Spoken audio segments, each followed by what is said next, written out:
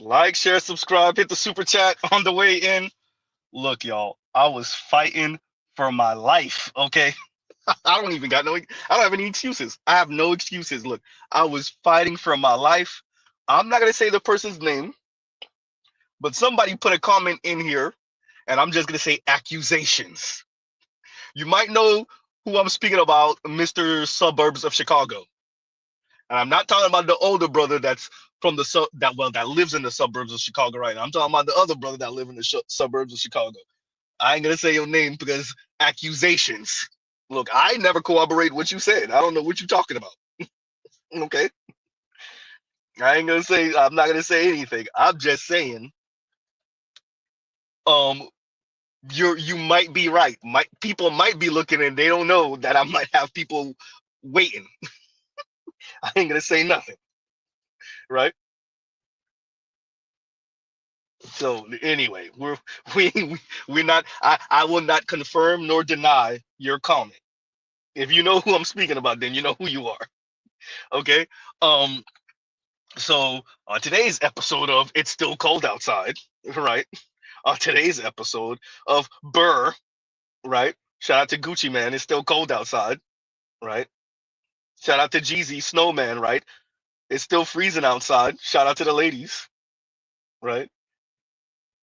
Um. Exactly, Eric Deadman. Have no idea what you're talking about. Exactly. Let's leave it that way. Somebody in here know.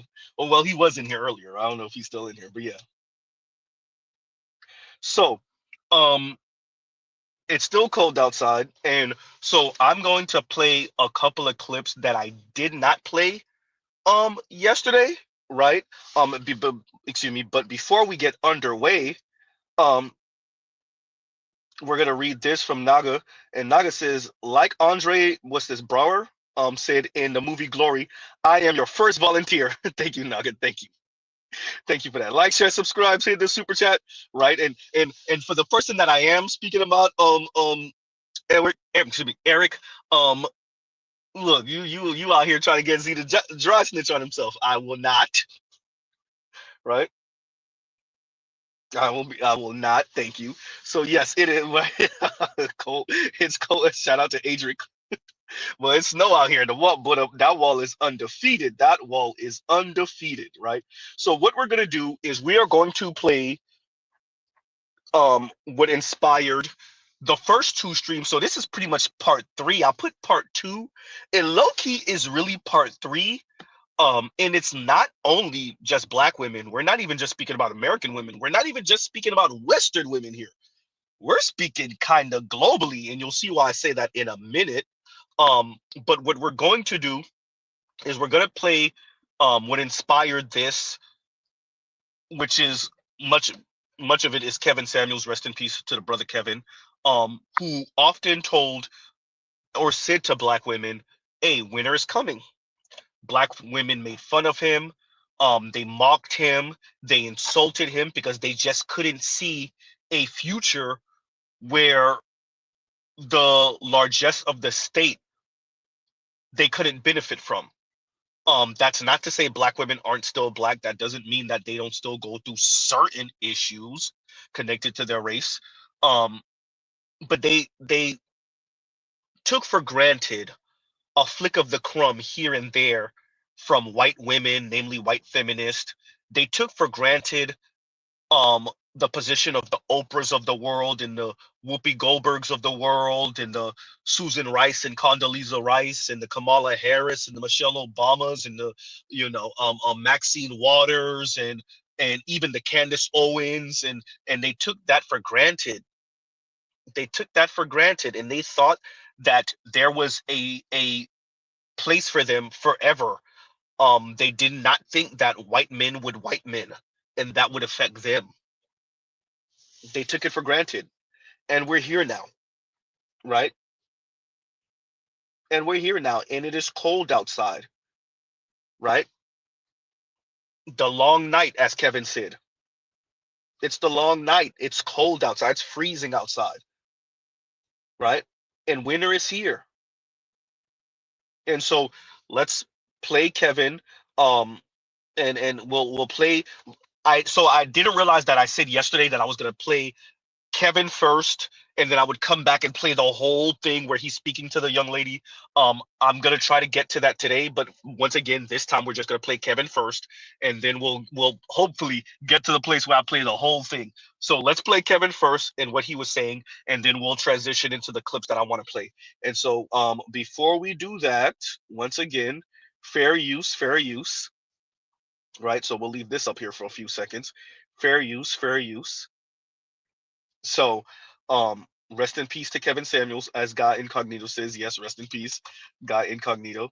And so we will play this, and actually, I might leave the fair use up for a little bit, but let's play this and rest in peace, Kevin Samuels. But Kevin Samuels, once again, speaking to us from beyond the grave, right? From the grave, and he has something to say to Black men, but really to Black women. And here we go, right? You guys have been living in a fantasy land. You think that it's not going to happen. You think there's going to be some kind of bailout. There's going to be something else. There's going to be nothing. Here we go. You guys have been living in a fantasy land. You think that it's not going to happen. You think there's going to be some kind of bailout. There's going to be something else. There's going to be nothing. People right now are being put on the streets. In Dallas, Fort Worth, the constables are moving people out, putting their stuff on the front yard. You want to know what's coming, ladies? They're decriminalizing the oldest profession in the book. In New York City right now, the governor, the mayor said we're not going after people who are loitering the streets. So, like it or not, some parts of Manhattan, some parts of the 5 boroughs have been turned into right there in the streets. Go to World Star, you'll see the video yourself. Broad daylight, transactions happening on a stoplight. Guess what? That's New York. Guess where else it's about to come? California. States across the country, because why? There's not enough money to give to people. And if you're a woman and you have a regular job, you know, let's just look at it. If you were not an essential worker during the pandemic, you were at risk. I was in Neiman Marcus the day they shut the world down, and I had never seen panic like that before. And all those women's eyes, because many of them have been with that company for 15, 20 years. All they had done is retail. Neiman Marcus is on the verge of bankruptcy, and the only thing that saved Neiman Marcus was the pandemic. Those women over there know they are coming back. And when the world stops again, many of these 40-year-old women are not going to have a job to go to and have no skills in the environment. Ladies, winter is coming. Winter is coming. Winter is coming, and when winter comes, it does not, and this is not just the winter. We are heading into what I'm going to call the long night. It's not going to just be 3 months. It's not going to just be 6 months. We're talking about a global reset for the world. The world, I have been studying this for the better part of 2 years. Look at what's going on in South Korea and Japan. You think it's a joke? You think it's a game? There are villages in Japan where people are outnumbered by freaking dolls. I'm not kidding. Japan is dying. An aging population. And a group of people who are not dating. They're not dating. They're not marrying. They're not getting together. You know what it's called? Hikomori. Socially withdrawal. Socially withdrawn. These are talking about men 45 and under. Same thing with women. Remember we talked about Kodo Koshi? People dying in their apartments. We talked about Singyu, leftover cake, leftover women. Ladies, it's here. Winter is coming. August will be it. August, when the schools open, the people who have not been working will be forced to go back to work because the children must be in school. The daycares that are left will be there. What are you going to do if you go and have a job and you've been downsized, you've been automated? How many people have been to a McDonald's recently? And you'll notice that most of the front register staff is gone. It's kiosks. The largest 2 employers in our community of Black women are federal government and retail. Retail is dead. We have 26.4 square feet of retail space for every American. The next largest developed country has 6. We have 6 times too many retail spaces. This is why you're seeing dying malls across the country. And what's going on? Because so many women are not being told to think about their long term. This is coming as a surprise. This is why women in Korea are saying we need to, the society is not set up for single people. And what the society needs to do is re-engineer itself for singles. Bullshit, it's not going to happen.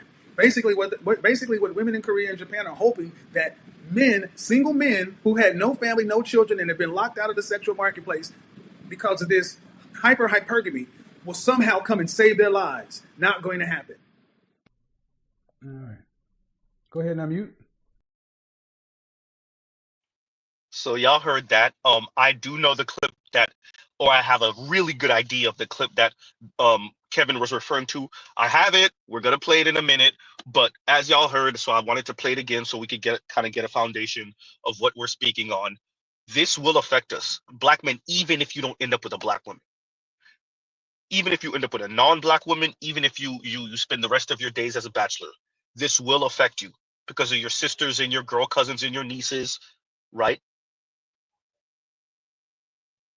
Your mothers, your aunts, your grandmothers. But not only that, even if you end up with a non-Black woman, they may not be as abrasive as Black women. They may not be as egregious as Black women. But as shout out to Charles Faulkner, who tells us, don't be red pill for Black women and blue pill for non-Black women. These other women were participating in the BS2, white women and Latina women, even some Asian women. Huh? We know it's most egregious with Black women. We know that for most of us, we're going to end up with Black women. Yes, even for brothers in the Black manosphere. Right? As I said last stream, right? It is in many ways, I would say this is America going through its own austerity measures. You can argue some of that happened in the 80s, right? But America's tightening its belt. A lot of loose money that people were enjoying, they don't even realize that's what they were living off of. They don't even realize that they were living off of quantitative easing money. They don't even appreciate that. And now that that belt is getting tightened and they're trying to drive that liquidity in the market, guess what? We don't have money for the pet projects anymore. And some of us may not appreciate that much of the way you were living was government pet project money. Huh?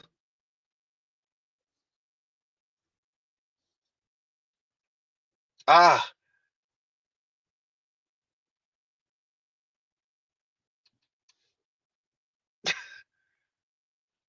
you said drop link 1 and 2. Give me a second. Compassionate, because I'm a little lost on what you're saying. So while we do that, we'll drop the link. This is only for compassionate and callous for now. And so I'll because I'm a little lost on what you're saying, compassionate, unless you want to clarify. But I will say this: somebody in the Chicagoland area was was full of accusations earlier. I'll say in the comments. I ain't gonna say no names, but they was out here dry snitching on Z. I ain't gonna say nothing. I'm just saying, look, accusations. I look. Easy said, I ain't say ish. That's what Easy E said. Rest in peace. That's what he said. Right. So as a matter of fact, before I and we're gonna do this actually. Let's take this off. Fair use. Well, actually, we're gonna leave the fair use on because I'm gonna play this, and I'm probably gonna get a strike for this. So this live is probably gonna be demonetized after the stream. It might even get demonetized during the stream. We'll see. But once again, like, share, subscribe, hit the super chat. We're gonna play this. I'm gonna put the link for compassionate only. That's if he has the time or whatever. And excuse me. So this should actually give us an idea of what Kevin Samuels was speaking on. And here we go. Here y'all go. Once again, fair use, fair use. And here we go. 武汉的相亲大会，800个女生，0个男生。 Recently, a highly anticipated matchmaking event was held in Wuhan, and the scene was breathtaking, but the outcome was extremely disappointing. The event attracted about 800 women, and shockingly, not a single man showed up. Despite being held in a luxurious hotel, with an exquisitely decorated venue, and even offering attractive gifts to attendees, the entry fee alone was 3,800 yuan. However, for these women attending the event, none of these carefully arranged details seemed to achieve the expected results. Each woman dressed to impress, trying to present her best self. They wore high-end clothes, had meticulous makeup, After this and were clip, ready to meet a compassionate potential because it rich won't let and me handsome restart it. man. However, Well, after the it event will make me started, restart all it. they were met with was an empty venue, with no men in sight. The women attending the event mostly had very high expectations and standards. For example, a 35-year-old woman working in finance, earning 6,000 yuan a month, hoped to find a man earning 1 million yuan annually, owning a luxury car and a villa. A 36-year-old female English teacher sought a partner from Tsinghua or Peking University, with a height of 1.8 meters and a distinguished academic background. And a 38-year-old female entrepreneur expected to find a man earning 600,000 yuan a year, who was caring and romantic, responsible for household expenses and would take her on at least 3 vacations a year. Their requirements were not only high but almost unreasonable. They presented themselves as expensive commodities, as if attending an auction rather than seeking true love. They hoped to exchange external appearances and money for a bond of the heart, yet failed to recognize that marriage is not a transaction, and love is not a business deal. In this materialistic society, perhaps money can buy a car, a house, or even an illusory sense of happiness, but it cannot buy true affection. These women viewed marriage as a game to gain material benefits, believing that showcasing their external conditions would easily lead them to find the ideal man. However, they ignored the most important thing in marriage: emotional connection, mutual understanding, and support. The 3,800 yuan entry fee seemed more like the price they paid for their fantasies of a rich, handsome man. This high-end matchmaking event in Wuhan was less about finding a life partner and more about a collective display of these women's achievements. They showed off their excellence, yet forgot that true excellence is not only about material conditions but also about inner qualities. These women seemed to live in their own fantasies. They might see themselves as noble swans, but they forgot that no man would be willing to pay for a woman who only values material things. Their conditions and expectations caused the men to flee.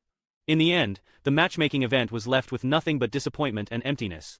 This failure exposed not only the huge disparity in the standards men and women have for choosing a partner, but also revealed the distortion of certain values in modern society. In this matchmaking event, the true meaning of love and marriage seemed to be overshadowed by these overly materialistic conditions and expectations. 资本捧杀女性的恶果正在搬上舞台。So let me actually give Compassionate the link.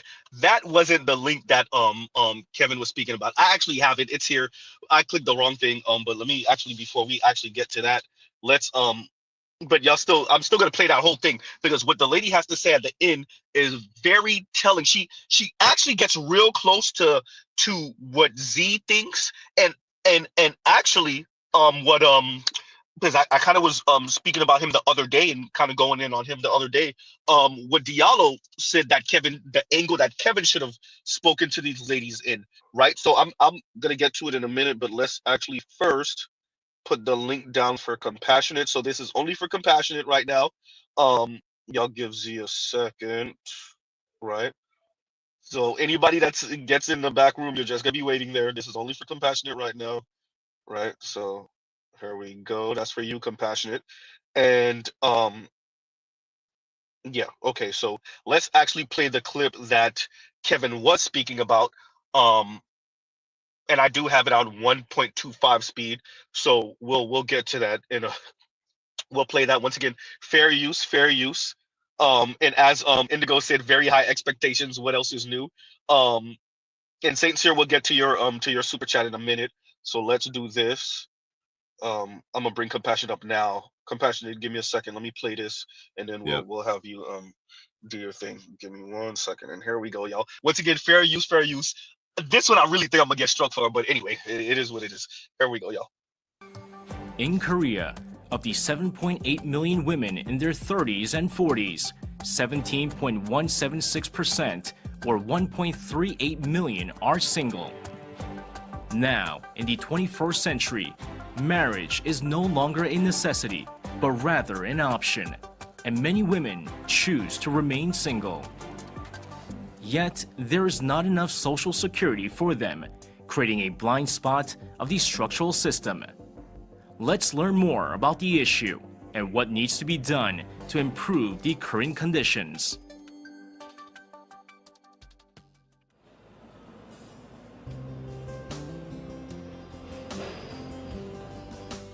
Chung Eun-mi is a 41-year-old florist who dreamed of becoming a good wife and wise mother as a child. Like the majority of people, she thought she had to get married and form a family when she was younger. But her perspective has changed a lot. I gained a genuine passion and desire for my career in my early 30s, Therefore, I naturally focused more on my work than romantic relationships, and time passed very quickly. Jung is not the only one who chooses to remain unmarried. Many women in their 30s and 40s do too. According to the National Statistical Office, 1,384,047 women in their 30s and 40s were single as of 2015, and that figure is more than twice that of 10 years ago. The drastic jump largely resulted from women's increased labor force participation. Also, Korea remains a patriarchal society. Marriage is not only a union of two lovers, but of families, which I found very burdensome. I wasn't sure if I could take care of all the things that occur in my husband's family while pursuing my career. Currently, 40% of female workers have irregular jobs and earn about $1,500 per month on average. Indeed, the low income has a negative influence on housing stability. Well, the majority of single women live alone, and the residential environments vary depending on economic status. Naturally, there are concerns about women being targets of sexual assault and other crimes, especially for those living in poorer areas, as it is clear that the number of violent crimes against women has been increasing recently. A recent survey conducted by the Seoul Metropolitan Government on women in their 40s and 50s living alone, only 36.9% responded that they were preparing for old age. Also, 81.2% of them answered that they were unable to prepare for their later years because they couldn't afford to do so. But there's barely any governmental support for them. 39-year-old Kim Hyun-ju works for the Cooperative Society of an animal hospital in Seoul. And she mentioned that Korean single women are stuck in the blind spot of social welfare. More than anything, the biggest fear comes from the fact that there are many structural limits if they suffer from any diseases. If I needed medical surgery, only my direct family members are eligible to sign the consent form. I currently live with my friend, who is single as well, but she would not be eligible to sign the form, even if my life depended on it. Shout out to Golden Girls, Korea style. As a cat owner, Kim formed a gathering of fellow single women. You can't make this ish up. She's a cat owner. The best thing about this gathering is that they have good neighbors to rely on in times of emergency, who also have the same concerns. There are certain hardships we experience because we chose to remain unmarried. We share those things, relate to one another, and get healed along the way. Outside the welfare system, single women have to find their own means to secure their futures, and they're calling on a change in the family-centered social policies. Because the tax system, welfare policies, and even the medical insurance system are designed for families, they alienate unmarried women and single-person households. Therefore, our society needs to find ways to embrace and support them, rather than merely trying to treat the symptoms. This is what Kevin was talking about. For marriage to be truly an option for both genders, the general perception towards singles should be transformed along with new practical policies to meet their needs. Jesus Y'all Christ. heard that? Hey, hey. So I covered this. I covered that. So I was speaking on this when FD popped up the second conversation. Then I covered it again for Trell. Maybe a month or two later. No, it was more like maybe 2 months later. But now I can actually play the whole thing for y'all, right? Look, exactly. This is what Kevin was talking about. So if y'all peep, for those of you that don't understand the way they're framing it, they're asking for the government to subsidize these single women who never got married or had kids in South Korea. And where do y'all think that money mainly gonna come from? the men, right? Similar to what they're advocating for in America, everything from student loan forgiveness, which I don't know how much I'm against, right? But I do appreciate and know that it's pretty much going to be a wealth transfer from blue collar white men who jumped off the porch and went to go get a job right out of high school, or they did maybe a year or two in college and then went to do something blue collar more than likely, and a bunch of women who stayed in college for far too long and are middle management at best, and that are sitting on 100,000, 60, 80, 120, 150, 200, 250, $300,000 in student loan debt, $500,000 in student loan debt. Huh? So everywhere you go, it's women mainly asking and demanding the wealth transfer. Of course, they're not going to frame it like that. I don't even know how many of them realize that that's what they're asking for. Well, that's what I noticed with that piece was they was really transparent. They just said, the Social Security system can't sustain. Like they would never run a piece like that in the U.S. That would just it would be too overt. Yeah, they were very straightforward with what the women wanted and what was the structural problem. They even used the word structural. So God damn it! Look, we got exceptions to the rule, and Black Guru's the exception to the rule. Black Guru's the exception to the rule. I didn't know this was a private. No. It's not just that, Black Guru. No, I just had compassion as the DJ, but no, you already here. You already here. My bad. Right. Well, no, I don't. If you got a particular. No. Go ahead. Well, I mean, there have been studies on it in America. I know that was a non-American environment you were referring to. But to maybe give some perspective more acutely connected to all of us, it's been reported that your typical American female, when you add up all the pluses and minuses, your debits and credits, your typical American female will take in excess of $150,000 from the system more than she pays into the system. What no one ever says, though, is then that must mean in some proportion, your typical American, in a zero-sum game, your typical American male is paying in excess of $150,000 more than he's receiving. So, I mean, and that's in America, and I would say actually the typical male is paying greater than the typical American woman because there are more women than there are men. So, for the women to take 150.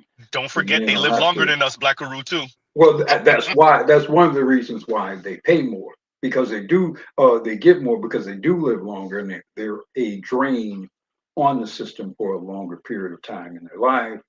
You add in the periods of them being unemployed and all the myriad social systems from which they benefit at the, state, county, municipal, of course, federal level. So yeah, your typical woman is going to take a lot more from the system than her actual earnings will generate, or tax revenue, tax payments will generate, and your typical male is going to pay a lot more. And if you look at how insurance works, typically men pay higher insurance rates, particularly medical coverage. Women make much greater and more frequent use of the healthcare systems than men do. So you're going to have women taking more of the actual, utilizing more of the benefits of most health coverage, either public, Medicaid, Medicare, as well as your myriad HMO, PPO programs. So yeah, the women are always going to be much more of a drain on any system, be it in America or outside of this country, than men will be.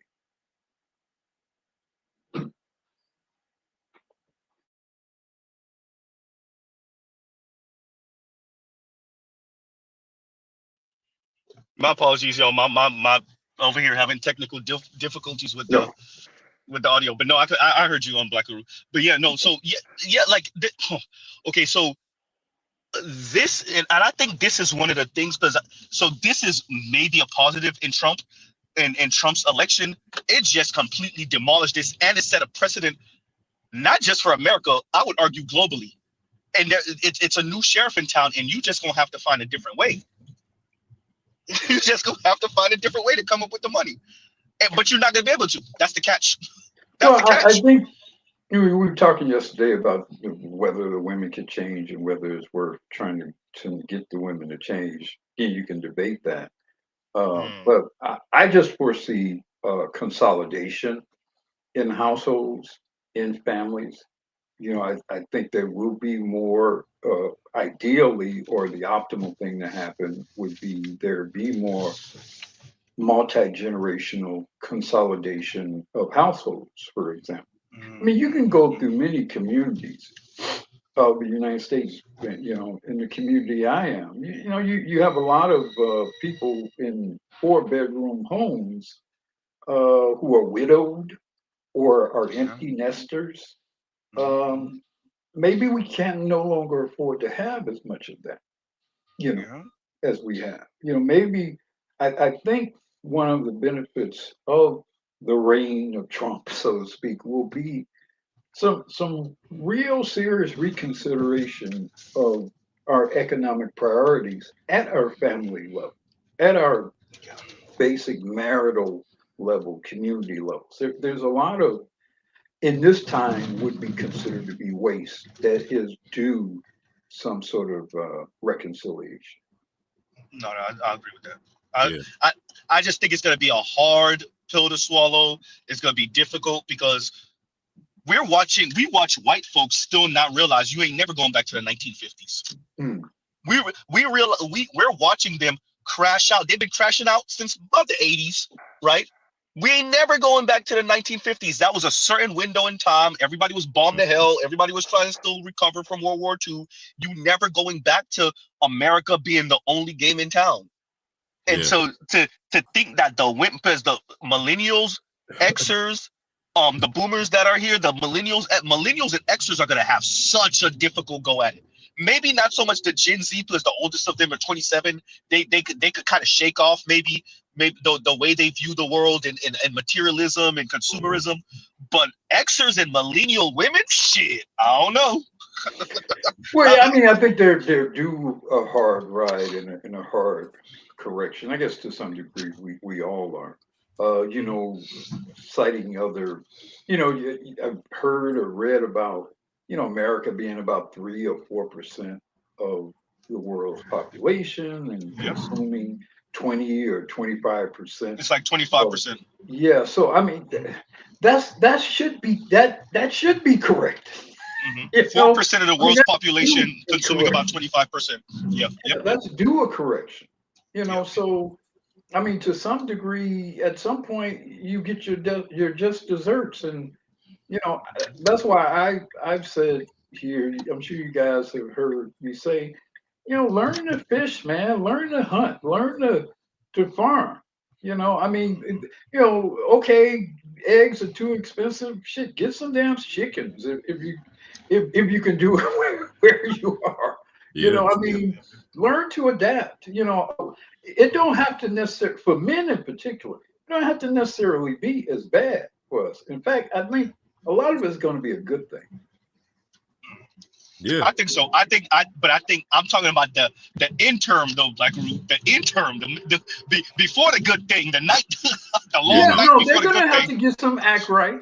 But much of it will only be as painful as their own mentality and their own spirit is. Because let's be real, if you have a roof over your head, you can eat and you can put some clothes on your back.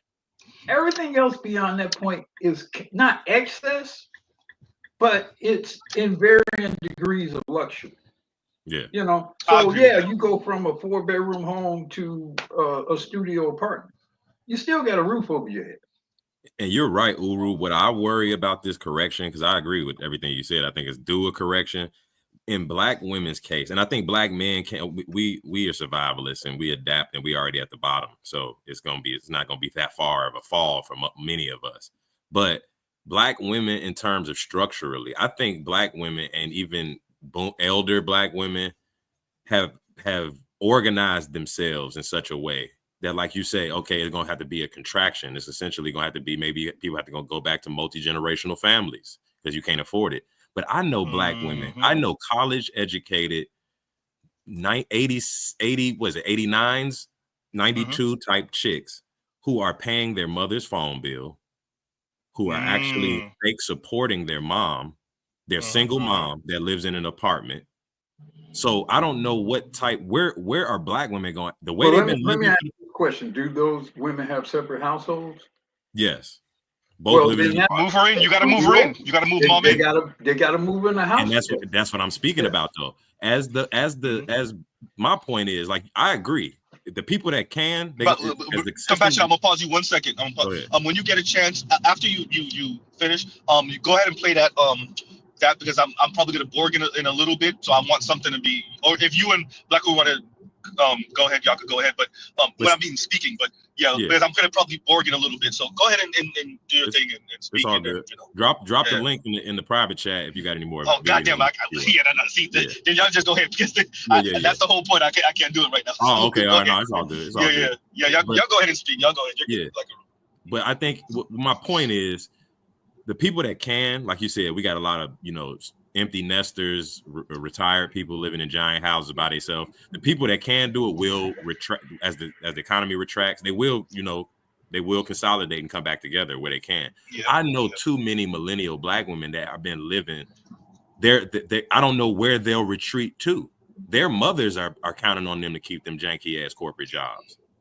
If they lose that, I don't know if if either of them can afford either of their apartments. Let me put something. So you and Black Uru are coming from two different directions to me a little bit. Let me tie this together. Mom and daughter been living a symbiotic relationship for the past few decades now. Yeah. Some of these women are floating their grown ass daughters, and on the other end is what you're saying, Compassionate, when the daughters are floating they 60 something and 50 something and maybe even 70 something year old moms. Divorced moms, yeah. Exactly. So and they're living off of it, and mom is your best frenemy. Yep. Right? And that was their way of making up for not having a man, and that's mom and daughter.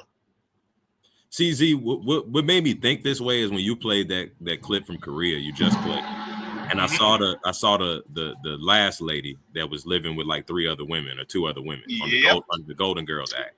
What occurred to me watching that clip was how well it seemed they got along in that house. Just probably the disposition of a Korean woman is probably not that hard to get along with necessarily. These black women will be fighting in that damn house. Exactly, bro. I don't see these women they blow up their families for their autonomy to live in those apartments and have this little empowered woman lifestyle. With Uru saying where, okay, now you're gonna be forced to go back home and submit to a house of 3 women that hate each other and can't. The tangle of pathology is tangling constantly. How are y'all gonna survive? How are y'all actually? I don't know. I have seen women who behaved a certain kind of way when things were good, kind of modify their behavior when things were not so good. Now, it doesn't mean that the hell wasn't inside of them, and there weren't flare-ups, so to speak. Yeah. But I tend to think black women are more adaptable than we give them credit to. I think, and maybe it's because I'm a little older than you guys, and I've kind of seen more of the ebb and flow of things to a certain degree.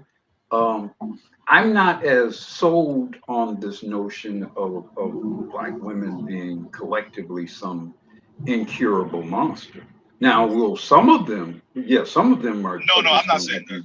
Left on the wayside, for sure.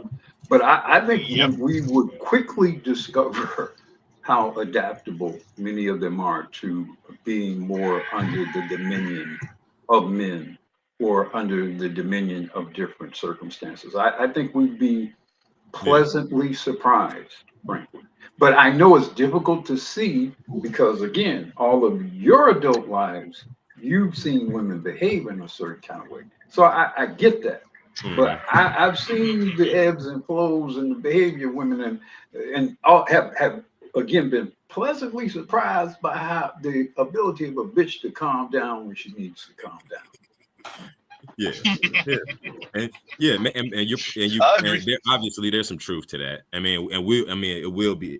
It's yet to be seen, but of course, I mean, their will to survive is going to dictate, whether how much they're willing to capitulate to that. So yeah, and the ones that can't, you just throw their asses out into the long night. God damn, I want to play the damn Uncle Phil throwing Jazzy Jeff out the door right now. Damn it, I can't press it. I'm driving. I can't press it.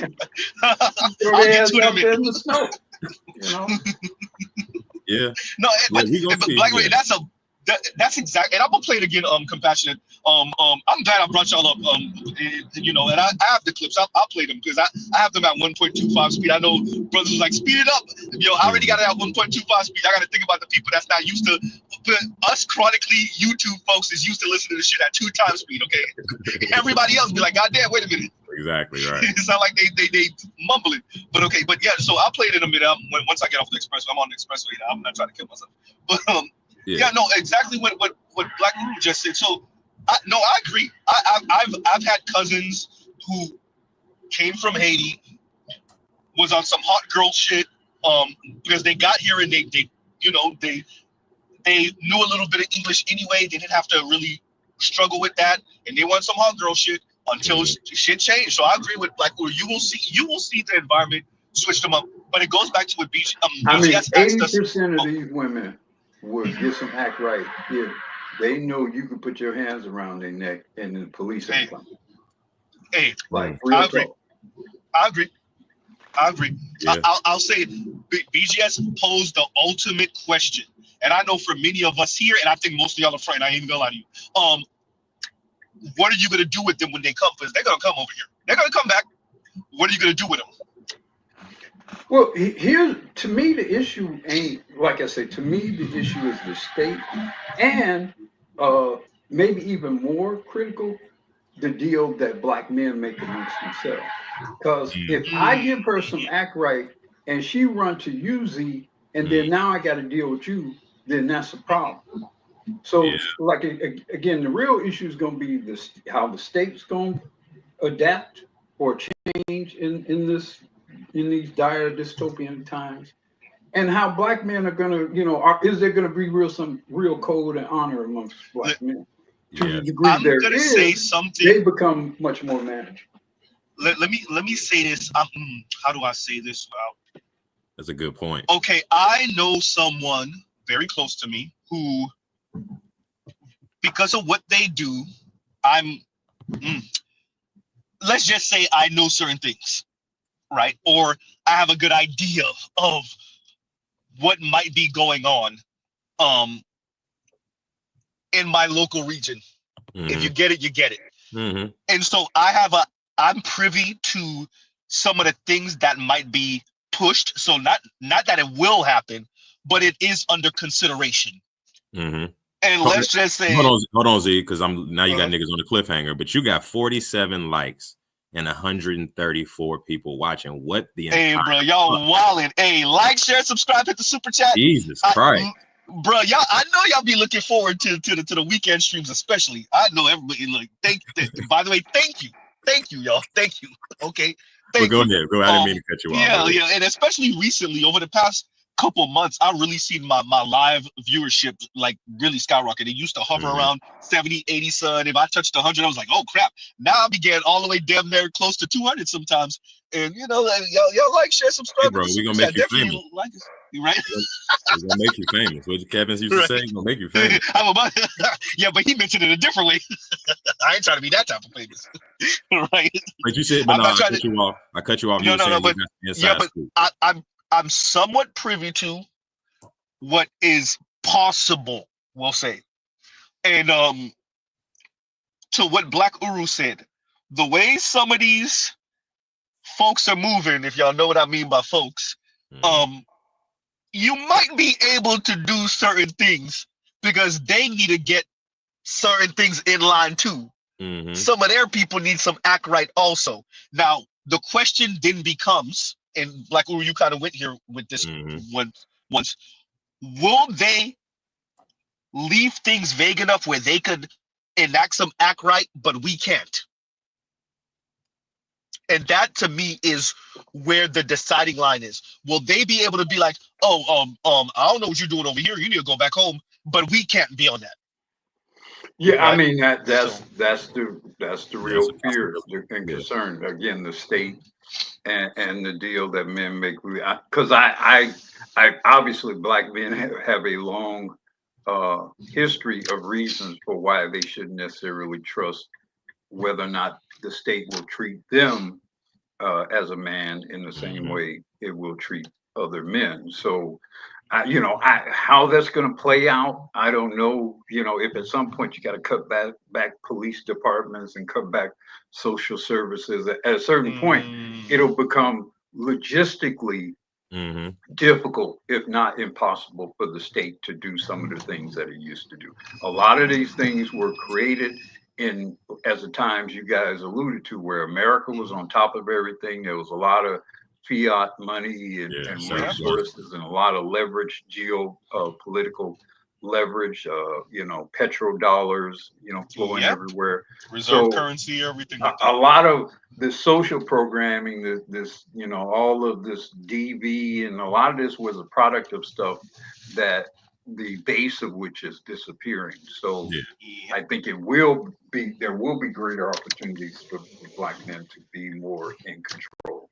But you'll definitely have to be vigilant and observant of the direction in which things are going. And to that point of what happens, like in the case, hypothetically, to your point, Uru, if things contract to a point where essentially the state ends up in kind of a hands-off situation because they don't have the resources to, police or hover over the situations and relationships and intimate partner situations as they used to. What, like to your point, what system of correction will black men form in its place? Like you said, we can't have a loosely, we have to have some agreements amongst black men, because in the absence of the Leviathan managing everything like it used to like it classically has, there will be other problems that emerge in the absence of black men having some type of shared value system around women, because it'll descend into just well, I think this environment and this time is a good environment, a good time to begin to talk about how you do make such an environment. Because I don't know exactly, as we were talking yesterday, I always think about the ability to defend whatever you do, maintain whatever you do. Can you enforce it? Can you punish violations of that system? So to me, those are critical. And of course, does the program work for the majority or the needs of the many? Is it, if whatever you put together can include all of those, you have some chance of things working. But how do you bring that all together? I'm that's beyond my own individual capacity to assert. Let me do this. I'm gonna ask Black Roo to read this in a minute. But as a matter of fact, Black Roo, if you don't mind reading this, because it's right to you, and I know they want to hear you say it. So all right, go ahead, if you don't all mind. right, Eric Deadman, I guess. Thanks for the super chat. Cue up my favorite Black Roo quote. Somebody's got to pay for these hoes. End quote. I mean, y'all be catching me, man. Y'all be catching me in my flow, and sometimes it just comes out. I'm telling you, like I have a couple of friends, real life friends. Man, I have a couple of real life friends I've put on to Raj into Black Roo. And that's the thing. Go ahead, Black Roo. I'll go after you. All women got to get paid for. Everybody got to get taken care of. It's really just a matter of the environment or the system in which you do so, and the extent to which you can make them viable, productive contributors to that system. Because the problem ain't having to pay for a woman. The problem is, what's her return on tangible or intangible contribution to the system to maintain it? okay, all right, we're educating most of the women, that's fine. But then are they helping it then to educate the next generation of Black boys? Are they volunteering and contributing and whatever, so that they're at least helping to augment the next generation of future citizens and leaders of the community? So it ain't just bad to, because I had a lot of great Black female teachers when I was growing up. Some of the most wonderful, some of the most impactful people in my life were Black women, but they saw it being a part of their job to educate Black men. Mm-hmm. That was a crucial part of their job. That was a natural necessary, and very often they gave favor to the boys. I mean, specifically, they so it was a different kind of, but these were, silent gen and even greatest generation people. So they had a different view of their role in society and what they were supposed to contribute to the future. You don't get any much of a sense that all these females have any actual duty to the future beyond their own pleasure and enjoyment. And that's a fundamental problem. Let me do it. Let me do this. I'm gonna bring. I want to. So, my apologies, Socrates. I saw you in the back. Bruce, when I see you in the back, but I want to bring up BGS and I want to bring up the Raj report. Somebody pay for the Raj report to say I got nothing for you, because I'm gonna bring him up only if he gonna say that first, okay? Because one of my best friends, that's his favorite quote from the Raj report. Because I got nothing for you. He say it just like that with the Chicago slang and everything. So, and I'm gonna bring up BGS and the Raj report. I will be bringing the rest of y'all up later. Just give me a little bit. I want to play, because I'm in a place where I think I might borg if I move too much. So I want to play this again, and then we'll get to it. Oh, and Raj said I'm not backstage. No, I know, Raj. I'm about to put the link for you and for BGS if y'all want to come up. You ain't got a link to that video, do you? Which one? The one you finna play. Or you got it saved. You know what? As a matter of fact, no, I didn't. I didn't put it in the back chat. I have it here. Let me do that and put it in the back chat, and then that way I could step away for a second. And when I step away, if BGS comes up, he got it. If he doesn't, if the Raj report comes up, he got it. So let me do that. Y'all give me a second. I know what I'm gonna do, so that I can post that link in Compassion. I could play it. What the hell? What's the deuce? Give me a second. But yeah, so that Korea thing, there we go. Haha. And I thought I had it sped up earlier. Apparently not. So whoever called me out about it not being sped up, you were right. Oh, BGS came up. So there go BGS, and I'm putting the link in right now for the Raj report if he wants to come up. But Raj, you gotta say I got nothing for you. This is a necessity, okay? I got one thing to say. Hold on, boss. You believe now? You believe now? Right. Hold on now. Wait. Do you believe? Look. I gotta pause you for a second, BGS, because Raj, I gave Raj homework. Raj, go ahead.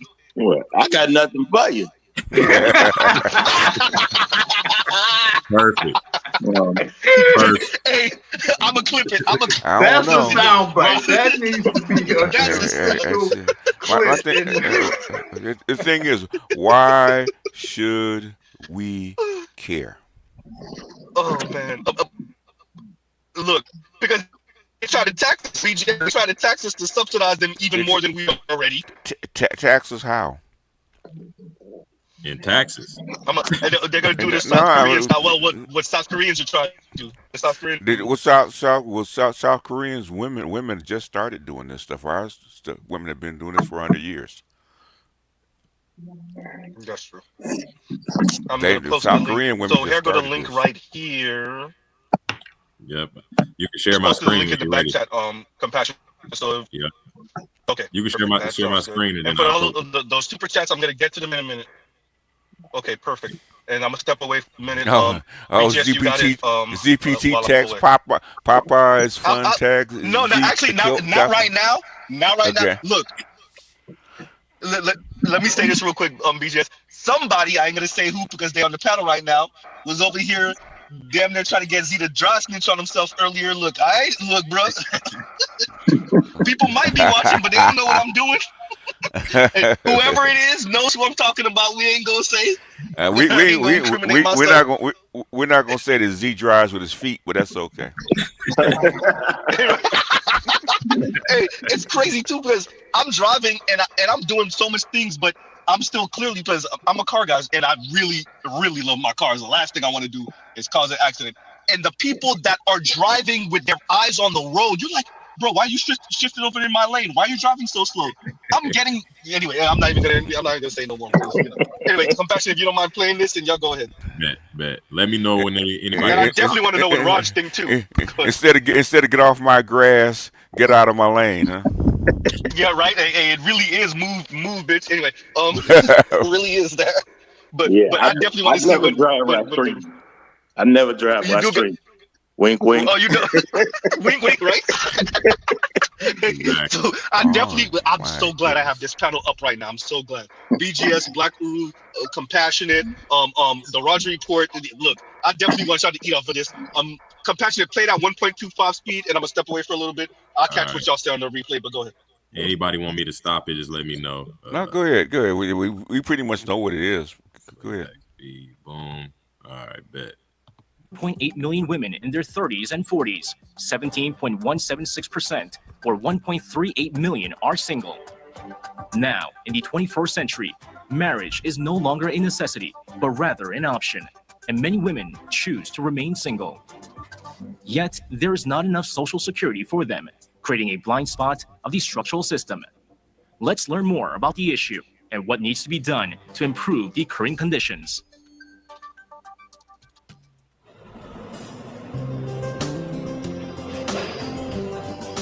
Chung Eun-mi is a 41-year-old florist who dreamed of becoming a good wife and wise mother as a child. Like the majority of people, she thought she had to get married and form a family when she was younger. But her perspective has changed a lot. I gained a genuine passion and desire for my career in my early 30s. Therefore, I naturally focused more on my work than romantic relationships, and time passed very quickly. Jung is not the only one who chooses to remain unmarried. Many women in their 30s and 40s do too. According to the National Statistical Office, 1,384,047 women in their 30s and 40s were single as of 2015, and that figure is more than twice that of 10 years ago. The drastic jump largely resulted from women's increased labor force participation. Also, Korea remains a patriarchal society. Marriage is not only a union of two lovers, but of families, which I found very burdensome. I wasn't sure if I could take care of all the things that occur in my husband's family while pursuing my career. Currently, 40% of female workers have irregular jobs and earn about $1,500 per month on average. Indeed, the low income has a negative influence on housing stability. The majority of single women live alone and the residential environments vary depending on economic status. Naturally, there are concerns about women being targets of sexual assault and other crimes, especially for those living in poorer areas, as it is clear that the number of violent crimes against women has been increasing recently.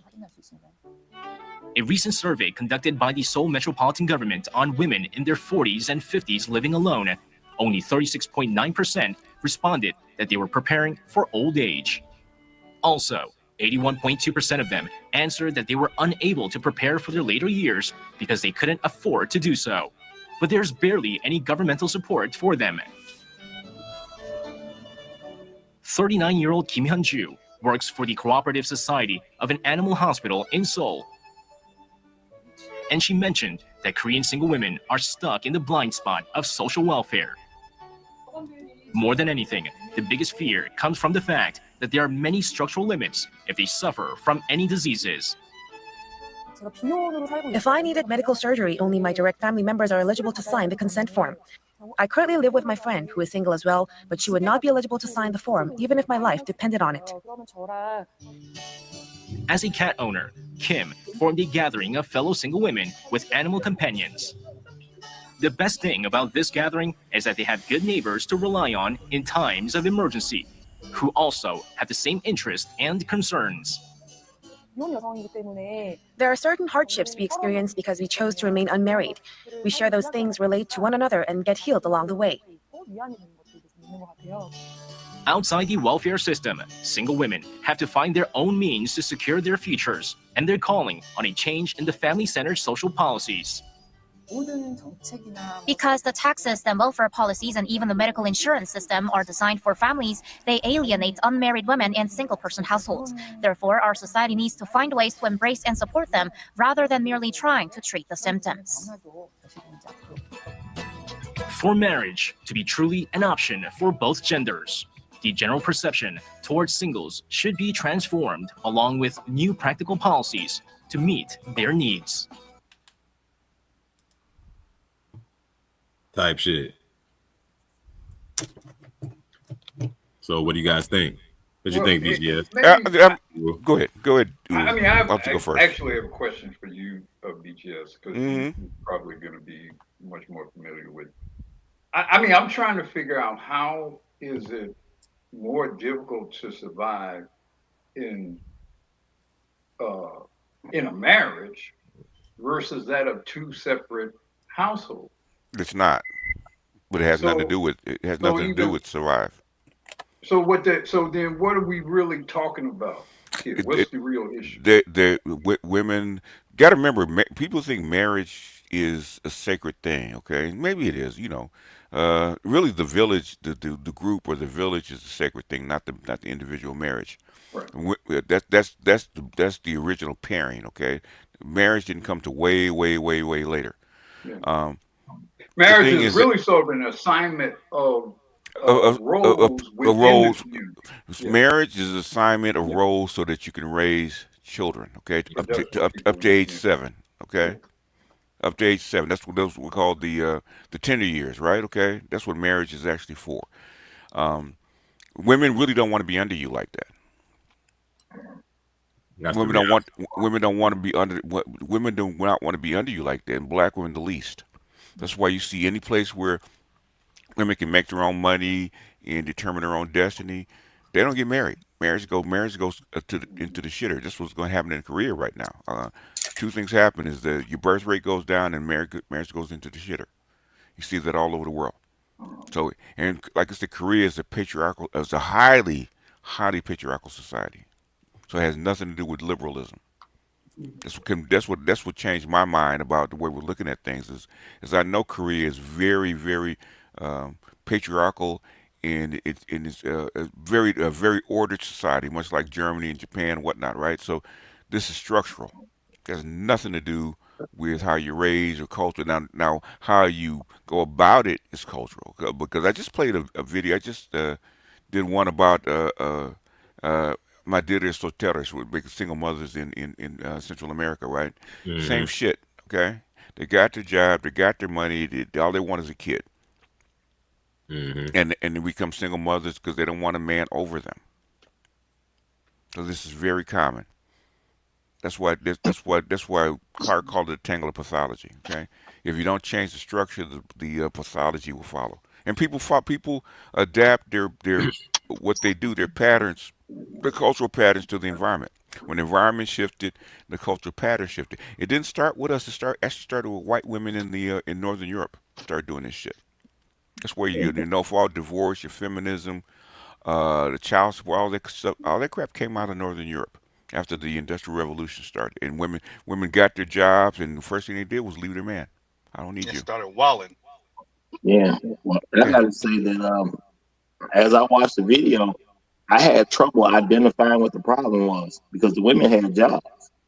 If you got a job, you scared to take care of yourself. Ain't that what the job for? Individually, yes. Societally, no. That's what happens. Society starts to come apart. That's what's happening. Now you see why I wanted BGS and Roger report up here. Go ahead, yo. That's why they know the damn, I just forgot my train. And the long-term structure will come apart, okay? That's how come in a large society, matriarchies fail. Because matriarchies depend on connection. Having a job doesn't necessarily mean that when you add up all the plus and minuses of your activity, Right. that you're an actual net benefit to the society. And Yeah. I would argue the majority of women, are not, in large part because of the nature of the work they do. Their investment and effort into their work is Right. more supplemental, if it's more ancillary to the primary purpose of most enterprises. So they're always, to some degree, are going to need something in excess of what they actually contribute. And that's essentially what they said, that the Social Security system couldn't. It's not built for that. Math on math. Because the Social Security system is built on a model that you're changing. Okay, same thing with 1 year. Yeah, it was on a model where it's like 1 to 50 or to 100. Yeah, it's an increasing population. No, well, the thing is, I'm sure in Korean Social Security is built on not only your contribution, what you say, what the government can bring out, but also your family. Contribution. Right. It's multi-generational stacking and combining where the kids come in and help and all that kind of crap, right? Yeah. Which is much of what Pauli Murray said about the gynocracy, right? Why do you think they emphasize training and taking care of the girls, right? So that the girls can get in a position to take care of them. Yeah, and see, and my thing is, I know it's a tough situation, but it's a real situation. But at some point in time, you just got to let people die. Yeah, you know what I'm saying. I mean, I don't have kids. If I can't make it, I can't make it. Yeah. You know what I'm saying? It is what it is. But I don't think you shouldn't be trying to make plans to restructure society and all that. No, everybody had a choice. And when women can go to work and take care of themselves, I don't understand why society shouldn't have to do so. The thing is, society. Okay, that's the whole point. Society has tried to do it, but at some point, society runs out of money to do so. And that's what's happened. Let the individual run out of money and starve to death.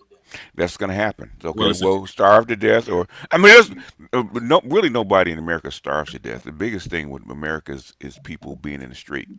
There's plenty of food. There's plenty of resources to feed people. Okay, nobody in America starves to death. Let me do this. Compassionate, were you able to? Let me actually read the super chat first. And Saintier says ZPT tax, Popeyes tax hysterical. Z copying a portable charger tax hysterical. Z's black women civil what's that say? Civil war tax. Chest tax. Look, I don't go to Popeyes every day. As a matter of fact, the reason why I stepped away is because Mr. Z just got Subway. I'm Jared aside, but yeah, so I just got Subway. Look, we can't eat Popeyes every day. Like I said, I'll be shaped like a bowling ball if I did. Foot long or 6 inch. Whoa, pause. He retracts that. He retracts that statement. Okay. and then out here like Ocho, man. Okay. And did you get the bag of chips along with it? I got the bag of chips and the soda. I got the bag of chips and the soda. Okay. Hey, when BGS did that, Cameron popped up under the screen somewhere and said, "Whoa, son, wait, whoa, pause, son." You guys be out here like Ocho, man. You don't want to. Oh man. Zeno, I can read his ass like a book. I was like, wait a minute. But, wait a minute. Don't read from the scrolls, BGS. Right. Let's do this. Compassion, were you able to finish that? Yeah, we finished it all out. Okay. So what did y'all think was I kind of obviously missed certain parts. What did y'all think about them? Well, y'all were going through it. The fact that they really trying to get the government to like subsidize their single assets. You haven't seen this before. Interesting. DEI, anybody? So all this other kind? Yeah, of course. Yeah, they just say it straight up. Rest in peace, Kevin. This is what Kevin was talking about when he said the florist thing. And the thing is, what I'm getting tired of is white women putting their hands in black women's backs and having them mouth the words. Yeah. Well, the thing is, if you're not able to become rich, and you're not gonna partner up with somebody to get some type of benefits, if you're not gonna go to school because all these things are choices. I could have furthered my education more than what I've done. So could have everybody else. You can have multiple degrees. You don't have to have one. If you ain't gonna do what it takes to make sure you're good when you're old, that's a you thing. So that's why when I see stuff like this, I have a hard time identifying what the problem is. A person made a choice to be in a certain situation. Let them be in their situation. And if it don't come out well, that's their thing. Why should I worry about it? Because you're a man, okay? Yep. Yeah. The That's society why. ends up burdened with all the old people inevitably.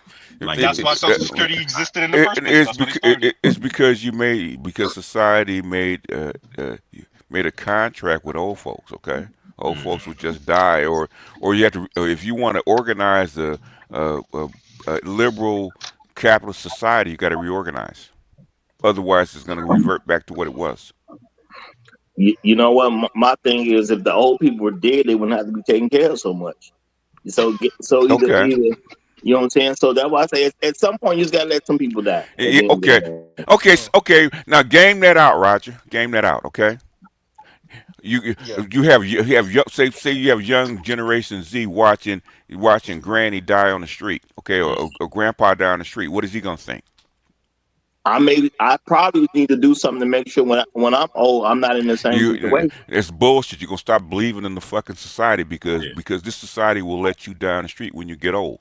So you're gonna be a lot more mercenary about how you think about society, and that will affect other things. It's gonna affect other things. I get what you're saying, Roger, but the problem is we haven't had a social contract work like that up until this point, and we didn't basically say fuck the old people.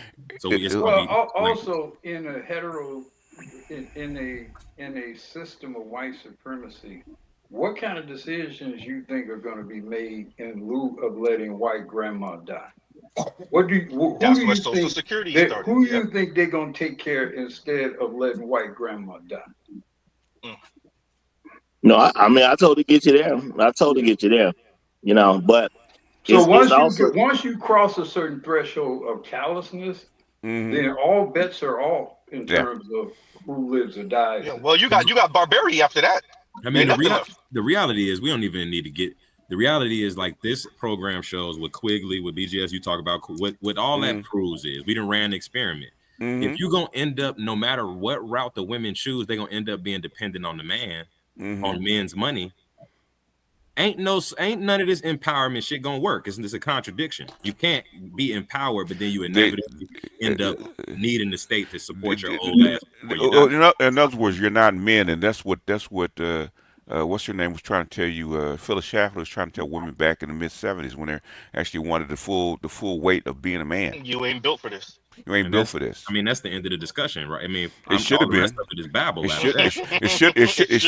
It should have been, except for one thing: white men and white women and black women did not want black men to have the same rights that the white women have. Okay. But see, my thing is, can you get around this without letting grandma die?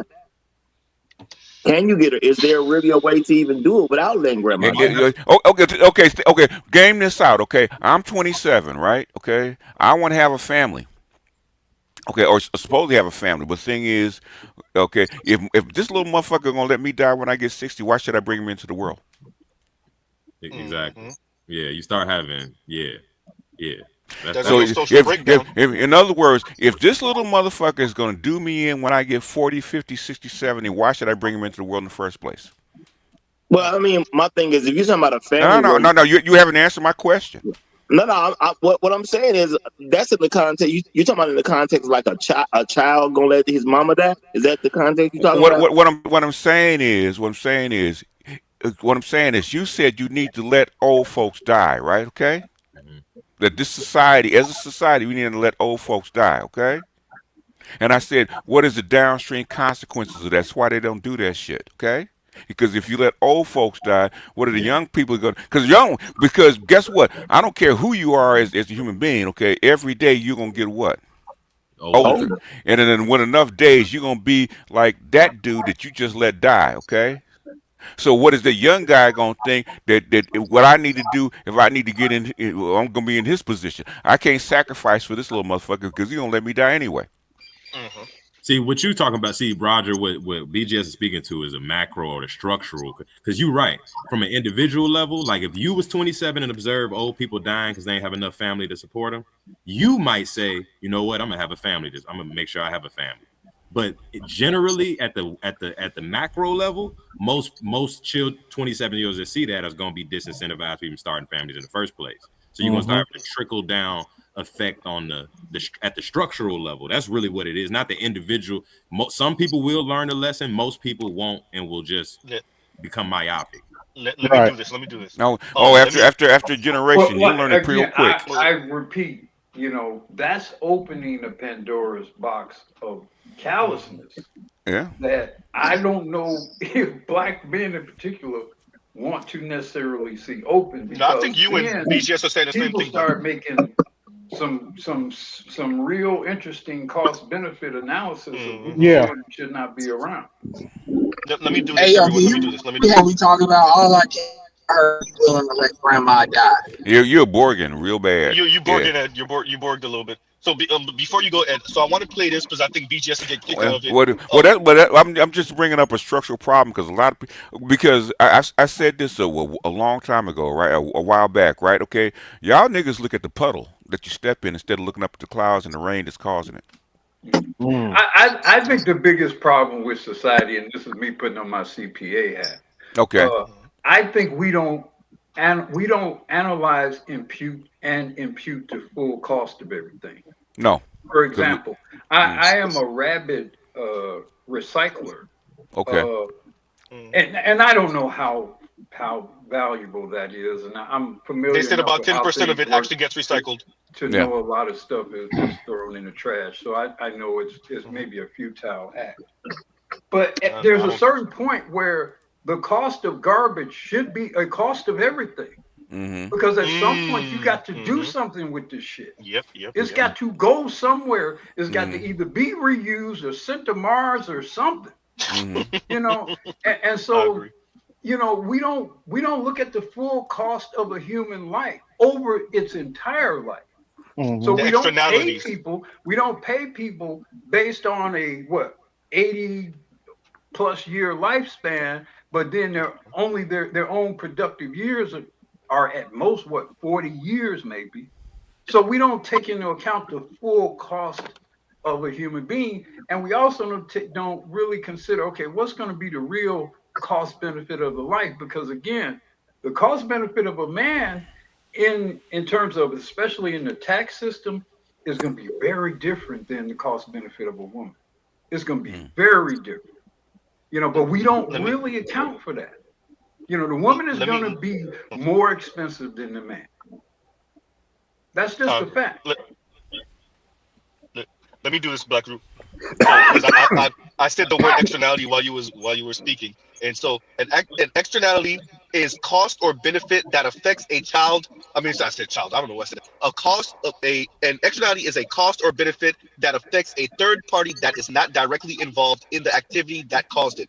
Another definition: a side effect or consequence of an industrial or commercial activity that affects other parties without being reflected in the cost of the goods or services involved. So and that's we get exactly all these what Black goods was from China, and they have all kinds of plastic and other materials that either cannot be recycled or get turned into something that can. Well, that's a cost. That's an externality. That is an environmental impact. It's a logistical impact in terms of disposal. And so there are all these things that go into living that aren't fully accounted for, and we don't make the business community fully accountable for the cost of everything. And that's why we have these people that's why we have this system where a small fraction of people become billionaires a million times over, but they're never really paying and bearing the full cost of shit. They're spreading that over the rest of us. When you have a Walmart and half the damn staff is on welfare. That's that spreading that, few people get rich and everybody else pay the cost. The Waltons, going to what Black Root just said, the Waltons are one of the wealthiest families on the planet. That's the Walmart family, for those of you that don't know. And one of them, actually, she married in, and then her husband died, and that's why she's one of the wealthiest.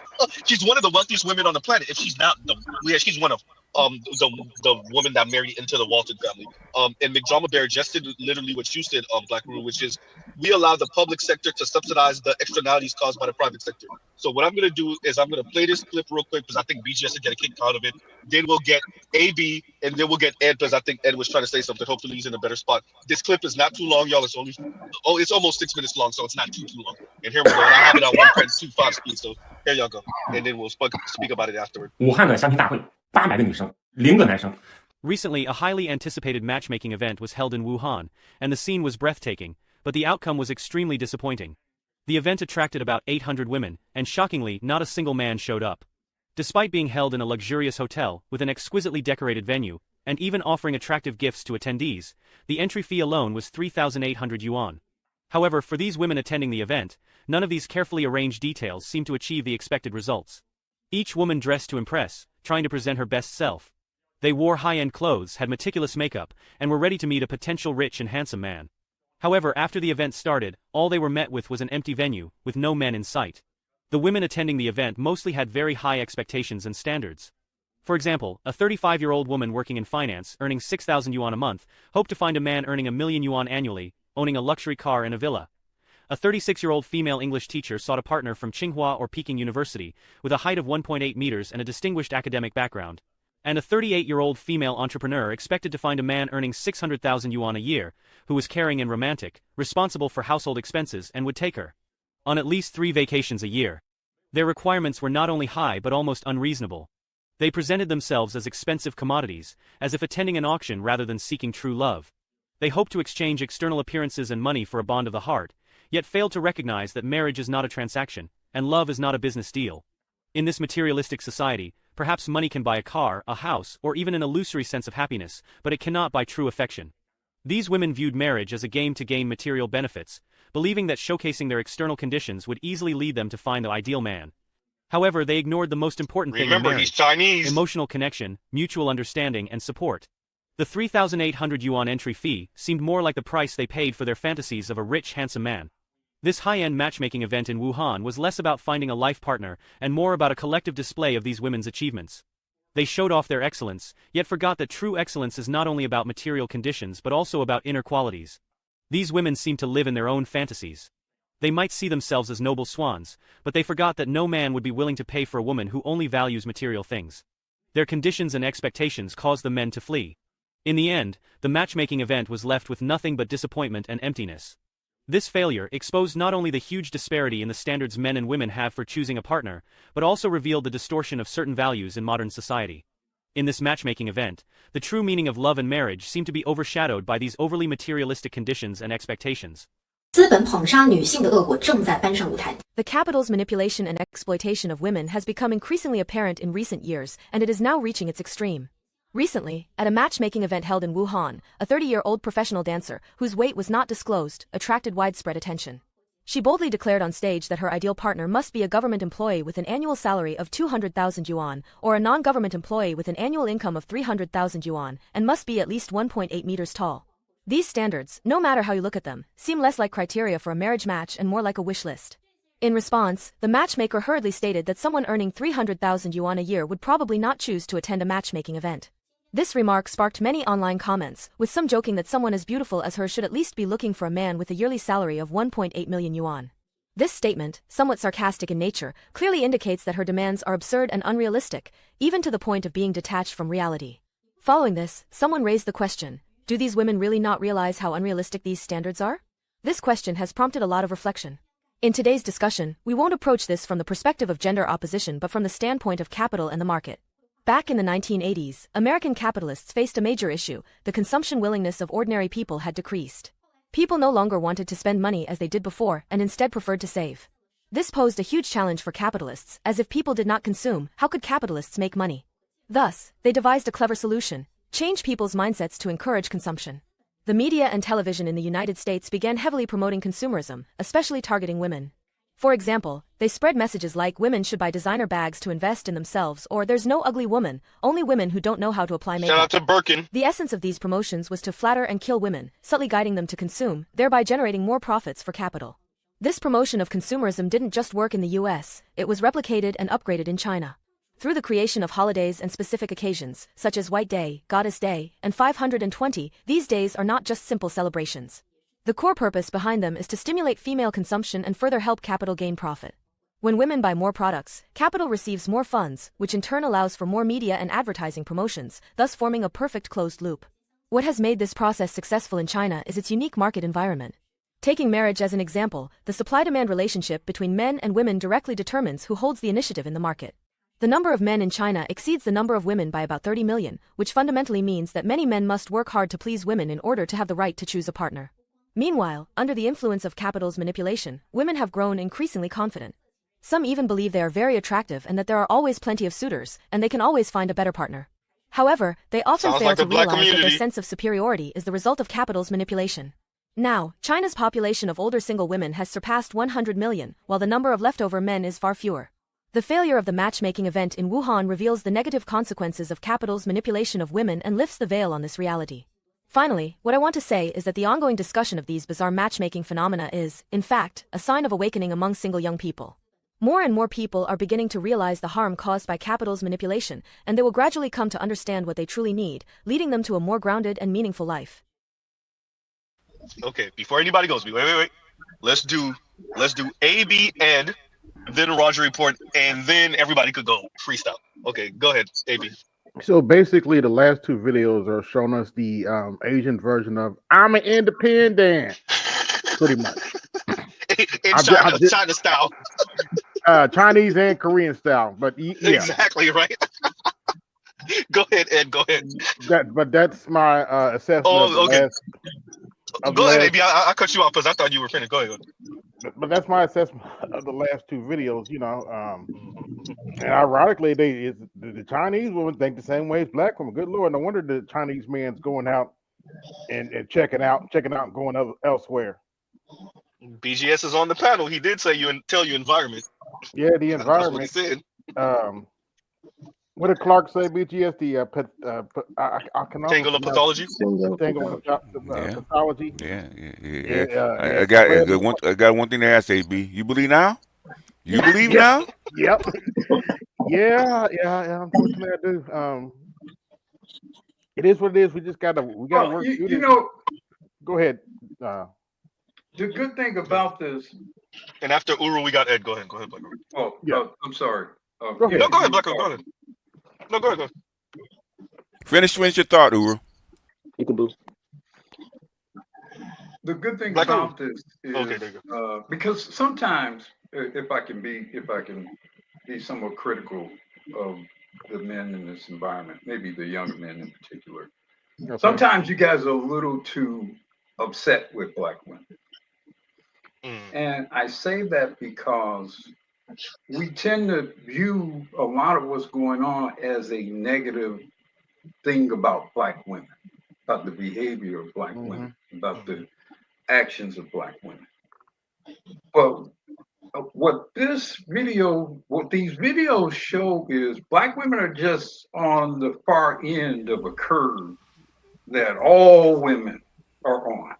They're sort of at the head of the wave. Yeah, if you look at Asia, if you look at parts of Africa, certainly parts of your Central and South America, this zombie feminist gynocratic virus is spreading everywhere.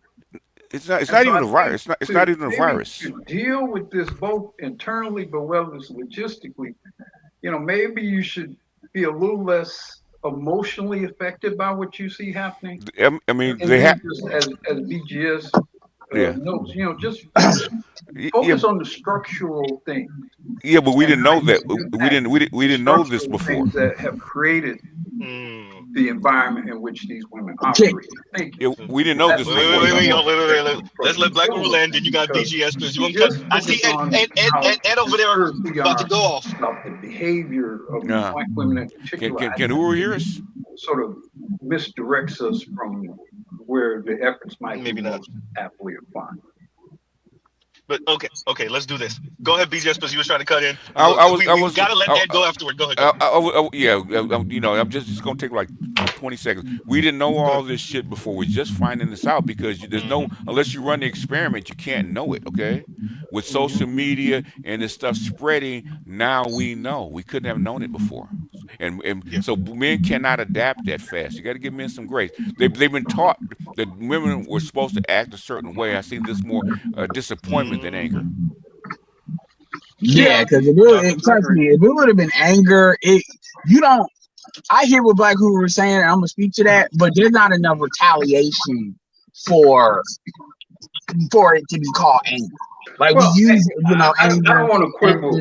I got a couple. I don't want to quibble over the word anger or whatever. I probably would agree in terms of what it means. My point is, don't obsess on the misbehavior of the women and see that as being the primary issue and the problem. Because a lot of times it's like black women, black women, black women. Well, how else would they know, Uru? How else would they know? I mean, we go forward. Let me. I got like a couple because I'm actually gonna fall back. So let me fire stuff on fall off because I'm gonna address. Let's do this. No. Ed, go ahead. This is what we're gonna do. We're gonna let Ed speak uninterrupted, and then we're gonna let Rod speak uninterrupted, and we're gonna keep on moving. Go ahead, Ed. It ain't even that because I'm about to fall back after this. I'm trying to get my breaks done and shit. So I'm actually doing before I walk in. So as far as what Black Hoover said, I agree. I agree to a certain extent with what you're saying, but the problem is a couple of things. One, it ain't so much about the tit for tat anger versus the main thing you're talking about. They're too emotionally invested. That's the spirit of what you're saying, and I agree with that. But the thing is that there's a reason that is because it's almost like telling dudes, okay, aliens are here, God isn't real. It's time to move on. People are just not going to do that. That's not realistic, and that's the kind of emotional connection to how black men and black women are. There's this perception of black love and all of that. Then, quite frankly, black men buy into, in my opinion, even more than black women do. So, and that's shown. I see that in people like SWP, where this stuff is hard to shake. Because my mentality on what you're talking about is, they are the way they are. They're not going to change. You need to do what you need to do within that paradigm, accept that paradigm. But a lot of black men cannot get off of that. And Kevin Samuels growing how black men was connected to that, because they saw him as a get black people together thing, not a SYSBM thing, which is one of the reasons why so many black men rallied to him, which is why when black women popped off on that kind of you don't belong to black women and stuff like that, black men started losing their minds in the comments, 10,000 comments. Because, and so to answer that part, Black Guru, here's the reality of the situation. This is the Titanic. It's going down. Black men playing the violins. Most black men are not getting on the lifeboat. They're gonna be like, my counterpart can't get on the, or does not want to get on the lifeboat. I'm not gonna make her get on the lifeboat, and I'm going to die with her. That's most black men. Now, whether you're dealing with disease and alphas, they're socialized differently, so that's a slightly different situation. But with millennials, it's cooked. A lot of them are cooked, unless they deal with like real. I agree with that on this. They like, Mayor, they're gonna have to touch hot stoves, otherwise they won't change. And some of them that touch hot stove are just that dumb. That's the acceptance that I've had. Kind of to answer what you're talking about, most of them are not going to change. We just put the lighthouse up for some of them that will, and for the younger ones that understand that what they're seeing is not their lying eyes. This is what it is, and they're not going to change. So if you're in your 20s and you think these things, so that's the first thing. The thing you originally talked about, which was the grandma died, like help the older people be callous, kind of back and forth you all were doing. My thing is, they're talking about how many women are going to be kinless. It's going to be very emotionally traumatic because there's a lot of dudes like they can't perceive of women being homeless. They can't perceive women suffering. They can't perceive children suffering. They just don't. And truth is, most of these Negroes can't help these people. When this stuff happens at the scale that it happens, even if you wanted to help one, like for example, my aunt is that one. My aunt got a whole daughter and a whole grandson is in his 20s, but that's a burden I have to deal with. But other than the chick that I'm dealing with, outside of that, I ain't got no room to deal with nobody else when it comes to that.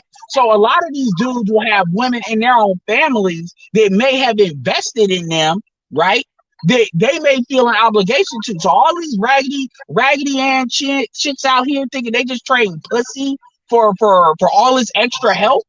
First, they want lifestyle. That's what they go up talking to Kevin and Kendra about. Now they just want to be saved. It's not enough room for that. It's just not. A lot of these chicks are just, Darwinism is just going to have to deal with it. Because even the government is starting to say to hell with it because there ain't no money. They're going to say, you need to find a man and make peace with a man because we're not funding all this no more. Especially since a lot of y'all aren't even having babies like that. So if y'all not having babies, we damn for not funding your bullshit. You know, so and as far as the corporation thing, that's gonna be real quick. I've been said that for years now. That the corporations are one of the main eco sources of this. That just proves that the corporations are the ones that creates this hyper consumeristic environment, and they knew the women were the weakness. This is one reason why they don't want women to family formate. They may want the women to have kids.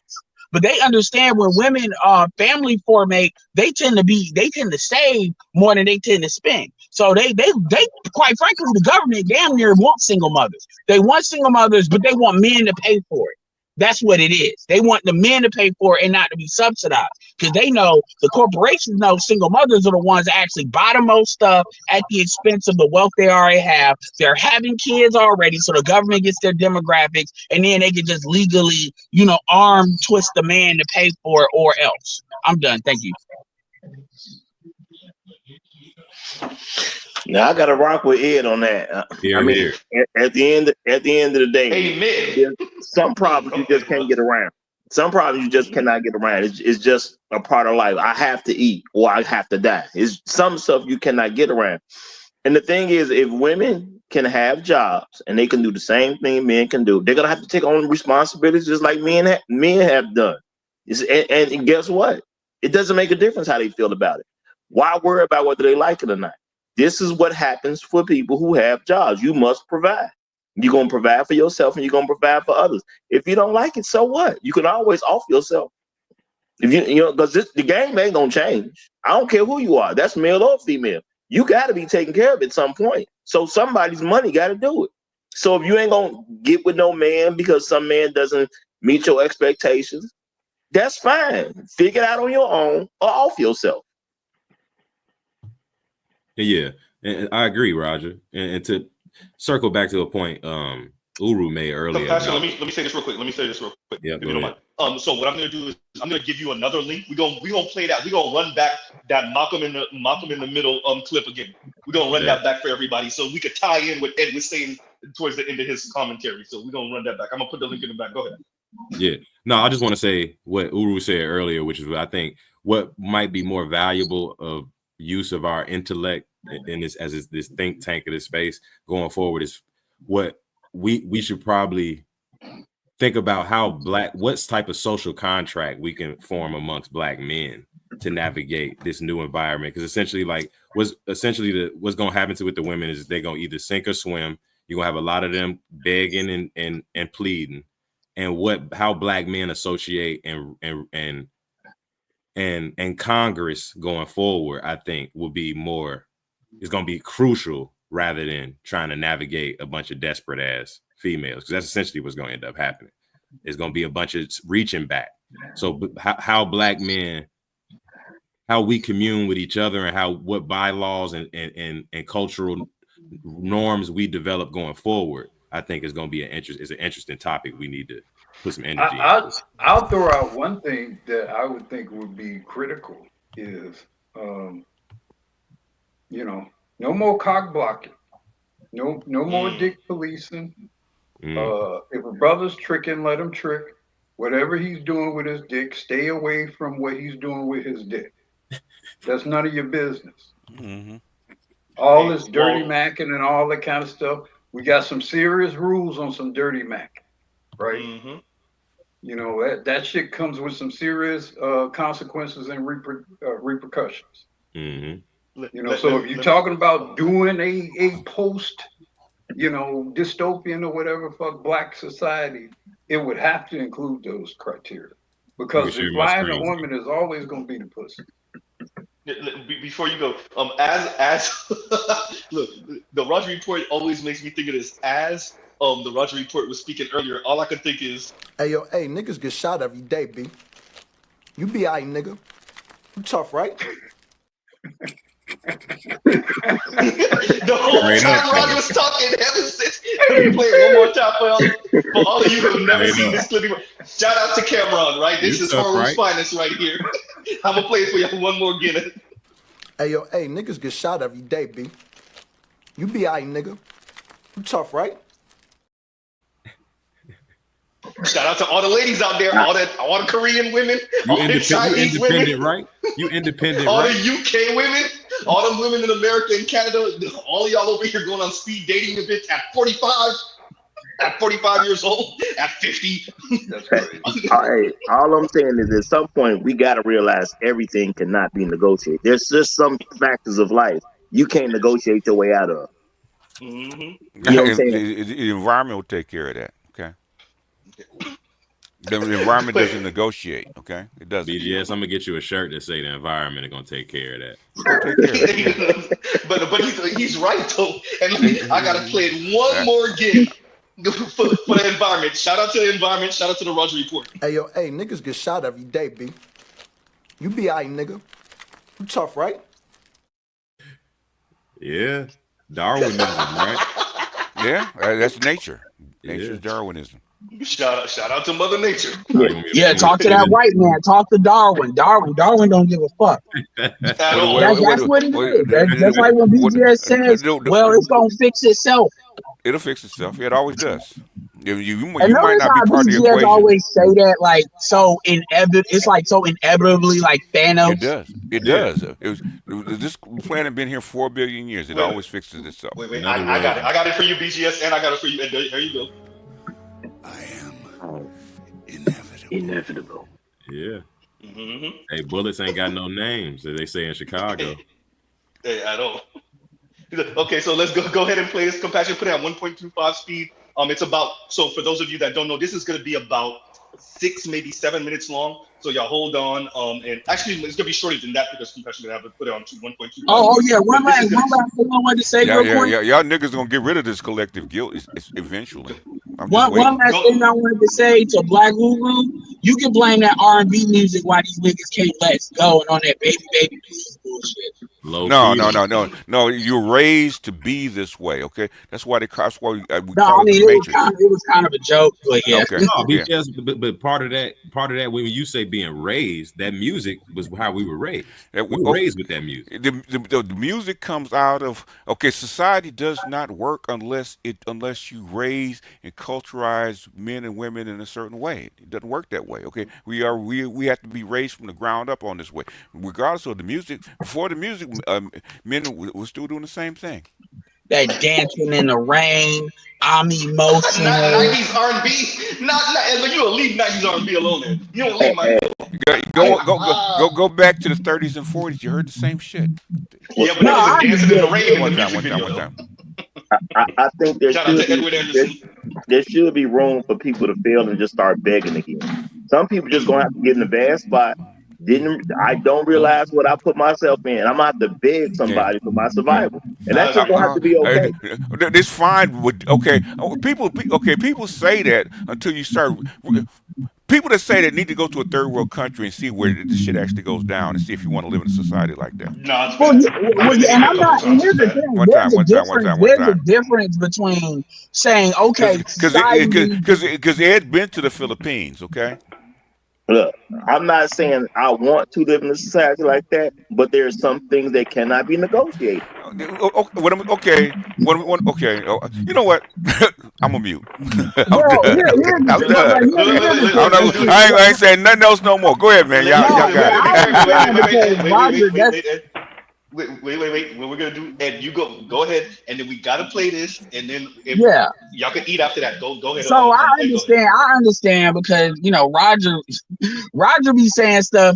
My opinion on that is Roger will short circuit mofos. Like, and this is coming from somebody that people get mad at what I say. And I ain't talking about BGS, but I'm talking about people that are uninitiated.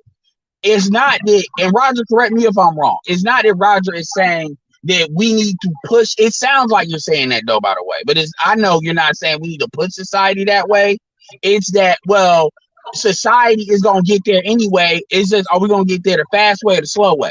Because the slow way is all these people dragging their feet, the government dragging their feet, black women dragging their feet. I mean, it's getting to the point where Kendra is even starting to cuss these Kendra G, the chick that not Crimson Cure, the other Kendra, is starting to cuss these women out because these women coming on her show low key trolling, talking about they want a lifestyle and all this stuff, even though they are not representative of anything as to why somebody like that would give that to them. And it's kind of like, okay, this is gonna get here. Should we just let it drag it? Because truth be told, I don't see where people are really doing stuff that black women are still in the mode where they playing. That's my thing. It's like, okay, if y'all want to be in that mode, let's Thanos snap this shit and put you in a situation where now you don't get to play no more. It ain't no, you get to lean on the government, and that's kind of what Roger is saying. But it's not that, well, we need that. It's that we already gonna get there. It's just we're gonna get there slow because these chicks are bullshit. Yeah, I really don't know what you're asking for, but go ahead. I mean, I'm not asking for nothing. I'm saying, I mean, if it was up to me, these chicks need to fucking find religion and we need to rework the social contract. All right. Let me do this. But what they want to do. And the thing is, you're wishing for a different environment. The environment swings both ways, boss. Okay. Let's do this. I mean, we gonna get there anyway because ain't nobody. You better hope to God not. Can I play the clip, please? Can we get to the clip? Because Ed, you're the one who inspired this in the first place. So here we go. Compassionate, play this, and then we'll eat off of it on the back end. But go ahead.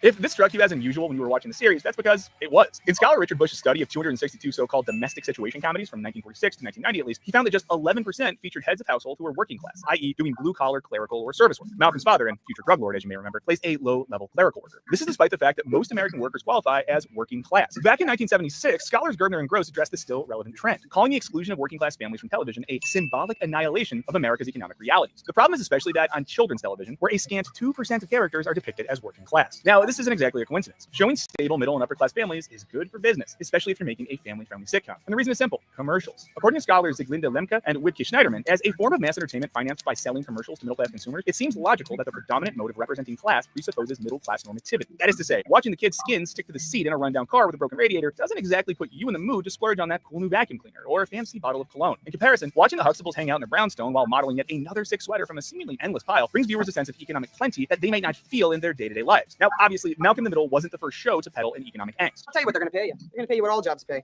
Less than you're worth, and just enough to keep you crawling back for more. We saw this as far back as the 50s with the Honeymooners, while the mid-70s brought Laverne and Shirley, and the late 80s saw the debut of America's most famous working-class family on Roseanne. But for anyone with enough business savvy, it just didn't seem financially smart to make a family or children's show about bringing your leftover egg breakfast to school for lunch. What do you have? Leftover eggs from breakfast? Which brings us to Disney, in a moment that is. First, we have to look at 1980, when a broad cultural phenomenon began, the Reagan-era loosening of restrictions on entertainment regulations, including advertising during children's television programming. Now, after a major 70s-era crackdown on advertising to kids, you could only show a limited amount of commercials during children's programming, and were also required to produce educational and informative content for kids. When President Reagan and co. had essentially signed or vetoed all that away by 1984, things changed rapidly. A year after regulation, all of the top 10 best-selling toys had their own TV show. While child-centric product placement had occurred during television's early days, that was really no comparison to this new reality. The insane proliferation of TV character-aligned merchandising was dubbed the Strawberry Shortcake Strategy by Tom Engelhart. That's thanks to the 1980 show's explosions of licensed dolls, video games, stickers, lunchboxes, and so on. And that reliance on branding would continue to increase from the 90s and on as corporations realized what a valuable consumer demographic children could be. And though a 1990 congressional bill had reinstated some restrictions on such advertising, the industry had been changed forever. Increasingly, merchandising centered on children's television characters began blurring the line between consuming entertainment and just plain consumerism. And we're not trying to demonize your favorite Lizzie McGuire lunchbox. It's just a little weird. Which is why families like Malcolm in the Middle aren't the norm for places like the Disney Channel. While they didn't start making original live-action shows until the late 90s, they came in hard, quickly crafting what journalists Julia Borston and Alinda Wheat call a tween machine, in which pre-teenagers, and in this case primarily girls, were targeted through lifestyle marketing like the world had never seen. A scholar more bring it back again, Compassionate. I don't think they heard it. Bring it back. Bring that part back again. Explaining that Disney Channel. Bring it back maybe 20 seconds. Listen close, y'all. Y'all are interacting with these materialistic, consumerist ass women in their 30s and 40s. This is what they were watching, even if they didn't have cable. This was the environment. Play it again. we call a tween machine, in which free teenagers, and in this case primarily girls, were targeted through lifestyle marketing like the world had never seen. As scholar Morgan Genevieve Blue notes, the marketing was part and parcel with the programming decisions themselves, explaining that Disney Channel personnel worked closely with Disney Consumer Products and Disney Music Group to extend the network's fictional narratives across a variety of media and merchandise for tween girls. This was in order to effectively creep into the lives and life spaces of kids beyond the TV network. And that's according to a presentation given by President and CCO of Disney branded television, Gary Marsh himself. And the way they did it, mostly they knew what they were doing. Consumers. As Blue explains, characters like Hannah Montana promote bring that back, compassion. Bring that back. Bring that back. Life via fashion and 10 seconds. Mostly through appeal. And that's according to a presentation given by President and CCO of Disney branded television, Gary Marsh himself. And the way they did it, mostly through appeals targeted through lifestyle marketing like the world had never seen. As scholar Morgan Genevieve Blue notes, the marketing was part and parcel with the programming decisions themselves, explaining that Disney Channel personnel worked closely with Disney Consumer Products and Disney Music Group to extend the network's fictional narratives across a variety of media and merchandise for tween girls. This was in order to effectively creep into the lives and life spaces of kids beyond the TV network. And that's according to a presentation given by President and CCO of Disney branded television, Gary Marsh himself. And the way they did it, mostly through appeals to girl consumers. As Blue explains, characters like Hannah Montana promote representations of aspirational celebrity and teen life via fashion and dress up and musical performance. Pause right there. Blue, franchisable girls. Pause right there. Do you see when I said it's crack cocaine, straight cocaine to girls who are now women's age? This was crack cocaine to them. Now you wonder why they 30 and 40 something year old and you can't get them off the luxury cars and the condos and the lifestyle that they can't afford. Go ahead, Converse. And this is what I mean when I say the market. And like BGS sometimes pokes fun at when I say millennials didn't necessarily have, we had maybe the most advantaged. We had a lot of options growing up as far as millennials, but we were asked out. When I say asked out to the market, this is the market I'm talking about. We were completely open and unbuffered. So pernicious market. Listen to Gary Marsh. They knew what they were doing. They were hitting your kids, your daughters primarily, by their own admission, with nothing but crack cocaine, aspirationalism, and lifestyle. Now, those women, better yet, those girls that were 11 and 12 and 14 and 16 back 20 years ago plus, now are in their 30s and 40s. And you wonder why they sound absolutely insane with their middle management position, if they even got a middle management position, right? And continue compassionate, and then we'll get everybody to eat after this.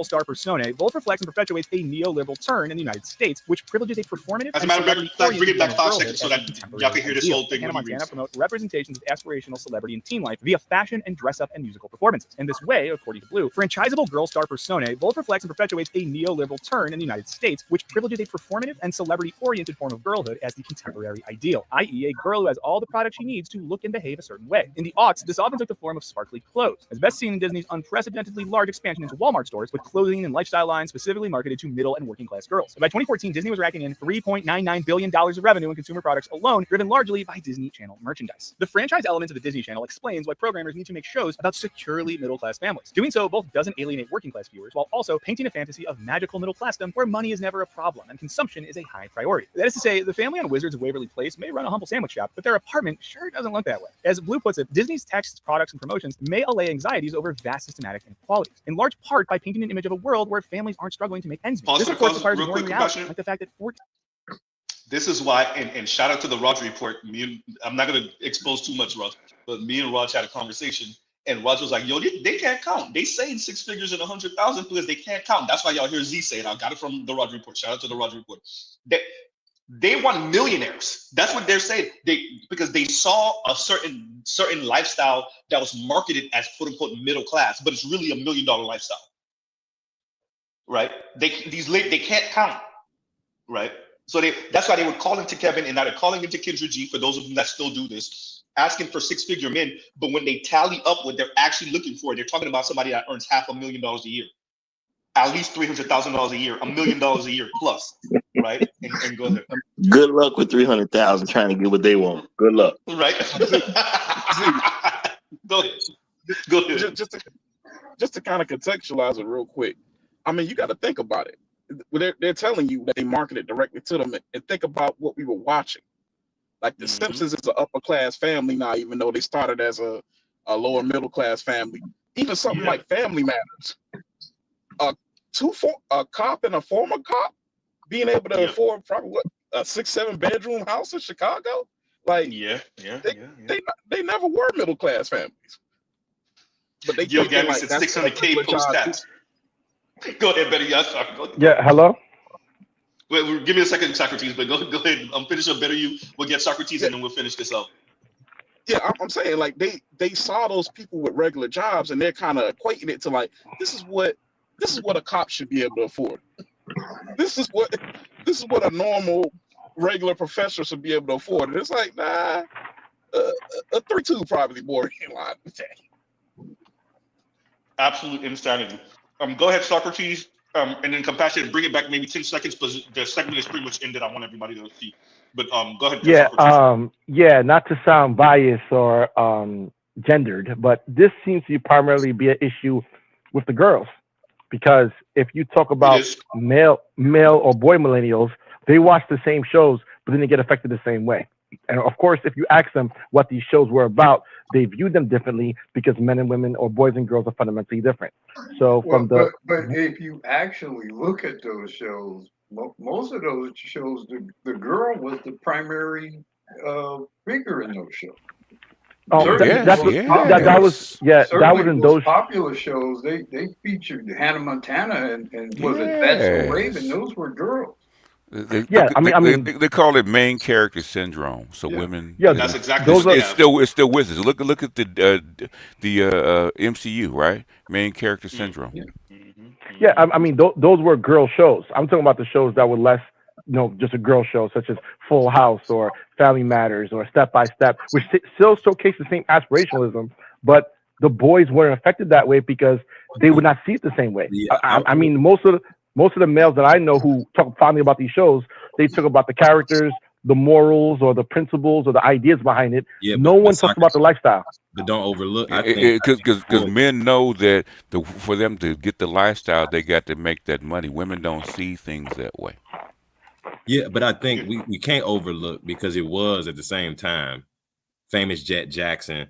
Us boys we weren't affected the same way the girls were, obviously, but I think at the material level, I think a lot of inner city boys seeing things that portrayed it essentially made upper middle class lifestyle seem normal, could inspire a inner city boy to jump in the streets early to get some money. That materialism, I think, could affect. I mean, it was in Chicago. It was boys robbing niggas and getting pistols to get some Jordans. So yeah, but they were doing that to appeal to the women. Wait. But guess what y'all still saying? Some type of productive, albeit horrible. Nigga, you got to do something, right? What? Not just make sure you're in the right place at the right time so that the rich guy can flirt with you. Not that. No. Not only that, but the D boy, he's doing it because I seen that in high school when I was younger. They do it to appeal to the girls. They're not doing it for themselves. They do it for the women. That's true, but the main issue is boys learn to count while girls don't have to. And because see, y'all have to think about how women buy stuff. We know the price of stuff because we actually buy the stuff. They know the price of nothing for real because they don't care what the price costs. Because if they can't buy it, they're not get a way to get a dude to get it for them. They're not paying for it. That's like what we're saying. That's why they can't count. They don't have to count. Say that again, BJ. Wait. Say that again. No interruption. Go ahead. You know what I'm saying is, and this is something Dr. T said, right? Because every in his freshman class, he does this every year, right? Okay, when he has the social class between boys and girls, right? Okay, when they said, okay, what kind of lifestyle you want to live? Boys only count their money. Okay, what I can afford, what I can do, what I can build. That's what they build a lifestyle on, right? Okay, women always talk about getting their partner to afford their lifestyle. Mm-hmm. And that's why that whole six-figure concept went the way it was, because women don't count. They don't count their money. It doesn't matter if I can get them. This is something that they always say. If you actually watch, in fact, I'm gonna start reviewing some of these dating shits and do it the way I would do it, right? Because I'm much more harsh. Okay. Do it. Okay. The thing is, especially some of these these fours with a bunch of kids, right? I said, I know that you said a four doesn't get that 6-figure dude, that 666 dude, right? Okay, but I've seen women that look like me, The okay, lottery shit. Yep. hit the lottery chick, get the same dude, that the aspirational dude that I want. Okay, so if she can do it, potentially I can The do it. white women aren't told to settle. Go ahead. I just have to put myself out there. Like Mm-hmm. you ain't been out there since you were 12, but it's okay. Anyway, For real. Let's do this. Let's do this. So first, I want to thank all of you guys because Mr. Z finally hit 200 live viewers just now. Y'all like, share, subscribe, hit the super chat. everybody in here that's live viewing should hit the like button just on the strength. Okay, at least hit the like button. Hit the like button. Like, share, subscribe, hit the super chat. Thank you. And BGS tax and Uru tax is in effect because we ain't got to be here. Support black male media, man. Stop being cheap, man. I am here. I am here. Trust and believe. I was looking at my statistics for income, right? Okay. Even though I put in the least on my Patreon, guess what? Guess where I make the most money? Still, I just looked at my my 1099s. Okay. Guess what made the most money? Your Patreon? My Patreon. Okay. That's where I make the most money. This basically people think, okay, you're doing this for nothing. No, this is a donation, okay? Because I'm a Gnostic, okay? Donation. I gotta get it. That's next. Go ahead. This people don't believe it. This is a donation to the cause.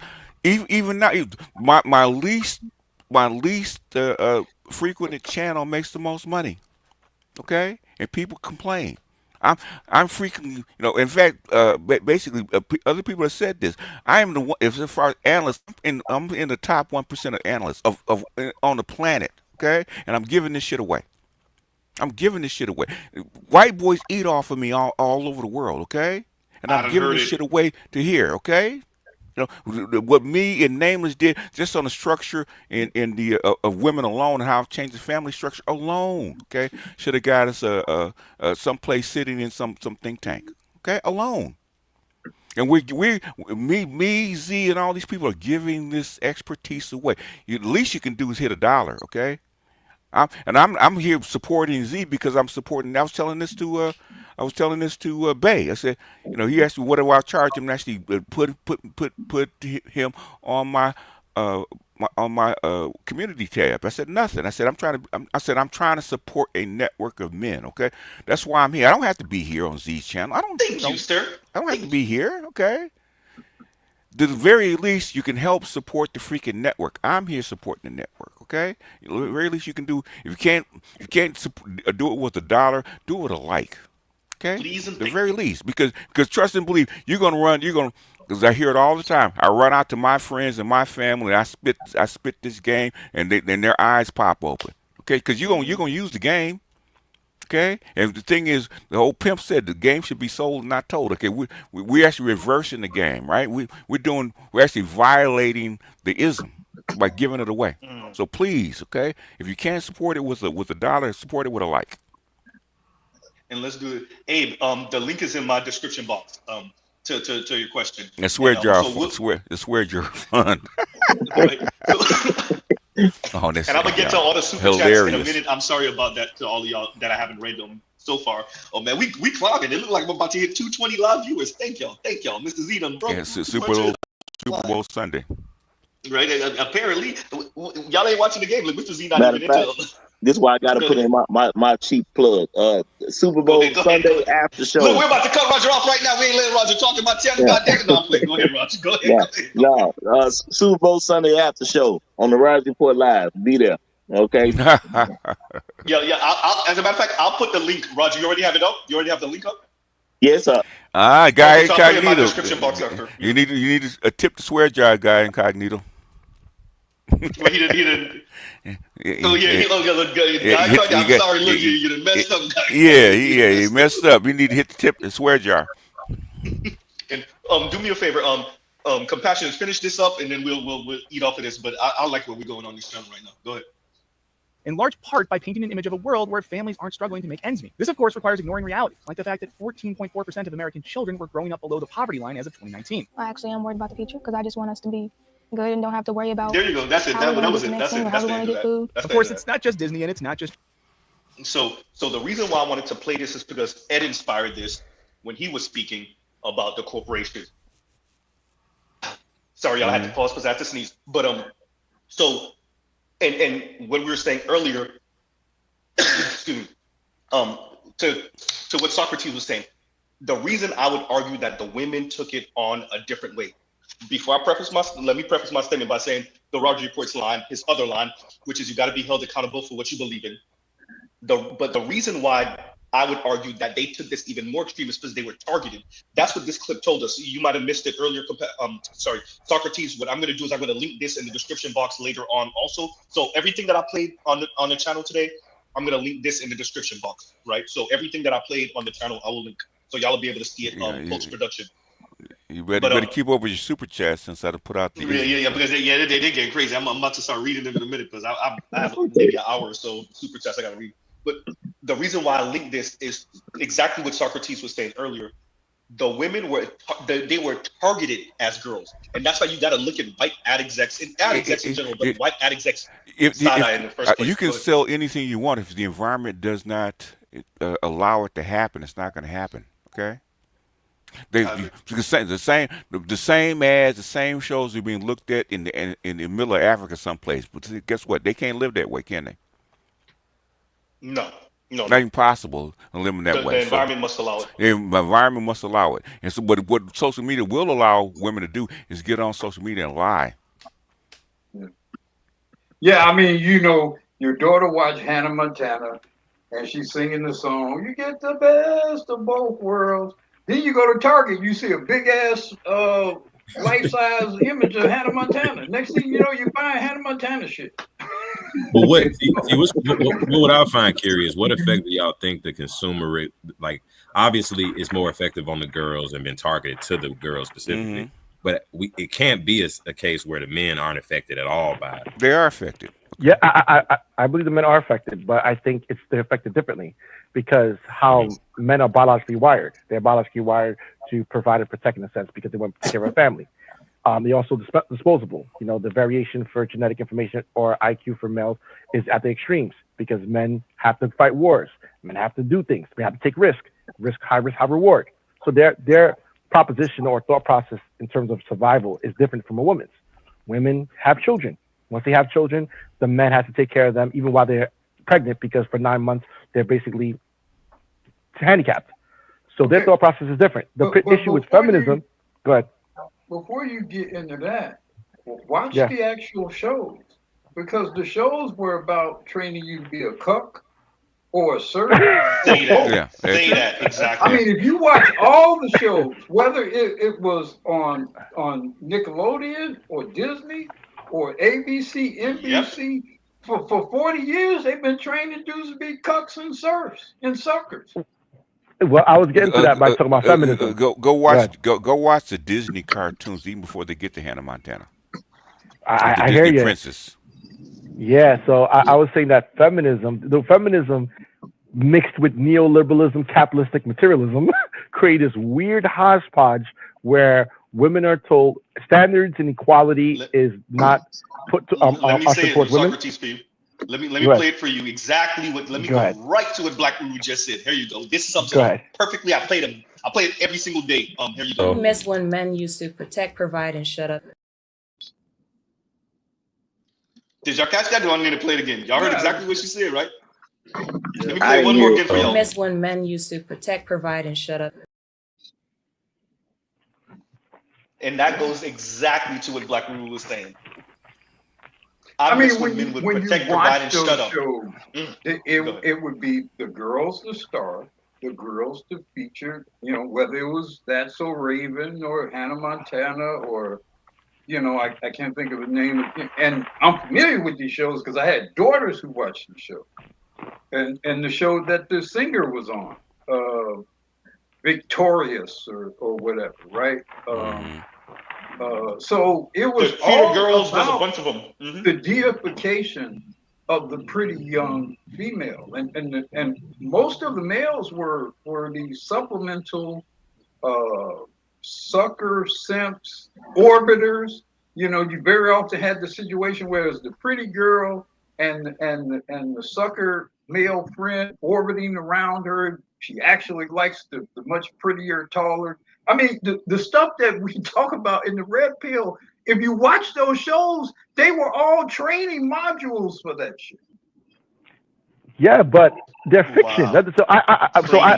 Yeah, but you're watching this The at Matrix. 8, The Matrix 9, is 10, fiction. 11 years old, dude. The Matrix is fiction. Yeah, it's like it's like the difference between Sex and the City and Entourage, right? 2 HBO shows that came out at the same time, or roughly the same time, that both dealt with similar themes but different audiences. Sex and the City for women, Entourage for men. So the little reading books that you learn to read with, okay, that train you how society is fiction. It doesn't matter. Your brain doesn't know the difference. Yeah. At a certain point, kids did believe in Santa Claus. You know what I'm saying? Let's do this. Somebody was trying to speak before you, Raj. But go ahead, Raj, and then whoever that was trying to speak. Most religions are a fiction. Yeah, I'm just saying. Why do people believe in them? Yeah, at a certain point, kids believed in Santa Claus. That stuff is real to them, especially at the time that they absorb the information. And the way it trains you, even when you learn there is no Santa Claus, that training still sticks with you. Case in point to fortify Black Woman's point. See, you mentioned earlier that you had cousins that came from Haiti and that to adjust their attitude.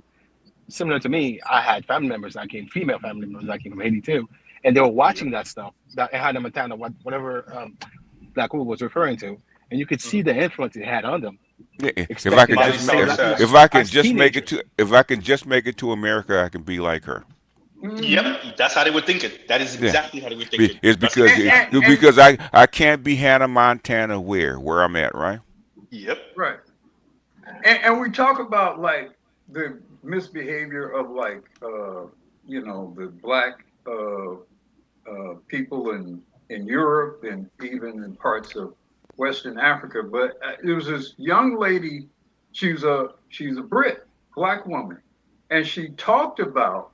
If I can find the video, I'll post it, because she talked about how powerful 90s Black TV, 90s and 2000, early 2000 Black TV was, because that's all they saw. Like, Will Smith, y'all mentioned Family Matters, The Cosby Show. Their whole view of success in being Black was being filtered through this Hollywood version of Black America. So that stuff was spreading not just throughout this country, but throughout like other parts of Black world. It's like she said that the only time we saw Black people in television or heard Black people in media was Black American TV and Black American music in itself. Let me say this real quick. Saint Sir, if you don't mind, you can link it. And especially if it's short, I'll damn, capacity left. I might have to download it then. But yeah. So if you link it, I'll try to do my little thing in the back. Or if anything, if BGS wouldn't mind, I'll have it put it in the back chat, and I'll have. You're gonna have to do your super chats, bro. So the stack. I sent out the call for you, man. You got to do. Yeah, no, you said it earlier. So here we go. We got to start from where Mr. Z left off. I got a theory that Z don't like money. I got this theory. Yeah, he does. Black say, Roger, you can pass it on to you. He don't like it. It says Black Guru point against why we need what else? That's Stefco? Oh no, I think he meant to say Stefco. I think he wants you to say Stefco. Okay, Stefco. Black Women's point against why we need Stefco. Okay. Leah, hey, shout out to y'all don't smash. Y'all are married. I don't do dyslexic very well, Leon. So. Hey, once I seen the co in the back, I was like, I know who you talking about. But y'all love y'all some Stefco. Stefco, you ain't married because you don't want to be married, because these niggas love you.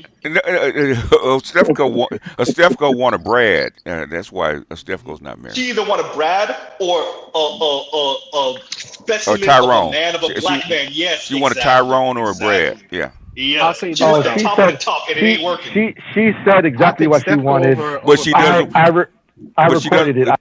But she doesn't want to pay. That's the problem with her. Wait, here we go. Socrates is saying exactly what it is. Are you referring to when she said, "I want a gorgeous man, but I want him to only have eyes for me"? That's the one you're talking about. When she said that, And she does, and she doesn't have the money to pay for him. She could have that. there you go. There you go. Hey, Beauty costs, says Obsidian. hey, beauty calls. Hey, Steph quote for Bowser though. If I get in real quick, Yeah, go ahead. I think to the earlier discussion just a couple minutes ago about the fiction and everything and the power of it, it goes back to perception and that old classic saying, perception is reality. It's almost like with the whole dress thing a few years ago. I looked at that motherfucker, I saw it's white and gold. Other people, it's blue and black. So that fiction, although it is not based in reality, it shapes what some people believe reality is. And sometimes that's more powerful than what's actually real. If I could just have like just 20 seconds here. Z, No, Z. What you were playing earlier when you played that clip and it was talking about like basically it was talking about like basically like like lifestyles and stuff. Because like even even like the best black shows that are about like family and stuff, like even them, they're living in some $1 million house or some shit, like off of like a salary that doesn't make any sense. No, that was true about some of the black TV shows. You're right. The Brady In the Bunch 90s, back in the 60s and 70s. Anybody? You know what? True too. Yeah. When has that not been a chance? If I recall, he was an architect. It was an architect. Okay, yeah. I mean, the only time you really saw it like that, it was in the 70s and maybe the early 80s with Good Times. Right. Yeah. Let me do this. So I got 2 super chats, and Raj got to read both of them because they're directed at you, Raj. So here go KMS. Raj, do you mind reading this for me, please, and thank you? And I can't read. It's fundamental. Shout out to KMS with the $10. He said, "I got nothing for you." And here go the second one. There you go. Shout out to my main man, Trail Bentley. He says, "Roger's nothing for you, tax." Thank you, Raj. Thank you. Hey, I'm surprised nobody told me to cut you off. I'm surprised nobody was like, hey. They should. Now that I said it, somebody will do it. I'm like, hey. They knew how to really get down. They should say it. Right. And thank you for that, Raj. Look, but the whole marketing thing. Here's the question for the panel. Do y'all think that we continue in that direction with what America is looking like it's going to be? Is that even possible? Say it again. Can we still have the same type of advertisement apparatus with what it looks like America is going to be in the next few decades? No. Yeah, that's what I thought. Okay, advertising has to reflect reality at some point. Okay, aspiration only having people aspire for something that they can't get to. It's not going to happen. So you have to advertise to the market where people can actually buy things. Yeah. So will we get more Roseannes and Sanford and Sons and Malcolm in the Middle? Okay. Yeah, you don't want people to revolt at some point in time. You're probably gonna get you're gonna get the Waltons again, like you had in the 70s. Why do you think you had the Waltons in the 70s? or Little House on the Prairie. The Little House on the Prairie, yes. Damn, why do you think that happened? It's called austerity. You're gonna see it come up again. Austerity. Let me say this real quick. So what the Roger report was saying. So BGS might notice too. I mean, you already have it. Look at the Shy, right? The Shy. Yeah.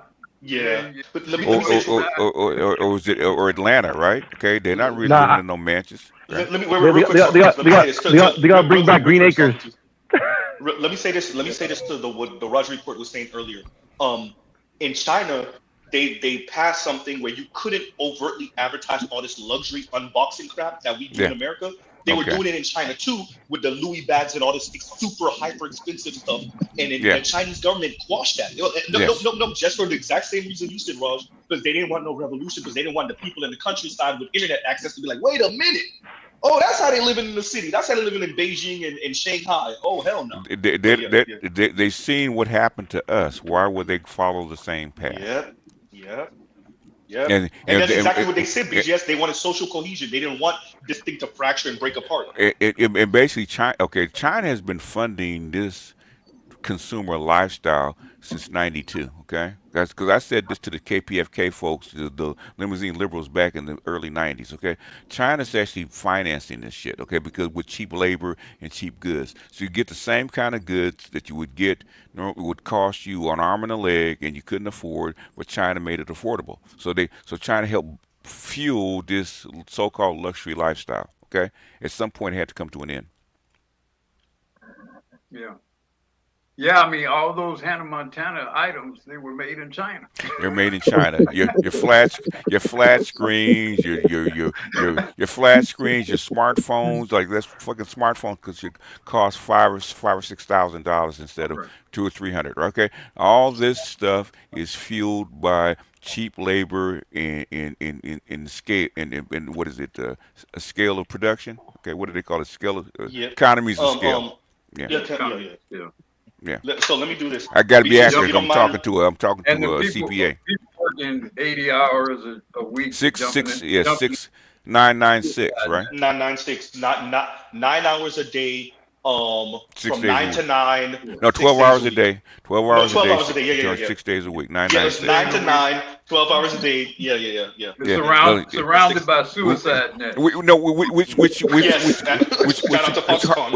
harkens back to the old industrial revolution. The old industrial revolution. Remember? Oliver Twist. Yeah. Which leads to what you were saying about liberal societies, VGS, because over here they had a revolution. Over there they have to put nets around the building, like Black Uru was saying, so they don't jump to their death. Yeah, because they've been sold this luxury lifestyle, and they figured out they have to work 996 and they have to live in dorms. Of course, they're gonna start committing suicide. Okay, right. They've been sold a dream. Let me put it back up. Read this one. Go ahead. Supporting the Master Teacher in the Roger Report live. Shout out to the Roger Report and shout out to BGS. Right? And thank you, No Placeholder. Thank you, if he's still even listening. And if you don't mind Black Uru reading this one, and then I got one for you to read too, Socrates. You know, fucked up, you just spoke. But go ahead, Black Uru, if you don't mind. Okay. And over male gender tax would be the death knell to all of the feminist jargon. After that, they might as well have chicks barefoot pregnant and in the kitchen making moist biscuits. Some people say they're turning their boys into moist biscuits already, but I hope not. The reason why I wanted Black Uru to read this is because Black Uru and KMS look like they got a kinship going. So like I wanted it to be Black Uru to read that. So yeah. That most let me even tell you what that sounds like. Socrates, go ahead and read this and then say what you were going to say earlier, if you don't mind. Word of the day. The cultural plague, a mental disease characterized by delirium, typically with the formation of a culture that prioritizes pathology. Word of the day, cultural, yeah. I mean, I don't remember when he posted this, because if it was around, I think he posted this before the Malcolm in the Middle clip. But social decay, does that automatically come with industrialism or advanced societies, or is that something that just can come with any formation of any type of structure? Well, it depends or on what you're different speaking type of to. social decay. Because Oswald. Cut out. Go ahead, Socrates, you broke up. Yeah, you cut out. Got him. Socrates. God damn it, he's just got him. Got him. They don't like you, Socrates. As soon as he cleared the brush, pow! Couldn't even take flight. Go ahead. Oh damn, he broke it. Right when he said, "Can you guys?" I was about to say, "Yeah, go ahead." Now he had to drop. Socrates, when you come back, you got it right away. But go ahead, Better, you go ahead. I actually think that when it comes down to social decay, there is an environmental factor that comes with that, with industrialization. Oh, really? Interesting. You Because think? you have to keep in mind, like 2-3 generations ago, we had very large families, and it wasn't all just because they didn't have birth control, but it was you were basically a sharecropper working the farm. And if you had 6, 7, 8, 9, 10, some cases 14, 15 kids, Really? that's more income versus 15 kids in a fucking city. Like, yes. Strange you how got that a nice happens. spot in the Yeah, range. I think. Strange I how think that it's- happens.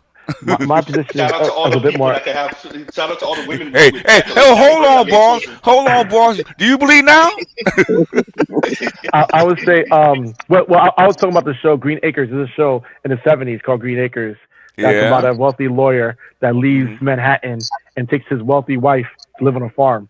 Yeah, you saw a And the lot of whole white. show is You saw a lot of rich people do that shit back in the 70s. for real.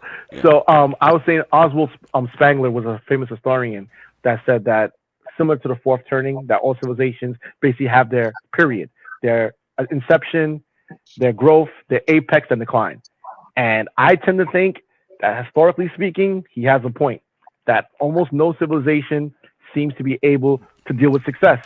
Just like they say, short sleeves are short sleeves in 3 generations. When you see rich people get rich, or start off poor, get rich, then their descendants become poor again.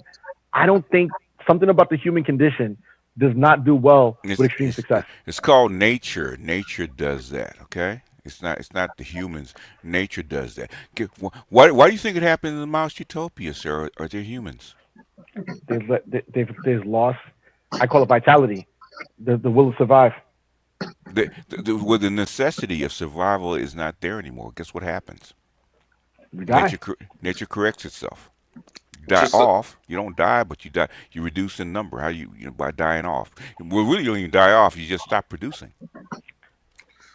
Just so you know, BGS, just like you did that stream with GG a while back when you were talking about like the origins of, you're talking about like the industrial revolution and how that led to like the problems that we have today. Yeah. And, just recently, like these larger channels are now starting to talk about it. Oh, really? Huh. I wonder why. Interesting. Welcome to BGS's life. Even channels that have nothing to do with like the whole relationship, dynamic stuff. Okay. So the white channels are on the minute late news, huh? Okay. Interesting. Minute late reviews. News and reviews. Yeah, but BGS doesn't know. The master teacher has no idea what the fuck he's talking about. Okay. BGS, you ain't proved shit. Okay. Nothing you said came true. Okay. All right. And let me read this. And thank you for the super sticker, Oliver the Great. Thank you for the super sticker. Right. And as a matter of fact, let's play this. It's only 32 seconds long. Is the sister gonna be out here complaining? Because of course she is. And we're gonna play something else a little bit later. That's about a minute and a half long. Here you go. Why don't men like brunches? Y'all gotta start coming to these brunches. That's where all the pretty girls be at, literally. With their little colorful outfits. They take their hoodies off, their t-shirts off. And that's what they be. All the working class women, nice nurses and stuff. Like, y'all be missing out.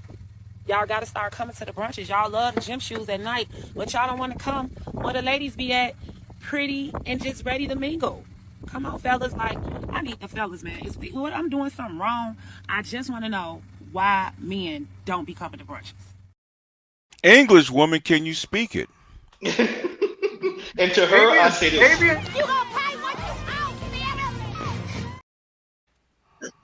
Go ahead, Black Room. Go ahead, Black Room. What is this? What is this hood? This hood speak come from? Is that what we really aspire to? This is where we are, BGS. No. We aspiring to. No, I see middle class suburbanite people talking this way. Is this really what you want to be? Because I spend my whole life escaping that shit. Grab Second Gear says, red hair Lord. No, that wasn't red. if I'm gonna be the only person to admit this, like I would hit, but I'm not going to that brunch. I wouldn't even hit it. I mean, thank you. I mean, that's why pookies are a part of the environment, the ecosystem. I wouldn't hit that. That's a problem. That's a problem waiting to happen. Yeah. That's a problem waiting to happen because she's gonna be back on my doorstep the next day. Oh hell no! Tracy said, I pay you to leave. Right? I don't pay them to pipe. I pay them I to pay you to leave. leave. And Terrell said it's burgundy. It ain't red. But Black, you were trying to say something earlier. Go ahead. Well, I wanted to say something about decadence, and I'm not, any sort of historian or sociologist or anything, but I do think there's a certain threshold of comfort that, and maybe even go beyond humans to maybe mammals or maybe any other animals, where you pass this threshold of luxury and comfort, and then the law of diminishing returns set in. Like there's a sort of a maximum level of comfort or creature comfort. If there are 24 hours in a day, just to use a 24 hours in a day, the most comfort that a human being can productively tolerate in a 24-hour day is, let's say, 2 waking hours, right? And anything beyond that, the descent into decadence is inevitable. And if you look at the life of especially Americans or Westerners in general, there's just a whole lot of creature comfort, a whole lot of very sort of, it's a kind of lazy existence to some degree. And it just inevitably at a certain point breeds decay. You either continue to move and continue to flow and have some purpose and some meaning, and with that comes some great degree of stress, or you don't, and you just start to feed on yourself. And I think that's just sort of an inevitable thing in an advanced society, especially when you take out the influence of religion and any sort of collective moral code. I mean, BGS reference to the way that woman spoke. I'm sure he and I remember how appalled, and I mentioned earlier, some of my best teachers were Black women, were, silent gen, greatest gen women. And they were sticklers about how we spoke. You have no idea how much emphasis and gravity they gave to our ability to write and to articulate. And so they would be heartbroken. I mentioned before, one of those teachers recently passed, and I remember her fondly because she was always, man, if you can write well, you can speak well, doesn't matter you being Black or whatever, you will have a great deal of power on this earth. And the fact that we're losing it or have lost it over the last few generations, I mean, it really does speak to, it's a great example what BGS criticized. That is emblematic of the decadence, of the slide and the degradation of Black people specifically, but I think Western culture in general, because that is spreading amongst non-Black groups of people.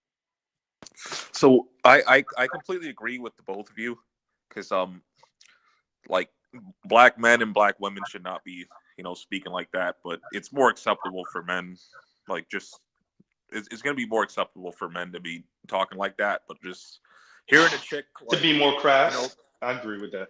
Absolutely. Hearing a chick talking like in slang and right, it's so wild now for like millennials and younger. Like you got chicks like out here wearing like they're in fitteds. Some of them even got they got grills in and shit. That's a fact. Like, they're groomed to be men. What do you expect? That's all I'm saying. Yeah. I mean, I put this stuff out there for a reason. They've been groomed to be men. What do you expect? That's how come they call men the men that talk back or argue with them sassy, is because they're supposed to be harder than them. Yep. Facts. And let me do this. Let me play this next clip. As a matter of fact, did I hear myself? Yeah, I might be. Okay, no, I'm not. Okay, and let's play this. It's only a minute and a half long, you guys, so here you go. Hello, we are about to attend a speed dating event in Los Angeles. They signed me up for it. We're gonna go. Plot twist, no men showed up because they're trash LA, and literally all of these hot girls. So I'm dating a girl. So we have been waitlisted for speed dating. I guess way more women than men signed up. So unless a lot of men sign up before the event, we don't get to go. Dating right now in 2024 is the hardest thing that I've ever done in my entire life. I am out here wiping mounds of snow off of my car just so I can head to a speed dating event tonight that I paid $40 for to play icebreaker games with random men. What am I doing? This isn't even worth it. What is this all for? I'm gonna say it, and you're not gonna like what I have to say. You're not gonna like it, man. You're not gonna like it. Where are the real men at? I'm sick of it. I forgot how useless men are nowadays. We just got to a speed dating event. Wish us the best of luck because we're actually really nervous. So let's see how this plays out. A few moments later. We showed him pictures of guys that were at the event. Your mom laughed. And his first reaction to the first picture was, whoa. And then I sent my mom pictures and she was just laughing emojis. Look, y'all, there's a speed dating thing here tomorrow night for Christians. Should I go? I don't know. I'm so awkward. Speed dating for Christians. Right. Now let's do this. Wait. Let me make this one come. This is what I'm saying when I'm speaking about the image of Black women. As Kevin Samuel, rest in peace, used to say. Kevin used to say, your ethnic image, right? You see the collage in the beginning, because this is I clipped this from the beginning of this person's stream. Once again, the links are going to be in the description after the stream. And all the clips you see is women getting ready, getting prepared, being at speed dating events. It's nothing but women, and you just keep on hearing this thing over and over again. And it's the one clip you see of a Black woman, she's pretty much saying once again that men are trash. Like, this is what I'm saying. Like, I'm not saying white women don't say it. I'm not saying Latinas, but when you're the mascot for men are trash, particularly Black men are trash, do you understand what you do to yourself and your image? Because you think you're just trashing us, but the world has access to the internet and social media. As I said before, social media and the internet is the new town square. The internet is the new town square. Do you understand what you're doing to yourself? Because you think you're throwing us under the bus. You don't really appreciate how other men see you, no matter what you tell them about us, about Black men. Hey, I'm just saying. If you throw Black men under the bus and you need a Black man, where do you have to go to get him? Under the bus. Under the bus. So and just to say this like real quick, it's like all the Black women that were in that clip just now, did you notice, because this hasn't been mentioned, like they were all wearing bonnets, and they're wondering why men are. They were because Kevin Samuels made a thing about the bonnets. So bonnets are now a sign of rebellion to Black women. Yep. Oh, okay. That's their way of giving the middle finger. That's the way of them. To Black men. The way of giving the middle finger to Black men, because Kevin said Black men don't like bonnets on your head. Guess what they started doing? So keep rebelling. They've always rebelled. Pauli Murray said that back in the mid 40s about Black women have been rebelling for 20 years. Okay, she said that way back then. Okay, they've always rebelled. The thing is, let me be blunt. When are you niggas gonna change, man? Because they've been rebelling. What are you niggas gonna do? No, let me go ahead. Let me go ahead and hit the super chat, because I just swear it. So because I hit the swear jar. Hit the swear jar, because I need to cuss for a goddamn second. Okay, fuck them bitches, man. Fuck them bitches, okay?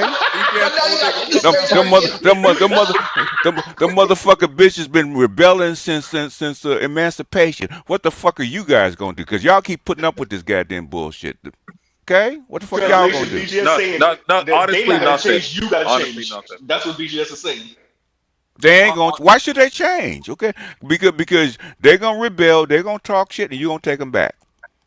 Yeah, that's they're gonna take them back. We did this whole thing about when Trump does whatever he's gonna do. What we gonna do with these bitches when he put them on the street? Honestly, nothing. One time. Real quick. I got $5 for them. Didn't one of them say one of the ladies from the breakdown of women's perspective say that to you, BGS? Yeah. Y'all gonna take us back anyway? Y'all gonna say it? She said that. Yeah. She did say I can't that. remember Yeah. which one of them say that. One of them said It was Sister George that said that. Yeah. Damn. Then no wonder they act the way they do. They know y'all gonna throw the lifeline or drown trying to save them. Yeah. At this point, I'm tired because I go through this the whole time. That's why I put that video up about black male collective guilt. Okay, they've been rebelling. I've been showing you going all the way back to the 1840s or 1850s. Black women have always rebelled. Okay, wait a minute, we were still on the plantation. Master teacher. Wait a minute. Excuse me, Master teacher. You say they were rebelling on the plantation? Who you think they were talking shit on the plantation to keep the men in check? Good point. Go ahead. Master teacher, all I'm going to say right now is for two things I got to say. Sir, get in the car. We're driving out this motherfucker. Number two, Alexa, can you play Walking Away by Craig David? Because I got to walk the fuck out. That's all we got to do. That's all we got to do. No. You play that with the Southwest Airlines commercial. Boom, got to get away, right? Yeah, right. That's me. Let me read this from Cam. All right, fair enough. Cam says, "BGS, no smiles needed, bitch. Tax, no smiles needed, bitch." Hell no. KMS, but I wanted to smile. KMS changed his mind 2 weeks later. I know. Especially when you saw her teeth. Fuck a smile. Especially when you saw her teeth and everything. Let me play. I've been around pimps and Macs too long, man. Fuck a smile. Okay. Let me play this real quick. Let's do this. I'd be lying if I said that seeing all of this at the same time was not triggering. In fact, I'm barely seeing black women dating at all. I have never felt more invisible than I do living in LA. That a lot of the times when we feel like we don't have any options, it's actually because our type doesn't like us. But LA, whew, honey, the black men out here, some of them, honestly, they really just don't like black women. My issue dating in LA is that I get too excited every time I see it. BGS, you are in LA. What do you got to say to the ladies? What do you got to say to the ladies? It ain't the snow bunnies cleaning up on aisle 3, okay? It's the Latinas. The Latinas, okay? Oh man. And you notice how like a lot of them when they post this shit, a lot of them have to flaunt the girls, just so to speak. Yeah. They gotta flaunt the Are girls. they even likable? They gotta flaunt them. They're not likable, like Patrice O'Neal would say. We don't like y'all like that. BGS for the swear jar. BGS for the swear jar. Thank you for the super chat, BGS. BGS said, look, I need the space. All right, I had to say it, man. So basically, that is my rule, so I got to follow my own rule, okay? Because I hear this all the time. Oh, you know, the bond is they've been rebelling. This ain't new, okay? I mean, my mentor, she's been counseling black women for 50 years. Okay, she said sick of this shit. She said the same thing. She said black women have been in rebellion. Okay, basically, Frazier, when he wrote the book of the Negro Family in the 30s. Okay, black women have been in rebellion. Okay, it's not new. Let me say this real quick. So we're around 200 subscribers right now. Viewers right now. Viewers. If we can get to 200 likes, that would be dope. I'm just saying. I'm just gonna say that. I'm gonna put that on the table real quick, and we're gonna continue. You're only 20 away. Y'all hit the like button. You're only 20 away. If y'all I won't. Y'all niggas out here stealing the internet, man. Hit the like button. Whenever you say that shit's hysterical. Actually, I'm not. I gave a like, but since he took too long to drop the link, I'm just gonna wait. But I'm gonna take it back. I'll put it maybe later. I'll put the like later. Fabulous has a line on one of his songs. Real quick, Drake, because you might actually know the lyric. Z, I dropped the message for you in the back chat. Like, you don't have to acknowledge it, but okay, check that out. you and your cryptic messages, sir. What it is, you gonna coalesce all those thoughts in something coherent, man. We're just gonna make sense one day, and then I'm gonna say, damn, Andre made sense. Andre does make sense. It's just real quick, I want to say this to Dre under your feet. No, really. Dre might know the song I'm referencing. Dre, what song was it where Fabulous said broke ass niggas still tweeting because it's free Wi-Fi or something like that? He said. What song You was that? say Because I broke feel like you niggas would know. only talking because it's free Wi-Fi. It was something along That those song, lines, yes. but that was off the Soul. I think it was Soul Tape 2 or 3. It was one of them two. Yeah, it was one of them, bro. One of them. But that's literally whenever you say that, I think about that line. Whenever I say think what, about. like is that What you saying said? about Y'all me? niggas out here stealing internet. Whenever you say that, I think about that fabulous line. All right, I get you now. But yeah, that's what it is. Because dudes be typing up in the chat and like they don't even want to hit the like button. They don't want to support the show, but you catch a lot of these dudes like on female channels, and they're super chatting $100, $50. Hey, BGS called it out years ago. It's called tricking, sir. Hey, we've been saying that. It's I remember called, BGS saying that at least 4 years ago. it's more specifically called dry tricking. Dry 'Cause tricking, You ain't even yeah. getting your dick wet. Nope. Right? Wait, let me get this right. You, think about No, it makes sense. Dry Wait. Listen, the most infectious laugh, I promise you, in this space, it gotta be Better You. Nigga, you can't laugh because you know what? Better You's the one where your friend is flaming you, and then he start laughing, and it's not the joke, it's his laugh that make everybody laugh at your ass. That's Better You. That's Better You. Yeah, he's got an infectious laugh. To what Black Guru just said. Isn't that the most? That's super tricky because, like you said, you're not even getting your dick wet, and all you're doing this for is so your super chat can be highlighted, so she can acknowledge it and then move on to the next super chat. If she even acknowledges it, and you're spending money. That's DJ Shaibu. She did that for a long time. It's a form of virtual masturbation or Yes. mental masturbation. Yeah. It's like the guy. It's like OnlyFans. It's a way of sort of what they would consider intellectual or whatever sort of platonic. Why do we with these women? It's a form of platonic. We have a group of women who. Wait. We can't hear you, Bruce. When you're breaking up a little bit. You're boring bad. Let Black Guru land with that, and then we'll come back to you. Get closer to the antenna. Black Guru. But not as crass as the actual sock and moisturizing oil. But it's a similar sort of gratification in a mental way. But it's a form of masturbation. If I may respond to that, real quick, Nemo, real quick. Because I want to. Really? It's throwing money at the strip club and trying to outcompete the dude, but you're doing it virtually. Yeah. You're throwing money at the hole virtually and trying to outdo the other niggas. Look. I can drop a 50. Oh, all right. It's not just we that. hear you, Captain Cock. Go ahead, Nemo. Go ahead. First of all, I'm sorry. I'm not gonna apologize for fucking up the card. That's what I'm doing. This payback. It took you long. Took you sweet time. Anyway, Black Guru, I guess I gotta beat everybody in the head, put them in the trunk, and drive down memory lane because I said this a few years ago. This is a trend. This is a progression because this is just evolving step by step. Like you saw this. We've seen this before before OnlyFans. You saw the same thing with e-thoughts on YouTube and Twitch and everything. And before that, you had the webcam girls and shit. There's a progression to all this, and people don't understand. There's a psychological aspect to it. Maybe I'm just being intellectual about it, but some people get a dopamine hit for doing it. You can't save them for that. Every man has his vice when you think about it, just like the strip club. One of the reasons why I say, because I do think men want to. Most men. I mean, we get to a certain age where we don't give a fuck like BGS. We get real old. Hey, say it again. Say it again, black man. Say it again. I'm looking for reasonable rates at this point. Reasonable rates. My point. I don't want to lose my point. Go ahead. Most males, maybe mammalian males, want to take care of some mammalian females. They want connection, yeah.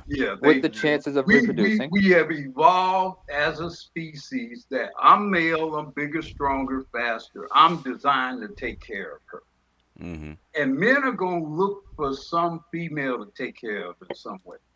Mm-hmm. Whether it's obviously marriage, baby mama, tricking, even this virtual thing, OnlyFans. It's a biological thing. So that's why I say I'm very pro passport, very pro SYSBM, because I think you got to. I think most of us at some point gonna have to have some women we want to take care of. That's just what we designed to do. That is true. Yeah, for now. Yeah. But yeah. So going down let's do that. I think Bruce on Wayne, do you finally got connection? Was that you trying to speak? I'm good now. Yeah, you sound better now. Hey, bro, you had the Haitian internet real quick, bro. Which is funny. Which is funny. Here's This the nigga thing, was though. eating plantains and shit, like. Bro, but here's the kicker, right? My dad just came back a couple weeks ago, and he was like, "Yo, we got like super good Ethernet cable. Our internet is fast." I was like, "Well, the country's upside down. Something got to be good." He was like, "Yo, it's like fast, right?" So that's a fact. So go ahead, Bruce. Go ahead. So you're really trying to roast my internet connection? Huh? Yeah, that's what alligator wrestler? Hey, Bruce. Huh? Hey, Bruce. The internet connection roasts itself. Man, not him speaking. I'm blogging right now. Train tracks. Right. Look, everybody know I'm in the Everglades, so it don't even matter. Look, I get we ain't about to roast the host. Like we ain't doing that. Right. We gonna roast the host. No. First of all, let's get it. Let's be honest. Z. No. That might be a whole thing. Wait. But yeah, no, we're not going off topic. No, you know what we're not gonna do? Watch this. No. Hold on. Calm down. We're gonna do this. Calm down, Nemo. Calm down. I was talking. I know, but calm down. I am calm. Mr. Talberg, thank you for the super chat. And BGS and Black Uru tax. Thank you, because I had this highlighted for way too long, and I ain't go. We gotta start to move along, and yeah, because Mr. Z got things. We back on reckless time, y'all. So don't put it in the Whoa, comments. scared I'm about to say something wrong. So let's do this. So I'm gonna continue to read some of the super chats, but go ahead and name what you want to say something, and then we'll continue on. Thank you. Yeah. Well, he just interrupted this guy's whole flow. Like that was like Bruce, I think. No. Yeah, it was Bruce trying to speak. No, Bruce was speaking, and then we kind of made jokes and stuff like that, and then Naaman thought he was next. But yeah, we did interrupt Bruce. We did. No.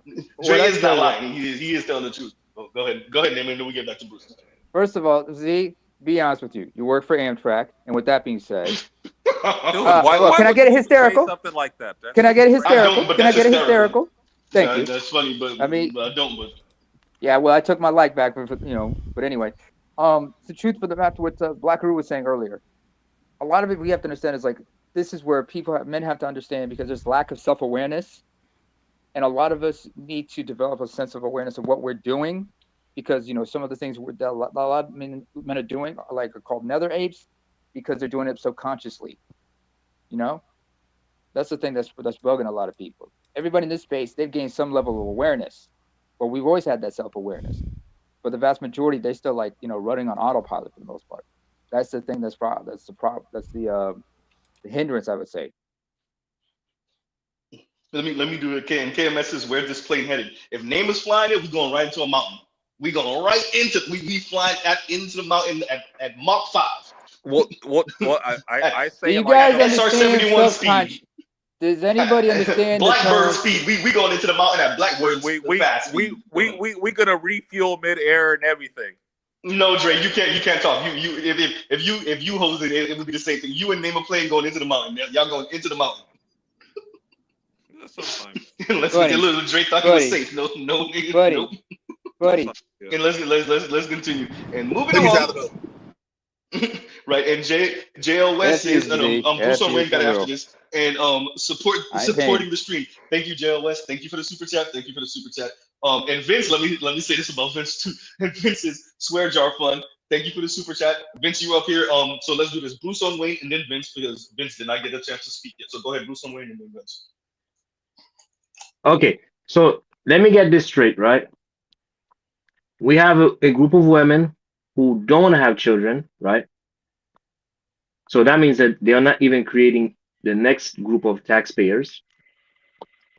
They are not effing most men, because most men are unattractive. So that means that they are not even giving men the pleasure of a nut. That's what they're saying. Mm-hmm. Mm-hmm. They are not really paying taxes. Nope, not really. So what are they here for exactly? Other than being a burden. other than being a burden, what are they here for? Because the average man like me, I did the math. I was speaking about this with Better You yesterday. I was like, what are we gonna do with these people? Because we're not really benefiting from their presence. We can't get a smile from them. We can't get them to be nice. I would say We can't they get them have to your kids, acquiesce. but they're not even having your kids like that. Go ahead. I'm cutting you. Go ahead. Yes, we can get them to acquiesce. We can't get them to be nice.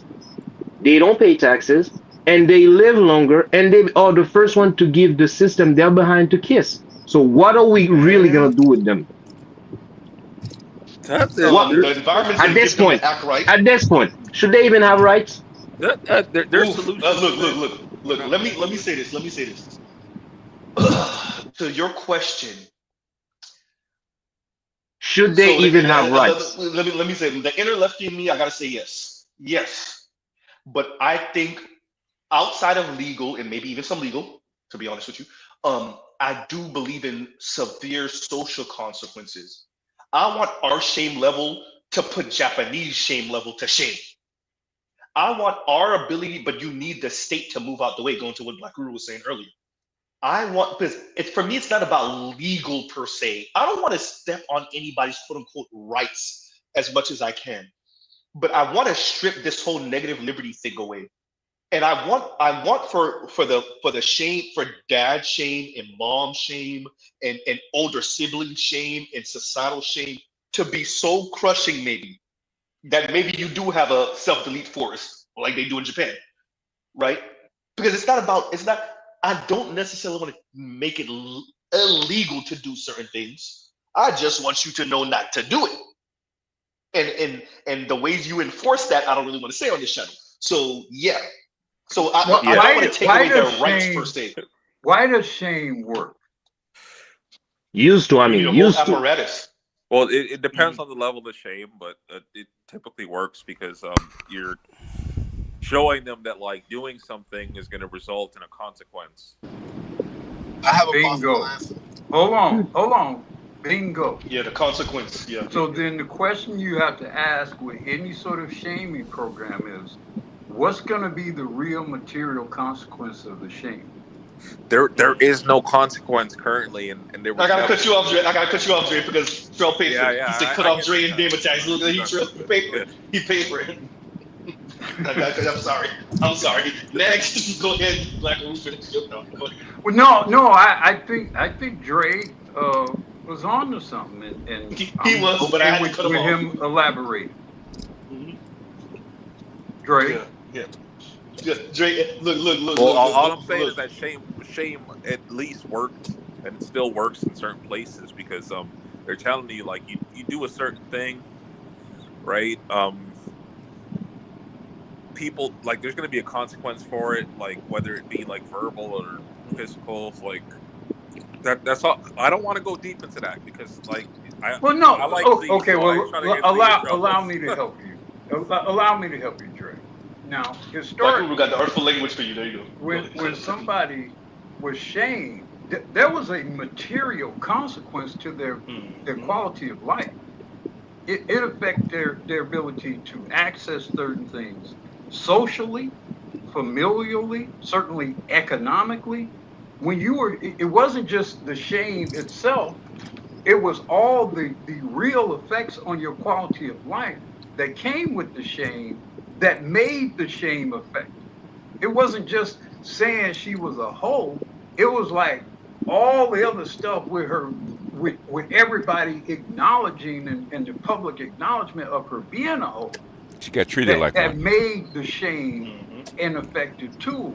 So any sort of shaming program, you have to ask yourself, well, okay, what's going to be the real material punitive effect of the shame? Yeah. Or associated with the shame. Let me say this real quick. Indigo says social fines in the comments. Shout out to Indigo. Social fines. Oof. Man. You mean like in prime example be like let me read this one now too. One second, BJ. 1 second. And KMS says U.S. Open. I hear you, KMS. I see what you said. Yeah. Shout out to I hear you, KMS. Look. I don't get it. Hey, don't worry about it. Just know she might have to eat the cake. Go ahead, BJ. Hey, let me draw the boat. Let's let BJS go, and then you got Vince. Go ahead, BJS. Go ahead. No, I was going to say basically, shame. When you shamed the woman for being a hoe, she got treated like a hoe. The guys that she dated, her marriage outlooks, all that kind of stuff, she got put in a hoe's place. Mm-hmm. And the way the women treated her, yes. she was essentially an outcast. She's an outcast. She's a social outcast. Or she's used for what she's used for, right? Yeah. Which is a commodity, right? She's limited. Yeah, she's limited. She's a public ATM. Yeah, you can. Yeah, and she's public. So in other words, you can't. In other words, you tell your son you can't bring her home. So the problem that we're having now is like. Wait, Drake, I gotta cut you off. I cut you off. Not because of the super chat shout out, but no, because of it's Vince's turn. It's Vince's turn. Go ahead, Vince. I want to drive the boat. All right, so I'm cool being wrong with what I'm saying because I'm gonna respond to what. You're a little low though. Yeah, you are very low. Oh, hold on. Can you hear me? Can you hear me? Better, a little bit better. Still sound far, bro. All right, how about that? Good. Yeah. She want you speak a little louder. She's not gonna hear it, man. Go speak a little louder. Go ahead. Hey, I actually had her listening earlier. Honestly, I had her listening earlier. So yeah, and she mad at you now. She mad at you now. She cool. All right. But I want to say, as far as social files, I want to put the remark that comparison is a thief of joy. So people want to be feeling exclusive, so you're making someone feel excluded. Like you can't come to the cookout, you can't come to the party or whatever. This is a family function, and you ain't got no family, so you can't come function. So that's kind of like my idea about what it was like by the shaming. You ever been to a cookout or a family function, and there was that one person that everybody kind of ostracized? You look at them a certain way. Yeah, or they just kept their show. It's been a while, yes. So, in other words, basically, yeah, okay. They said that's auntie such and such and such, and she's out there in the streets and stuff like that. And she been this way, blah blah. And you kind of look at it. So yeah, you got to be careful when you're around her. That's the one I go hang out front instead of out back with something. Yeah. And some of the shaming was subtle. Like you, for example. BGS, I'm sure remember this. Maybe some of you guys who are older. Mm-hmm. There were no baby showers for baby moms. No. Yep. And the women were ardently against it. I mean, it was the women policed that shit. Yeah, because they didn't want the other girls to actually be affected by. Don't get no ideas. They had no ideas. In fact, sometimes they sent their girl out of town. Because understand. When a female is pregnant, every other young female in that community gets activated for baby. She gets activated. Yes. I mean, it's a biological environment. It is. It's like a virus. No, let me say this real quick, Vince. Real quick, everyone. And Mr. Donnie Max says, Cousin Faith. Was that the one from Soul Food? Soul Food. Yeah. Shout out to Cousin Faith over here piping, standing up. Up against the wall. Up against the wall. Yeah, but we knew Cousin Faith was a problem as soon as she walked in the door. Oh yeah, everybody did. And you let her in your house. Exactly. Vanessa Williams kept taking L's in that movie. Vanessa Williams kept taking L's in that movie. Goddamn. She damn near tried to castrate her ex-husband. Yeah, exactly. And they divorced in the end. It was her ex yet. Yeah, it was. He was about to become her ex later. Okay, but here's the part they never talk about Soul Food. The second sister, the guy, her husband, was originally with the older sister. Yeah? Wasn't that Vivica Fox? That's what I just said.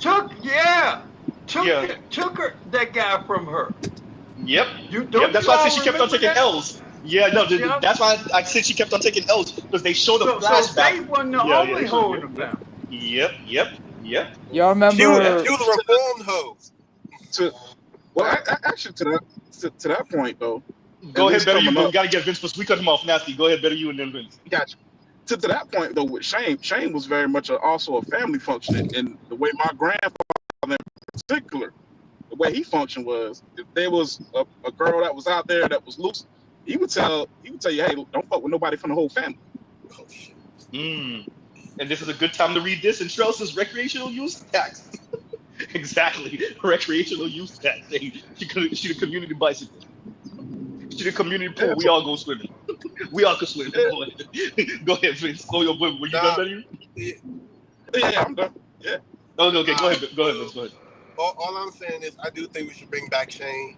That's what I was about to say, Uru. Hey, y'all remember that church where the girl stood in front of the congregation and said she was pregnant, and they said, we ain't going to no baby shower, we ain't doing nothing.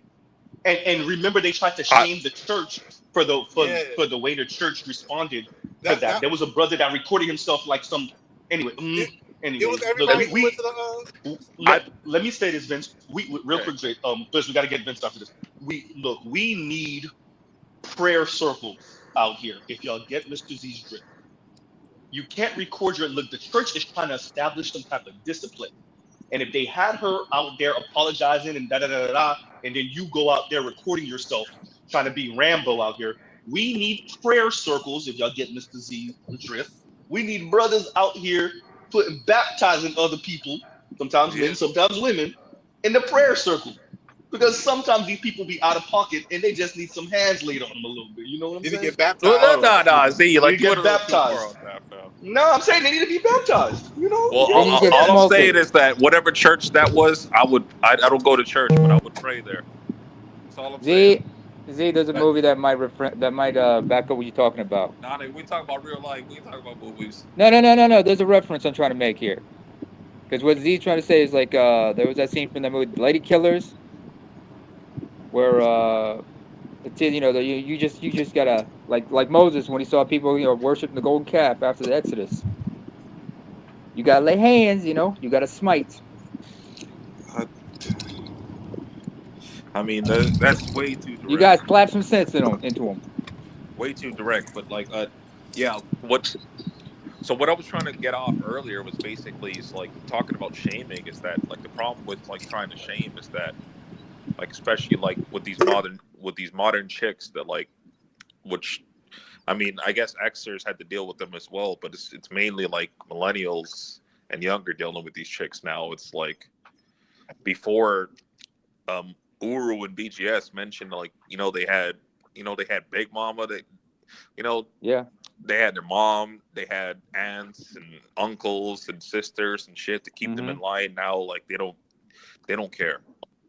It was different though. I would challenge that. They don't care, and on top of that is they the chicks around them are just you go girl, no matter what they say. Because they are all hoes. They are all hoes. That's why they get along. And normalized. Well, and besides, I hate them. Why? You know which one that I hate the most is the ones that pretend that they're not like that. One of the reasons why I say you guys have got to, you guys kind of pushed back early. You got to back up off the energy about the criticism and look at the logistics of things. Saying they're hoes, saying all that, it might feel good to say, but from my perspective, I look at the, like BGS said, they're a product of the environment. Now, absolutely, in the prior environment, they needed a female needed family to survive. When there wasn't as much government contribution, the welfare state, social engineering. If a woman had a child, if she didn't have the help, a black woman had a child, if she didn't have a husband and or the help of her mother or grandmother or aunts or whatever, she was fucked. She was royally fucked.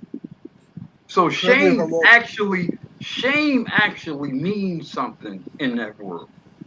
It means something. There's a real consequence to shame in that world. So whether she a hoe or not ain't even really relevant, because that does mean whether or not she gonna eat or not eat. Or if she and that child are gonna starve. So let me do something real quick, you guys, because I gotta run through a few super chats so we can bring this down a little bit. Because people pay me money, and we gotta read some of these. So I might enlist some of y'all help for some of this. And let's do this. Oliver the Gray says tax monies.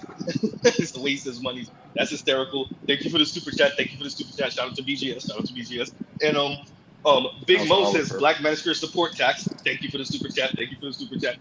And thank you for the support. Thank you for the support. And Oliver says again, tax monies. And I promise you, I'm hearing Dr. Umar Johnson when you say that, and I'm hearing Dr. Umar what is it? Donations. Donations. It's hysterical, man. I might have to find that. I'm gonna have to find that clip. I mean, thank you once again, Oliver the Great. Ryan Decipher says, here's a bit here's a bit for BGS, Black Crew, the Roger Report tax, support black male media. Exactly. Support black male media. Thank you very much. Shout out to Compassionate for his advertising earlier and his help earlier. Thank you very much, Compassionate. Compassionate DJ Compassionate and Callis on the ones and twos once again. And thank you guys for clarifying for me. I was a little confused. I don't know, if y'all knew what Mr. Z's weekends consist of, y'all be like, Z, how are you able to do it? Look, I don't know, but we out here living reckless. Yeah, that's what y'all do. You think I care? You live a reckless life, sir. Around the board, like it's around the clock. Pretty much. Your super chat list, yeah, it's been going for a while, bro. Yeah, that's what I like. That's what I'm trying to catch. I ain't trying to watch face or nothing like that, but I'm just saying. He's pocket watching right now. Great. No, you know what? I ain't pocket watching. I'm saying here's the thing. I don't know how much I've ever been. But there's something about pocket watching. I don't know how much I've ever been against pocket watching. I don't necessarily do it, but I think we need to start pocket watching a lot of CEOs, the government, certain entertainers, YouTube personalities. It's out there. It's already out there. Yeah. We do pocket watch them. Wait. Let me tell you why. Hey, Z, that's communist. Real quick. No, right? But no, it's communist, exactly. But there's a reason why, and Black Room might understand this. Because you hold people accountable. Nigga, are you doing that much work for that much? Why the fuck this nigga making that much? Wait a minute. Wait. And I don't know how much I'm against that, because I think what has happened in our society is we let a lot of people bullshit us about what they do for how much they make and what they do for what they make. And I'm like, I don't know. Basically, Uri can tell you 90% of CEO salaries, people at level salaries, and what they make in their net worth is public. 90%. Well, yeah, I mean, it has to be public. And a lot of it isn't even salary; it's stock options and that's stuff. Yeah. That's so you can know it, but I do agree with Z's point that I do think more effort should be made to uncover the full financial impact on the people who are making these business decisions. Your Nancy Pelosi's, for example, who a public servant her whole life, and how is she worth $50 million or $100 billion? I think it's 100. So what we know, there are supposedly laws against insider trading, unless it's some people say exactly. Wait. BJ, you want to do that laugh again? BJ said, some people say it's which is why, even though Trump is the Joker, he don't necessarily like the Joker running Gotham City. It's necessary, just like the USAID, right? Okay.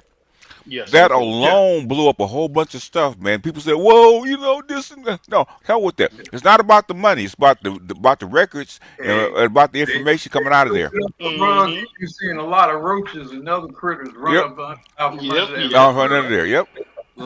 Some people say insider trading. Like I say that was just a good tip that she got from friends. Shout out to Drake. She signed the legislation to put it into effect. What that mean? What that mean, BGS? What does that mean? She knew when she signed it into legislation what the effect was going to be. Okay. Well, true. But there's exceptions to the rules, including her. Uwe he's been in politics, he's been with money, right? They know what the downstream effect's going to be when they sign that shit into legislation. Right away. I mean, you know how much the initial public offerings is everything going to be. They could just about predict how much their net worth is going to increase the moment that shit goes public or whatever. They know that. Okay. Let me read this real quick. You guys, because I watched it and L's Active apparently watched it too. He said Diallo was pocket watching Obama. You did all that for a couple million. He did say that. He was like, "Wait a minute, you only worth $70 million." You did all of that selling out and jucking and jiving for That's a lot $70 of million. You over there, together, you over Chad. there rubbing elbows. No, but he's saying would you're do the rubbing same. elbows with billionaires and you only worth like 70 million. I get what he's trying to say, but you're right, BTS. Don't It's not a sneeze little on bit of money. Don't He sneeze Yeah, would it's on not it. a little bit of money. shit if he had a Exactly. chance. Right. If it wasn't for Michelle, he probably had more. Right. Not to mention that he went into government in debt. Yeah. He remember he didn't really start making any money until his book. He said Yeah. that. He said that on Yeah, the Oprah interview. I want to say. his book paid off their student loans. Yeah. Yeah. For It paid real. off. Yeah, exactly. He did say that. Yep. Their Yep. student loans, huh? Well, Yeah, exactly. Well, There. you know, he Yeah. got, hey.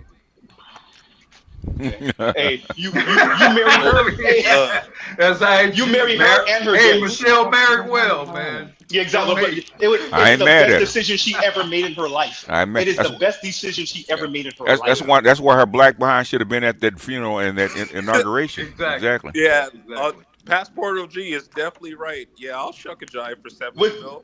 Wait. Else actor said Obama got flued out. He did though. He did. Obama got flued out. Don't you see the there's video of him and what Richard Branson, whatever the dude Oh, is yeah. in the UK. Yeah. Oh, So yeah. he did get flued out. That's nothing. He got flued out by the Queen. Matter of fact, it was 2 days after he left office too. Yeah. Right? Richard Branson, Sir Richard Branson, sir. Sir Richard Branson, of course. He's all knighted. Let me read this one. Guy Incognito, you effing the game up, bro. Let me read this one. Obama saved his bacon by keeping the banks from collapsing. So yeah, they owe him. They gonna make sure he alright. Yeah, they gonna make sure he okay. Yeah. And Oliver the Grace is. Go ahead. Go ahead, BTS. And No, go ahead. Okay. And Oliver the Grace is BG is. It ain't insider trading if I'm the one who set up the trade. Exactly. Ain't no Shout out to trade. Nancy Pelosi. Ain't no insider trading. What you talking about? Exactly. That's what I said. Like, she just got a tip from a friend. She didn't need a tip. Anything wrong. She is the tipper. What you talking about? What are we talking about? Okay. I don't know because Andre. When they signed the law into legislation, she knows what the downstream effect is going to be and who's going to affect. Okay, she's investing well before the legislation is actually signed. I'm actually being very sarcastic. She knew everything. She knew everything. I just didn't want to say it, but she knew everything. Of course she did. Yeah. Ooh, okay. So let me. I'm gonna read that one in a minute. Let me actually read this one now. Why do you think they don't talk about who invested into airline stock, short the airline stocks in 9/11? Or what about the options? I never heard of it. Let me read it. Let's read this before we go down that tunnel. So Detroit says Jasmine Crockett needs to. I know what you meant. Needs to expose Ayanna Pressley. The whole Black Caucus Congress needs to expose Kamala Harris. Needs pocket watched more. Needs to be pocket watched more. I get what you're saying. They are. And they just haven't got to him yet. He's pulling everybody's dresses up. He said he was going to do it. Mm-hmm. CIA, USAID, they found what Chelsea Clinton got, what, 85 million? USAID? Well, Chelsea Clinton's husband's dad, her father-in-law, didn't he go to prison for like something like that years and years ago? Probably so. Her husband's dad is cost of doing business. I thought that was Trump's. No, that's the same thing with Jared Kushner. No, I'm saying no. Jared I know what I'm dad, saying. David Kushner. Jared Kushner's dad. Yes, Jared Kushner's dad. Yep. Yes. To answer your question, yes. I'm sorry about not letting you let him. Like, yeah. It's what's her name? It's what's her name? Clinton and Jared Kushner's dad. Both of them. But I couldn't believe it too. Black people. I used to get it confused. I was like, ain't no way. Yep.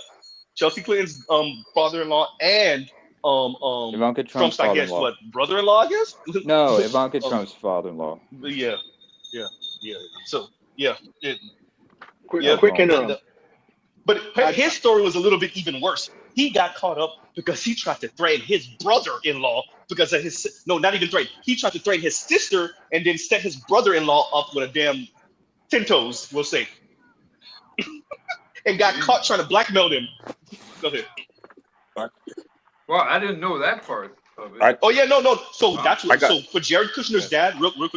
With Jared Kushner's dad, him and the sister got caught up in something, he got caught up.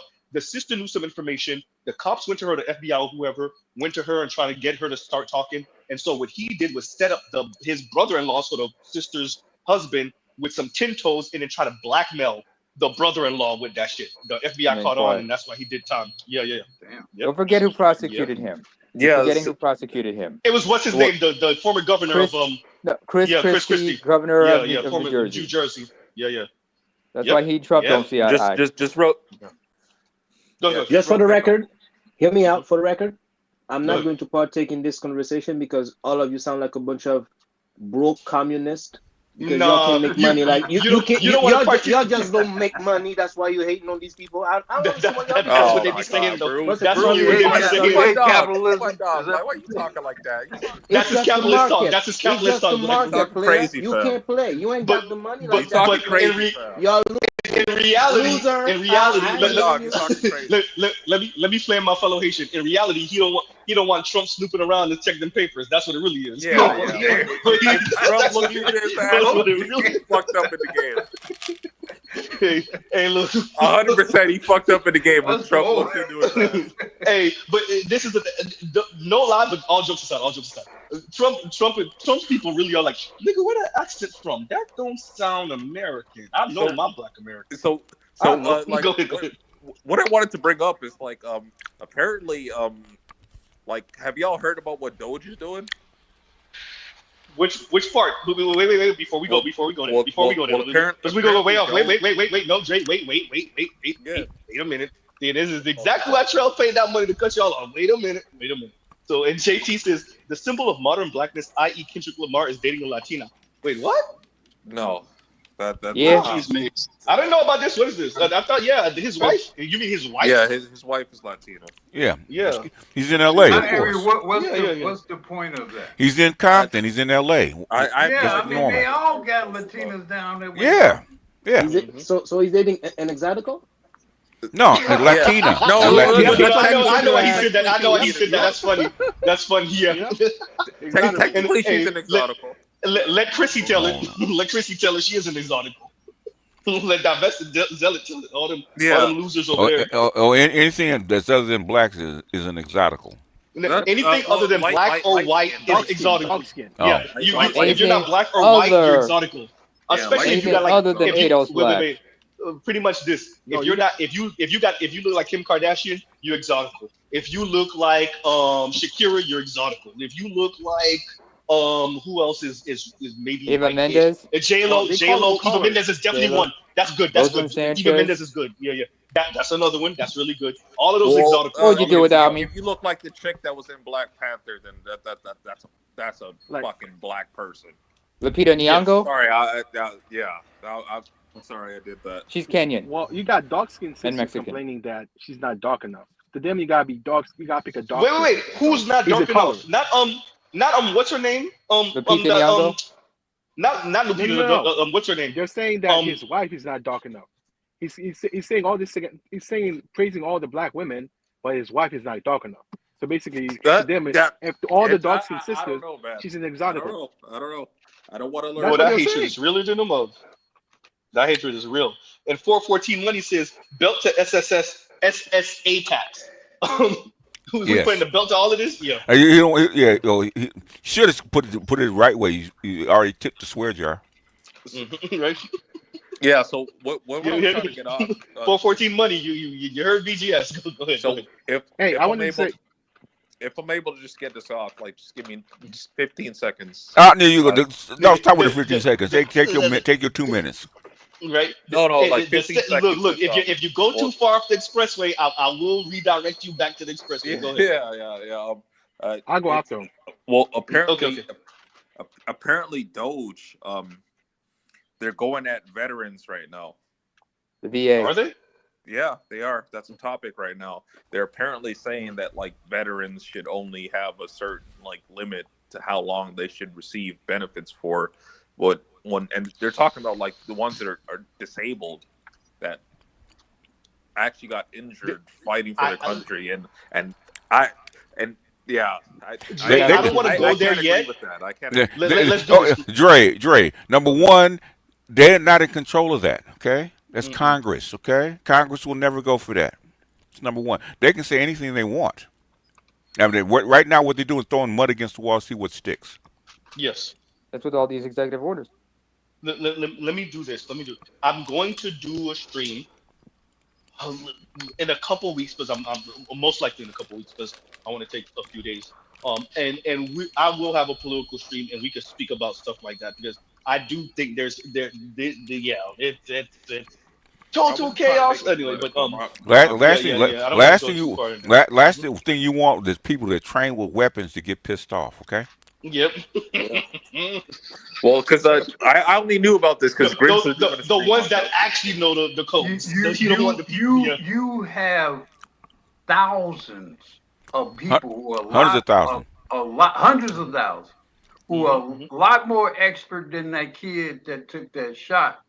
Yep, with the ear. They don't want them kind of problems, man. No, they don't want those kind of problems. Well, just to say that, like, you're gonna have like term limits on how long they get. Dre. We're moving on. Let me. I'm telling you about 30 seconds, right? Okay. I gotta interrupt. Congress has to do it. The president cannot do it. Congress votes this shit in. They have to vote it out. Same thing with the Department of Education. He didn't put it in. He can't take it out. He can defund it a little bit, but he can't take it out.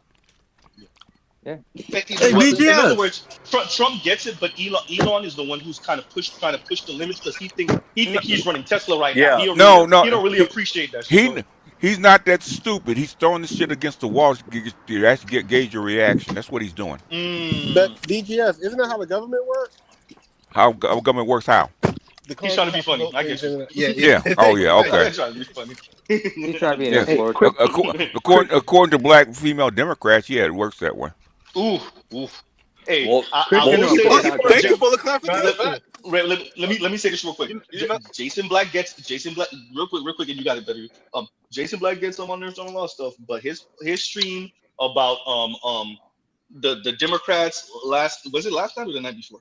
His stream about the Democrats and then what he played later on with Kanye and the Ben Shapiro and all that other stuff, and them hating on how Kanye had his wife looking at the red carpet.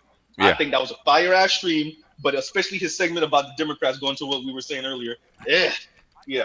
And the sisters and they shouting and they're gonna fight. No, they're not. Yeah. I mean, it's a public demonstration. Like they wanted to say that your congressmen are out in the streets fighting for you. That's all that was. Okay, so they could have done that. They could have done that in the House of Congress with all those people if they really wanted to. Hold a committee meeting if they really wanted to. They have to go down there. And one of the last questions I'll quickly ask the panelists because everybody. Nope.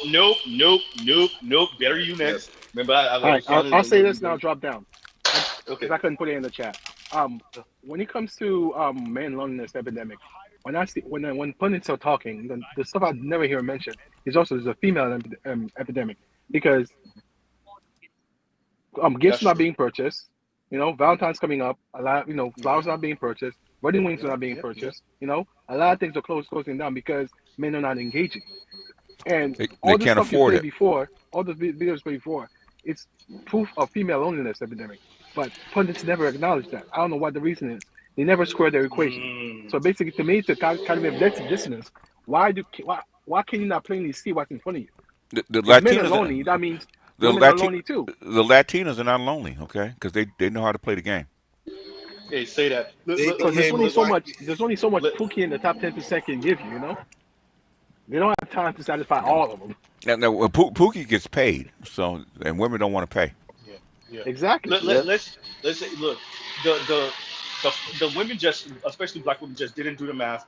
They thought the game was going to be good forever, and they misplayed their hand. And now they're gonna have to go through it. Some of the brothers are gonna throw out the lifeline for them. Some of y'all going to drown trying to save them. Some of y'all just going and be indifferent towards them and whatever they got to go through is gonna be a different responses from different black men. But they overplayed their hand. They thought the game was gonna be good forever, and especially with Kamala losing. You're gonna watch them go through it. They're not going through it. Valentine's Day, them not having nobody. I ain't worried about them. I'm worried about the guys trying to, worrying about them. I'm not even worried about them. They got to go through what they got to go through. I'm worried about the guys trying to reach back and save them. As long as they got coochie, they're good.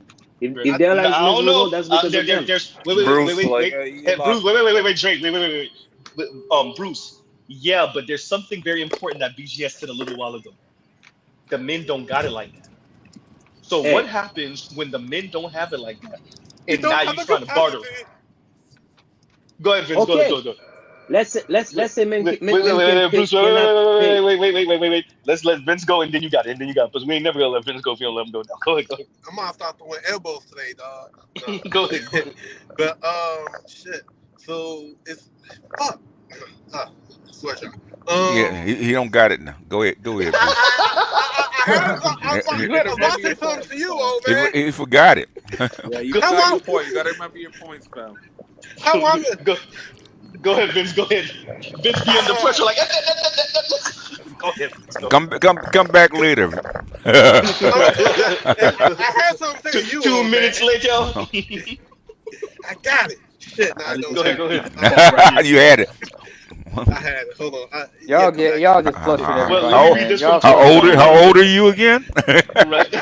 And Tunnel Runner says, in Miami Beach with my Colombiana, have a great time. Oof. Yep.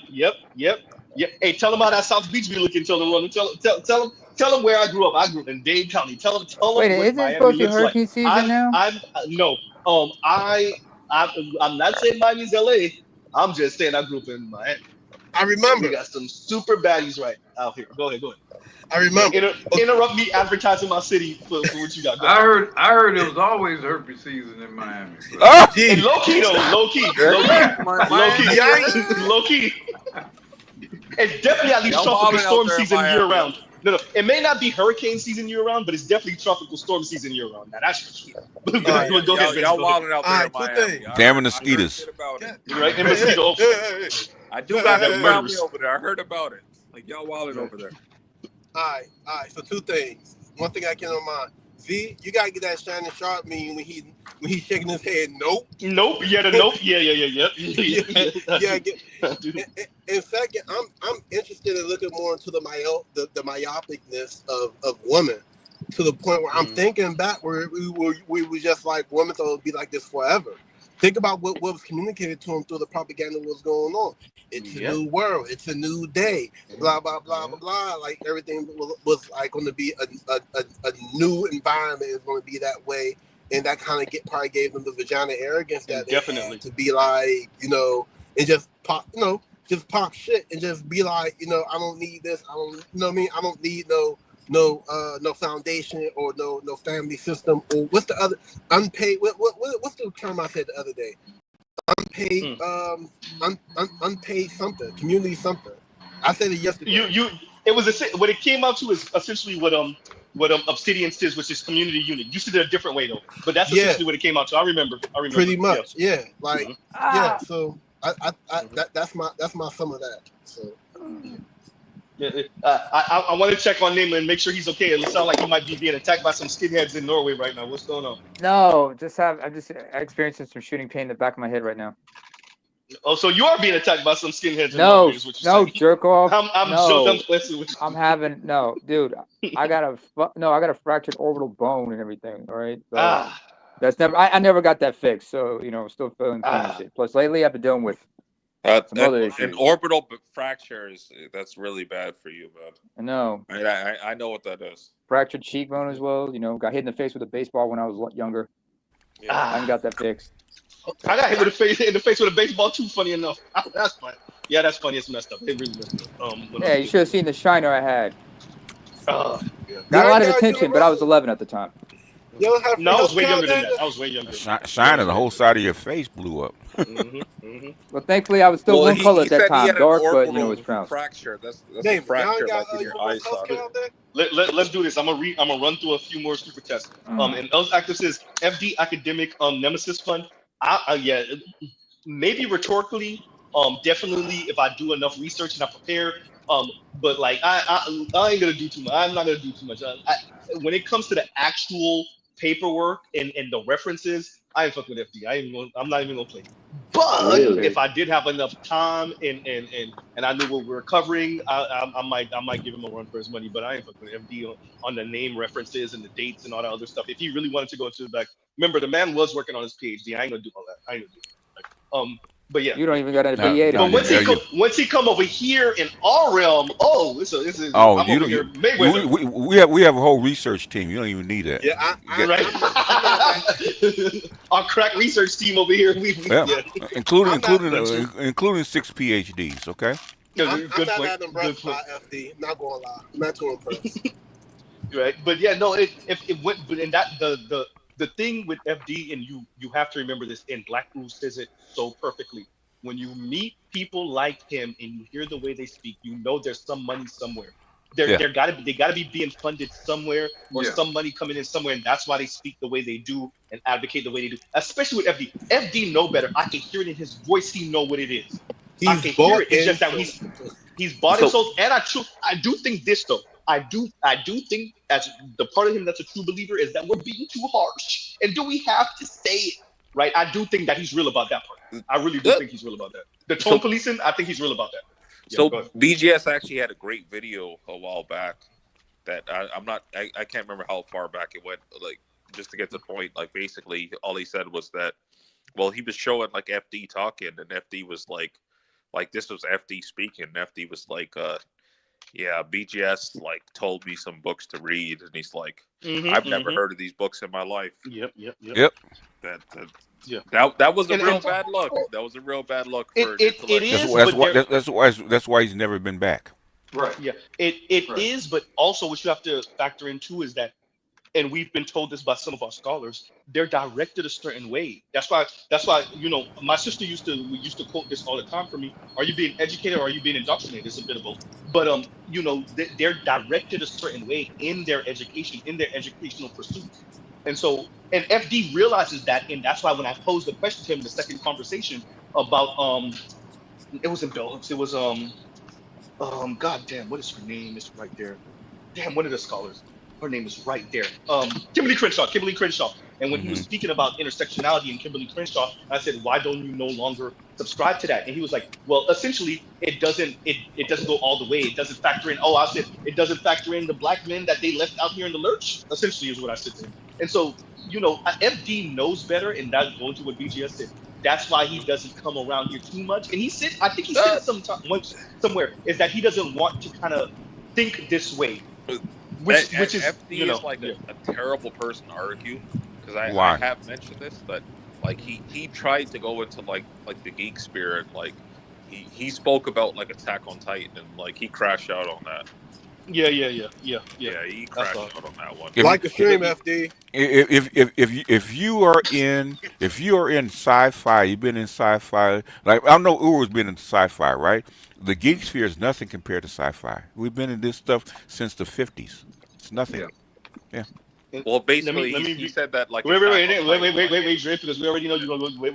Let me read this. And better use this. Dr. Z, take your black ass to college fund. I'm working. We're working on a schedule to allow for that, because right now, really, all this like Attack on Titan stuff like that is basically science fiction for kids. Well, like the Attack on Titan thing was that what was decided in that show was that like it's exact same thing that get to Thanos the point. did, The point. What's the point? Well, the point was like 50% of the population had to be deleted. Yeah, they did the same thing in the MCU. We've been hearing with this Thanos. story forever. Yeah, that's literally what I been said. hearing Like, this story for thousands of years. 50% of the population had to be deleted. Yeah. And he was just like, anybody that agrees with this is an incel. Yeah, he did. Yeah. And I watched the whole video. He tied it into why the white boys would agree with it. Yeah, he tied it to the white guys and why they would agree with this ideology. The white guys don't even agree with them. You just saw it in the MCU with Thanos. It was the same thing, right? And guess who they cheered for? They cheered for Thanos or they cheered for Tony Starks? They cheered for Tony Starks. Yeah, I cheered for Thanos. No, we you like might Thanos one-liners. We like Thanos one-liners. We like. Yeah, I mean, Bruce Owen Wayne, you the son of Papa Doc. That's why. So. Oh man. Hey. You're right, sir. You're right. Look, I'm not gonna argue They with say, you. hey, go ahead. They say it, Bruce. Baby Doc ain't got shit on me. Oh, you're right. Nah, he And so ain't got shit. going, but going to that, what we liked about Thanos was his one-liners, his matter of fact, and how calculated he was. And what's the I'm missing a word. It's the one word that brings it all home. How utilitarian he was about everything. That's the Yeah. word I was looking for. How calculated utilitarian he was Utilitarian, about all yeah. of it. Yeah. Yes, that Yeah, yeah. like There, he was yeah. definitely a utilitarian. Like all Yeah. he Watch would this, say Dre. was We that, done. like, We done with that. Next. Nope, Yeah. Dre. You ain't gonna. Nope. We're directing right back. And yeah, Yeah. like, Jay I ain't gonna Jay speak on Moore that. says, and Sorry. thank you for We're the not super chat. we're not gonna go into geek philosophy right now, okay? Yeah, Right, yeah, I'm look. not gonna do that. Sorry for bringing it up. And Jay Moore says, BGS and Uru, dang, them old ninjas was right tats. And they stay right. They stay right. Replay. That's wisdom. Wisdom and Time and living life. experience. Time and Right. experience. You guys want to know what it was like being a boomer in the 70s? You're getting ready to find out. Look, I ain't trying to find out. I'm not trying to I find out. knew. Or, Thanks to my or father. you might be we might all be getting ready to find out what it was like to live in the 30s. We don't go that far back. Well, I think that's where He just I did. actually think that's where we're going now. And you better. Why do people think that we're going someplace that you definitely do not want to go? Yeah. No. I think that's where we're going. I'm on this plane. You know what? This plane's gonna crash eventually. I'm gonna sit here and ride it in. Let me say this. There is a part of, and I see this with, I'm gonna be honest. I hear from certain brothers around here. Anyway, in this space, but especially around the white guys, there is this. Well, damn it to hell if it ain't gonna go the way I want it to go. Then. Okay. Let it burn. And you hear it from the sisters clearly. You hear it from certain white women. It's something about human beings. It's certain human beings, at least, where it's like, if it's not going to go the way I want it to go, screw what's best for most people. If it's not going to go the way I want it to go, then damn it to hell, let it burn. Try going back to eating less than 800 calories a day and see if you're going to like what's coming. Okay? But BGS, I think what you missed, BGS, you're like Jordan, and you're asking people that don't have the talent nor the fucking discipline to play basketball the way you can. Yeah, maybe you see what I'm saying? So when hey, Udo, maybe I'm in the wrong league, right? Yeah, exactly. I mean, even BGS didn't really have a responsibility. You see, a billion points for a billion points for BGS, one for Z. There we go. We finally on the board, y'all. We finally on the board. Wait, Dre, wait. We gotta keep on reading through these super chats. There's a reason why it's up here. And so no, but that's something I think because I had to consider that, especially because the things that I do now, I'm around people, but I'm not interacting with people as much as I did, especially in my mid to late 20s. And when you would have conversations with people, including certain attorneys, you would be surprised. You're like, wait, you don't know that? Wait, you never considered that? Wait, and it eventually it gets to you where it's like, you know what? Okay, I'm on a different road. I'm on a different path, and I have to appreciate that people's day to day, they don't think about these things, nor do they want to. They don't even want to, because they find it too sobering, too morbid, too bleak. And well, we're here now, so well, and I've been getting phone calls. So, is, okay, now what do I do? I mean, if we're headed towards a I mean, all these dystopian potential realities we see featured in media these days, and they're kind of ramping up. Shout out to if there is an asteroid coming, for example, what do I do? Don't look up. Don't look up. Exactly. Don't look up. Yeah, there's literally a movie called Don't Look Up. Go watch that movie about Don't Look Up, and you understand America right now. Okay. Yeah. Yep. Yeah. Watch that movie. Let me read this from Els, and Els actor says swear jar payment. Thank you for the super chat. We definitely out here. We dropping all type of bombs right now. Everything's flat out of my way. But it's great conversation, and it's needed. And I hope, especially because I see, as a matter of fact, my numbers for 18 to 24-year-olds has been ticking up. And for all of you brothers 18 to 24 who have found my channel recently, thank you very much. Us millennials I'll lead y'all in the right? And I hope, thank you. I hope I lead y'all in the right direction. And this is the time to prepare. This is the time to take your schooling seriously. If you're already in your career, to take your career seriously, because as Kevin said, this is the long night. I hope that you went into a career field that's lucrative and that could get you to the other side of this darkness. But yeah, and I hope I just kind of shepherd you through and be one of your teachers that shepherds you through this craziness that I foresee coming and that many of us foresee coming. But yeah, and yeah. So okay, moving along. And a split Jim says, and thank you for the super chat. How did it affect the single mothers who were raising these women? I remember when you said that. What were we talking about when you said that? It was something Black Uru said, because I remember glancing and seeing this. God damn it! This is a couple hours ago. God damn, I'm sorry, Split Jim. How did it affect? That's why you gotta call this shit out when it happens, fam. Like, right? No, but you kind of in the middle of something or somebody saying something, and then by the time you get to it, like 2 hours later for me, you might have missed the whole thing. And Split Jim, if you're still here, if you mind saying what it is, yeah. If you mind putting it, if you're still here, Split Jim, and then we'll get to it. But yeah, my apologies for that. We're gonna keep on moving on. But if you're still here, definitely put that in we'll get to answering that. And Els Active says black women civil war reverses. So no, yeah, no. I really do think I said reverses, reserves. Sorry, reserves. No, black women do need to go to a civil war. They do need to go through a civil war. And I think it's gonna happen. Going to what Black Uru and BGS have said to us about environment, you're gonna have some of those women that can't get no act right, even if they try to, even if we give them act right, and they're gonna either have to be left out there to literally be homeless, or other Black women gonna have to handle them.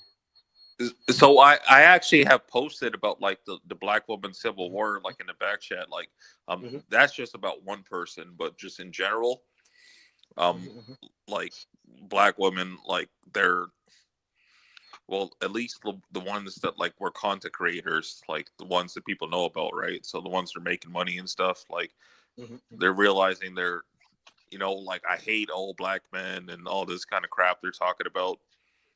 They're realizing that it's their money starting to slow up, so now they have to start talking about like Black love and stuff, right? Okay, but why are y'all so hell bent on saving them? That's the problem. I never said anything about saving them. I say let them. Say it again, Bruce. I didn't even say that at all. I'm saying like let. Nah. I know y'all. Bro. I know y'all. That ain't me. I know y'all. It's like I've been waiting. I stand on business. Rest haven for hoes, right? Yes. Like I ain't saving hoes. But that's why I said. Cue it, Z. That's how it starts, Yeah. Z, we did that clip. Right? Meals and whatnot. Mute up. You wake up in a rest haven for.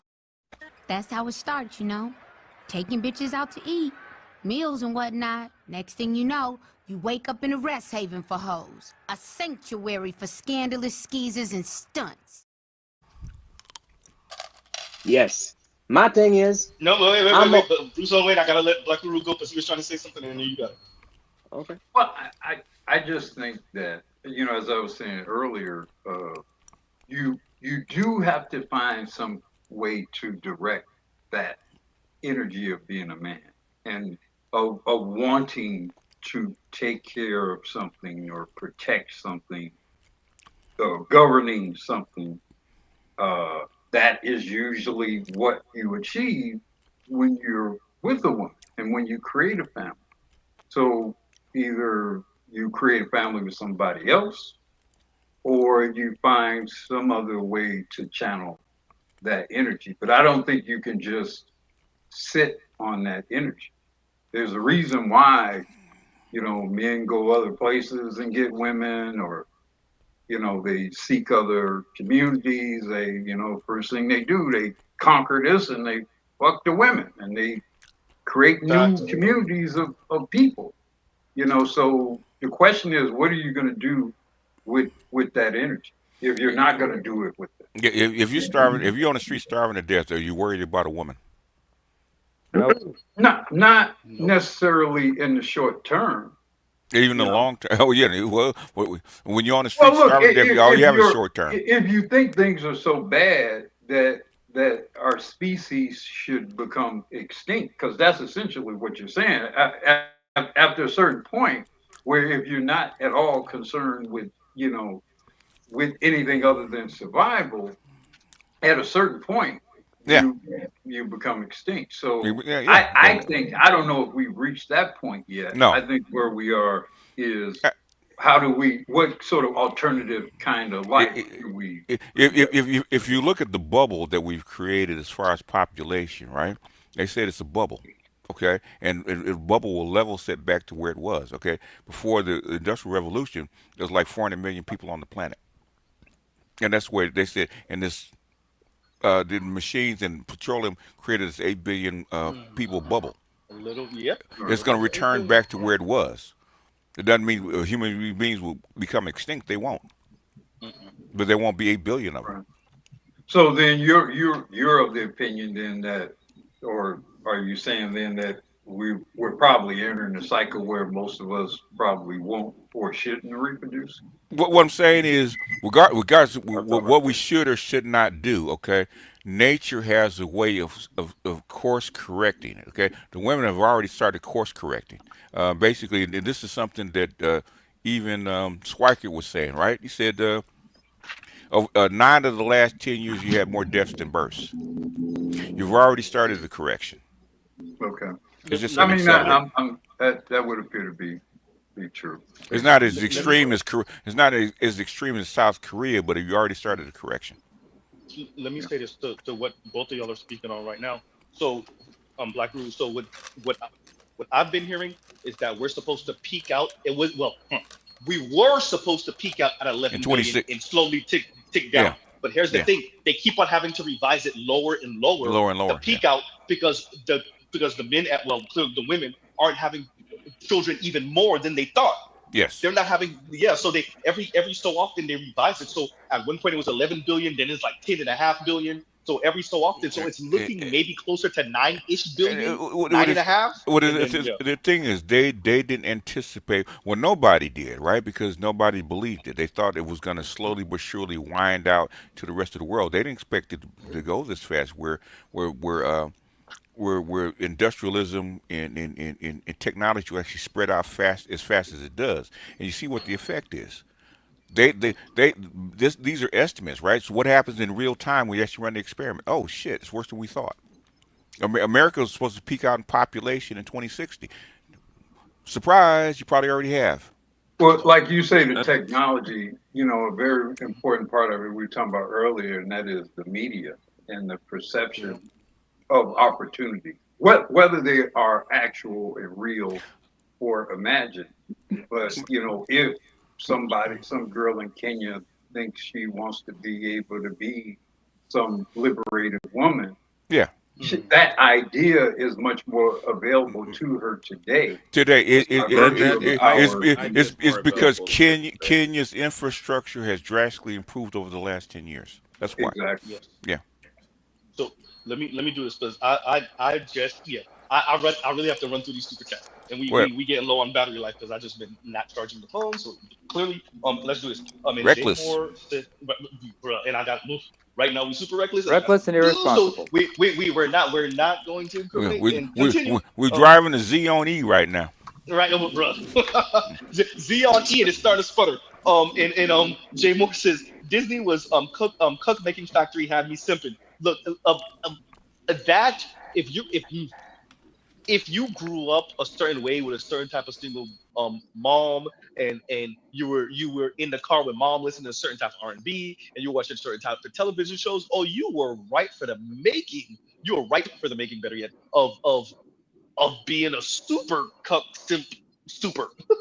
Right? That's what they wanted you to be, just paymaster extraordinaire, protect, provide, and shut up, as the sister said earlier, right? Protect, provide, and shut up. Jay Moore and all the girls were pretty, and they were smart, and they were much more clever than the boys. The boys were there to be these ancillary, supportive, cowering figures to the females. Some of the girls, like Raven, were even magical. Raven was a telepath or precognitive or something like that, So they were really, man, I mean, it was a blue pill, or as this brother said, it was a cuck making factory. Both Disney and Nickelodeon. Yeah. The crazy part about Raven was cute. She was never super slim. She wasn't super bad. She wasn't fine, but she was cute. She could get it. Man, y'all seen Raven lately, bro? Oh my God. Yeah, bro. It's fucked all the way up. Exactly. Well, the thing that pisses me off about Raven, we raised her ass up all the way from going back to the Cosby Show. So I don't appreciate how she ended up. Yeah. She looked like a extreme version of Ava DuVernay. Yeah. Ooh. Hey. Yeah, hey. Am I right? Am I right? Am I right? But you're right. Hey, give me my props. Give me my props. Yeah, you're right. The extreme form of Ava. If you ever look at Ava DuVernay and her, I mean, you ever look at Ava DuVernay, really? You said that there's something about her. They look like they could be related, actually, for real. Yeah, you're right about that. Yeah. Yeah, you're right. Yeah, they look like they're related. But if you've seen her recently, she shaved her hair low, and it don't fit her, man. She really like she looked like she, you know what? Fuck that. She looked like she's related to Yellow Beezy. That's who she looked like she's related to. Goddamn, Anyway, for those of you who never looked up Yellow Beezy, look up Yellow Beezy so you can get your 5 chuckles in real quick. And continuing, and Else Active says BGS done set off and turned Z's shot into Rainbow. He talking about when BGS said 6 inch or foot long, and I was like, whoa. I stopped going to Subways a long time ago. How long was the time? And thank you for the super chat. That's hysterical. And Spain Man says, drop Popeye's biscuits defense fund. Hysterical. Look, I can't eat Popeyes every day. Maybe once every other week type thing, because look, I'm about to be 40 in less than 2 years. So if you don't get it together now, you ain't gonna get together. And the last right. Exactly. I'm gonna pop out without the benediction. I want to get into the pregame to the Super Bowl. Okay, go ahead. I expect my numbers to start getting low anyway. Hang out at Rogers after game. So if you guys want to stroll through our property. We will be putting the links and stuff like that after the stream. Hopefully, I'm able to do it right after. Yeah. If not, I will be doing it maybe an hour or two later. So yeah, thank you so much. No, it's always a pleasure to talk with you and the guys on the panel. Your wisdom like is I said, if you guys always are around appreciated. At the post game, that'd be cool too. So take care. Later. Later. And we're gonna try to run through some of these super chats because they done racked off, and I got 24% left. And trust me, that's gonna go fast. It don't sound like it'll go fast, but it's gonna go fast. And once again, Spain Man, thank you for the drop Popeye's biscuits. Thank you, Obama phone. Thank you. Unreliability. I really like my Popeye's biscuits with nothing on them. I don't want honey, and I don't want grape, and I don't want jelly. Z, I want my stop biscuits putting straight our up Haitian regular. business out like that. Right? What are you doing? You're right. Hey, but if a buttery biscuit, it gotta be buttery. Like, it gotta be buttery, but I don't want nothing else on it. I really don't. Yeah, I like my biscuits dry. Thank you very much. God damn, KMS. KMS, I just realized that. Go ahead, better you. Better you. Look, I mean, KMS, I missed it, but better you. Go ahead. Nah, man, you got to stop doing that, man. You might be giving the CIA cover. It might come a day. It's like, you know what? This nigga gonna choke on a biscuit. We got this nigga. Right? They gonna hit me like Vladimir Putin did. They gonna hit me like Vlad did. You go see Z at the hospital, all hairless and everything. I know who you did it. Shout out to Nemo for knowing. Hey, Vlad gotta be the most. Vlad is the most gangster out of all. I think Vlad is like the second coming of what's her face out of Israel. You know who I'm talking about? Golda Meir. Goddamn, Golda Meir, because Golda Meir was murking motherfuckers left and right all over the world. But anybody seen the movie? Yes, Munich? I did. Hell, Yes, I'll give you another one. did. I'll give you another one, Z. I'll give you another one. What's his name? Not Muhammad bin Salman on bum ass. No. I can stand that nigga. No. You laughing? I dumbass. can stand that nigga. Go ahead. Hold on, dumbass. Hold on. I'm talking about the former president of Ukraine. I forget. Yoroshenko, I think his name. Alexander Yeah, Yoroshenko. no, The one who Yoroshenko, got poisoned with his taint. No, the one whose teeth was poisoned and his face was all like swollen and green for a time. Yep. I know exactly who you're talking about. Yep. But yeah, no, look. Vlad don't care. Vlad will catch you walking on a bridge next to Red Square. Vlad, you're gonna be taken out. You'll die in jail as one of his biggest opponents. By the way, everything I just told you is true. Neymar could vouch for me on that. You'll be in the UK and you'll fucking die of tea poisoning. Like this nigga don't give a fuck. This nigga don't give a fuck. I'll give you another one. Okay. One of the guys in the Caucasus who was fighting against. You know how we took him out? Motherfucker was corresponding with his family members someplace else. Now, this guy was, first of all, from KSA, but he became an insurgent in the Caucasus. They said he received a letter, but when he opened up and the paper contained something, so when he touched it, it absorbed in his skin. Yep, I remember Good night. Yep. And that dude only had one good end. You could die in a freak helicopter accident after trying to go to Moscow with Kate. Yes, Prigozhin. Right, and it wasn't just Prigozhin. The whole head of the whole squad. Yeah, the whole squad. The whole leadership of squad. Even the dude with a few things. Go ahead. Well, she got real creative with it. He like, oh, we got all these e-cars now. Let me make your accelerator get stuck real quick. Right? No, the thing with Putin is Putin could bust a smile. Xi, on the other hand, this nigga is the ultimate Asian dude. He is the ultimate Asian pop. Stoic. This motherfucker right here. Look, it takes Stoic to another level. It takes stiff upper lip. Xi takes stiff upper lip to another fucking level. This nigga don't smile for shit. This nigga over here banning Winnie the Pooh because they call this nigga Winnie the Pooh, which is hysterical. This nigga, I dare you to put Winnie the Pooh up, nigga. I will murk you. He gonna hurt you.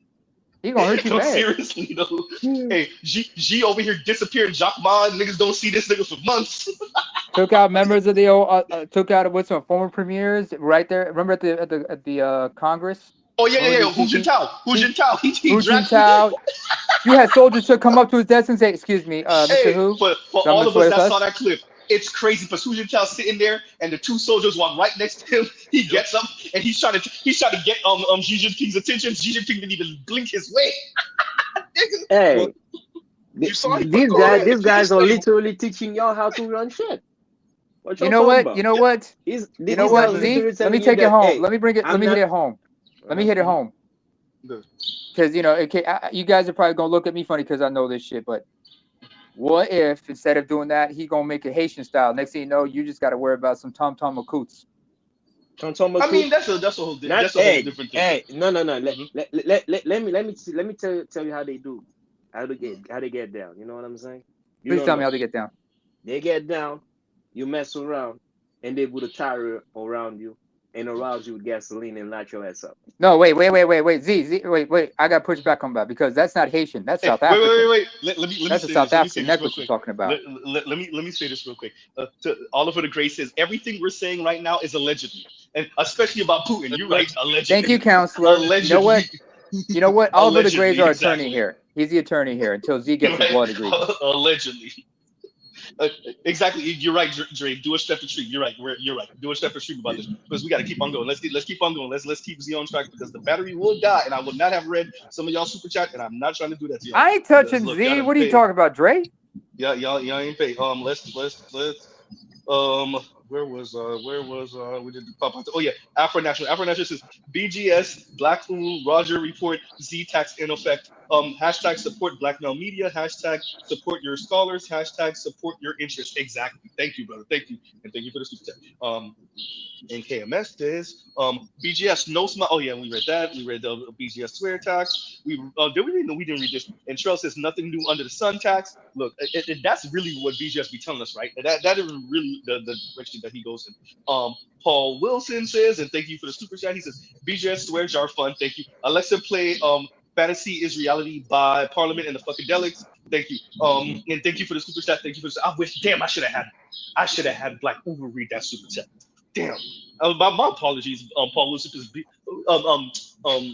Black Uber does have the voice to have read that super chat. My apologies for that. Yeah, I should have had him read that because that would have been fitting. And Revelator says They get no tears, sympathy, nor shelter from me.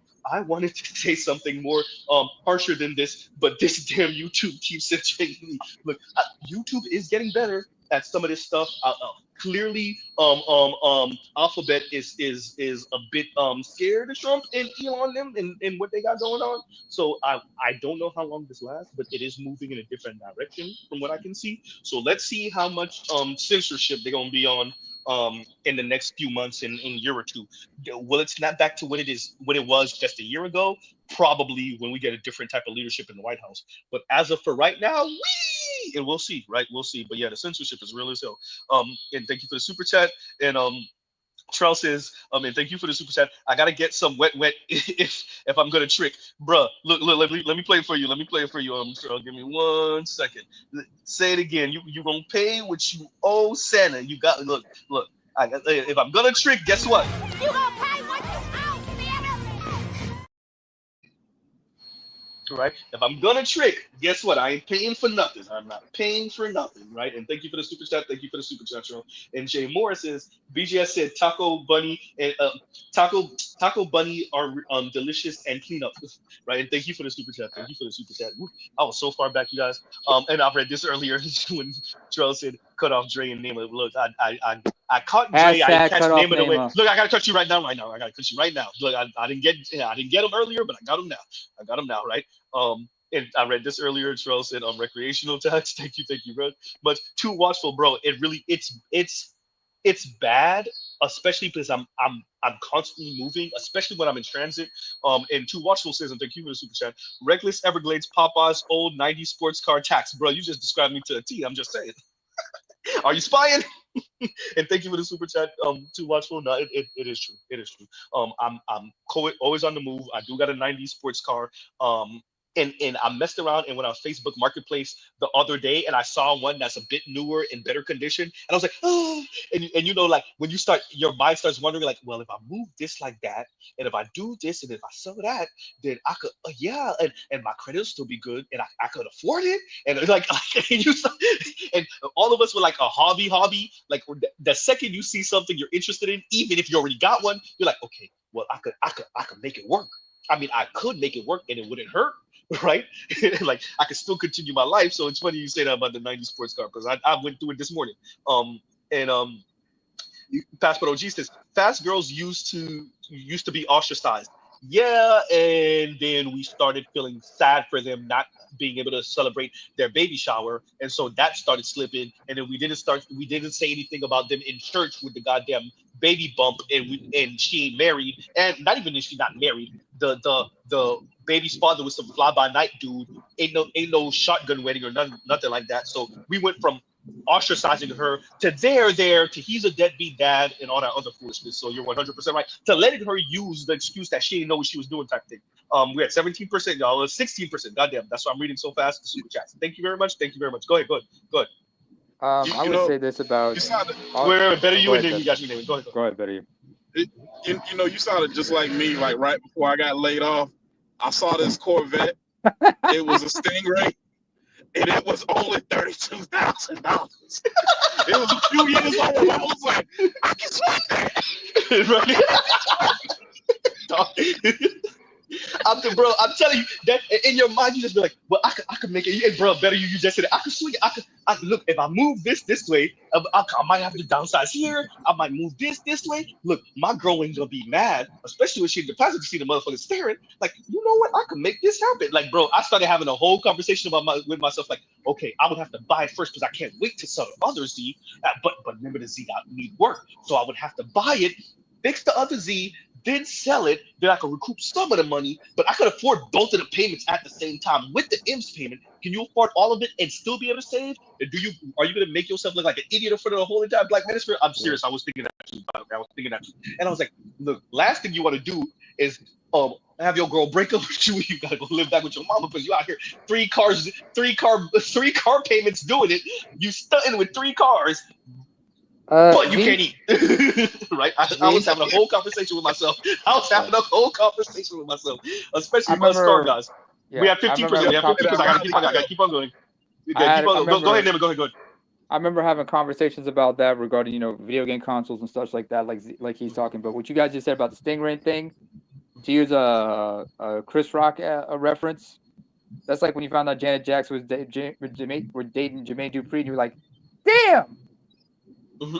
Whatchamacallit? Lexus had a big sale. Yes, it's like finding out, Lexus had a big sale yesterday that you could afford it, but you missed it, and some shit like that. You know what I'm saying? Let me go. Yeah, and Ben says my 2 cents. Hashtag support and thank you for coming up, Ben. Whenever you're up. And we had the Haitian squad up here. We had Ben. We had Bruce. Bruce is still here. Yeah, Ben Station, and we had a whole Haitian crowd. I might have to do a Haitian panel. What you think, Bruce and Wayne? We might have to do a Haitian panel one day. Yeah, but you suck ass with your Haitian, man. No, we're not gonna be speaking Creole, nigga. We gonna be speaking Creole, but we're not gonna really be having a whole conversation in Creole. Bro, most of my audience. Of course, you struggle with Creole. I got some. I struggle to speak, but I understand perfectly.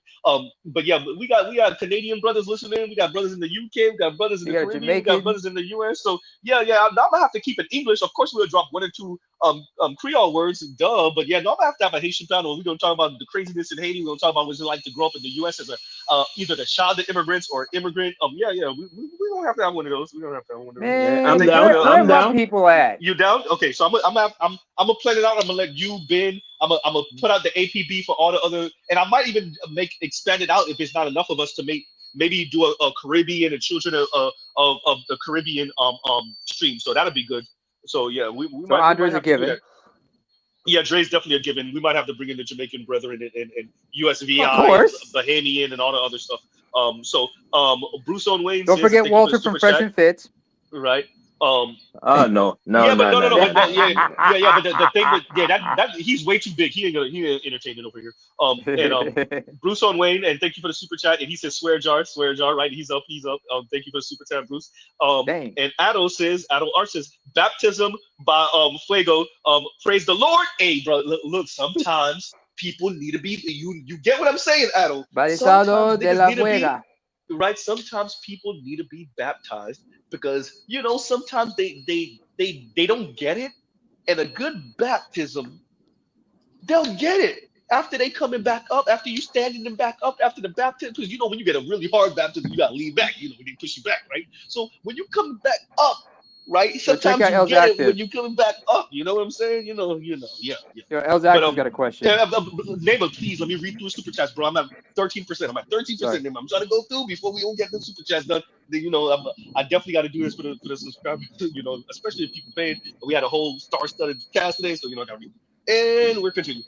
Mr. Z, you are super fast. People ain't know I speak this fast. If you listen at 2 times speed, have fun. Mr. Z, the way I'm speaking right now. Anyway, Passport OG says, and thank you for the super chat.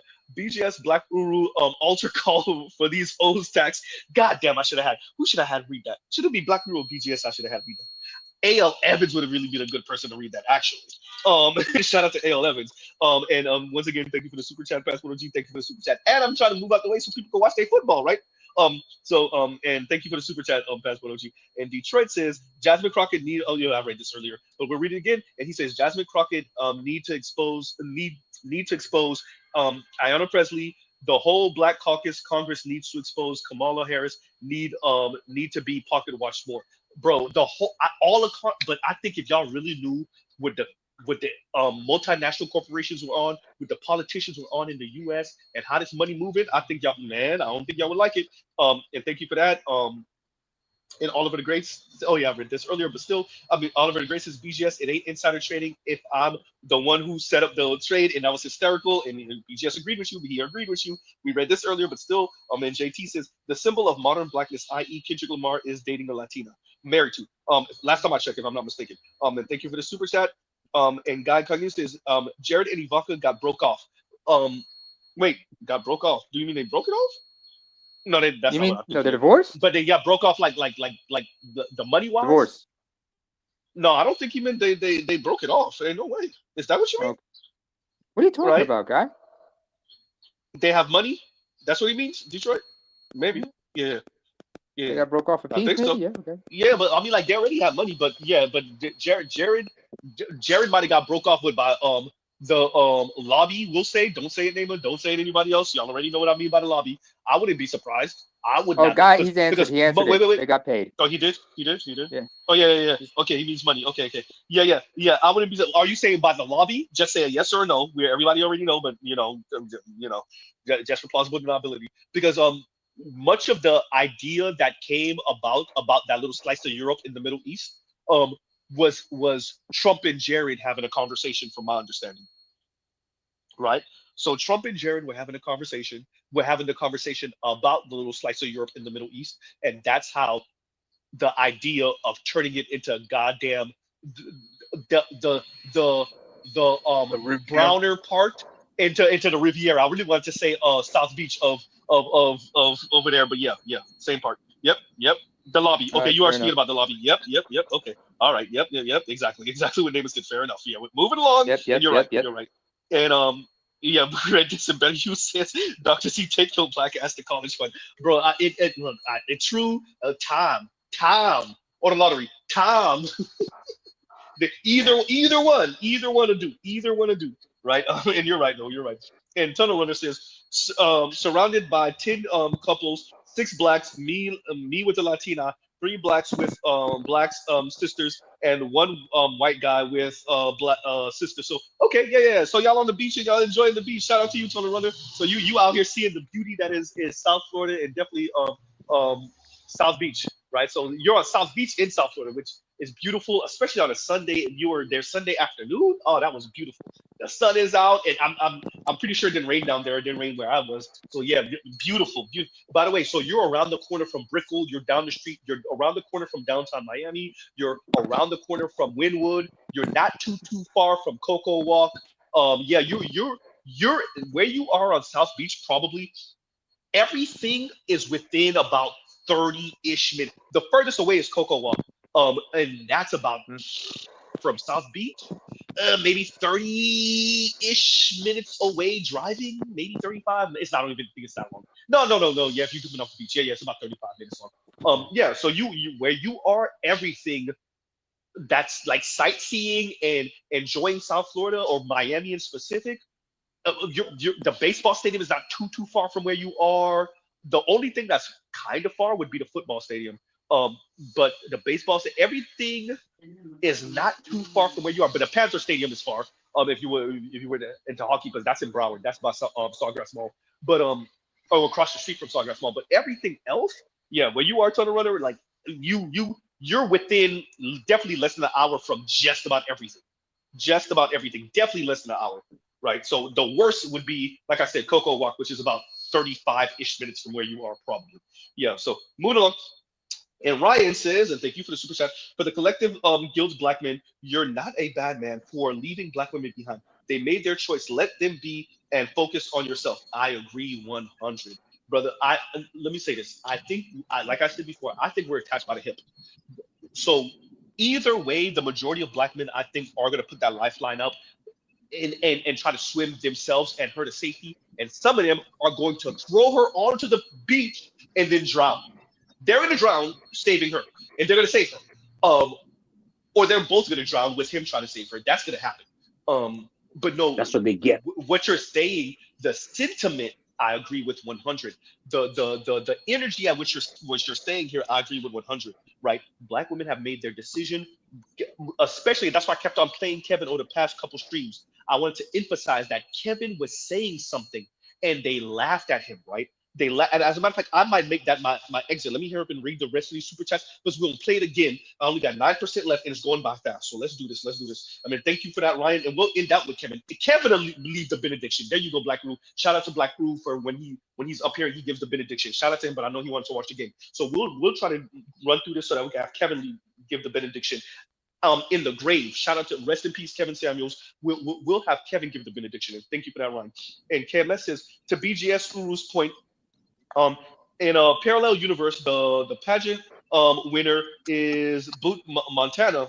But Montana is living her best life, married to the son of sawmill owner. Now she's in Dubai as a pass around for a sheik. To a sheik, bro. Say that. Look. Hey, hey.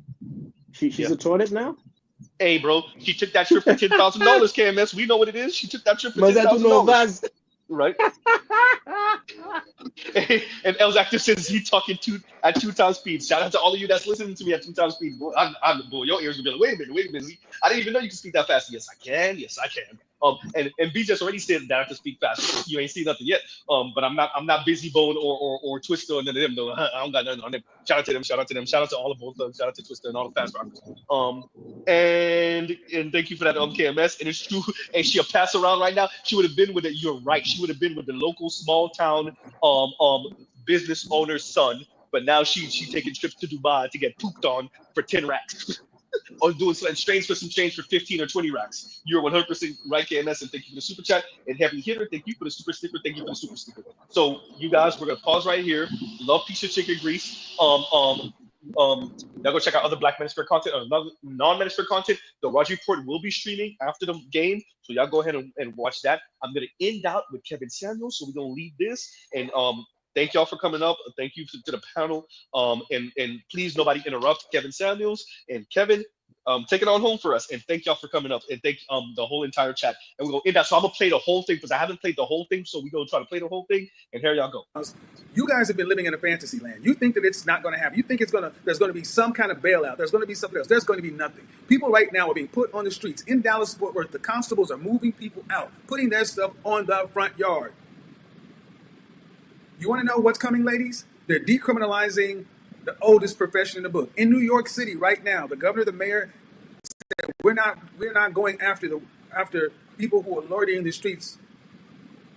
So, like it or not, some parts of Manhattan, some parts of the 5 boroughs have been turned into right there in the streets. Go to World Star, you'll see the video yourself. Broad daylight, transactions happening on a stoplight. Guess what? That's New York. Guess where else is about to come? California. States across the country, because why? There's not enough money to give to people. And if you're a woman and you have a regular job, you know, let's just look at it. If you were not an essential worker during the pandemic, you were at risk. I was in Neiman Marcus the day they shut the world down, and I had never seen panic like that before. And all those women's eyes, because many of them have been with that company for 15, 20 years. All they had done is retail.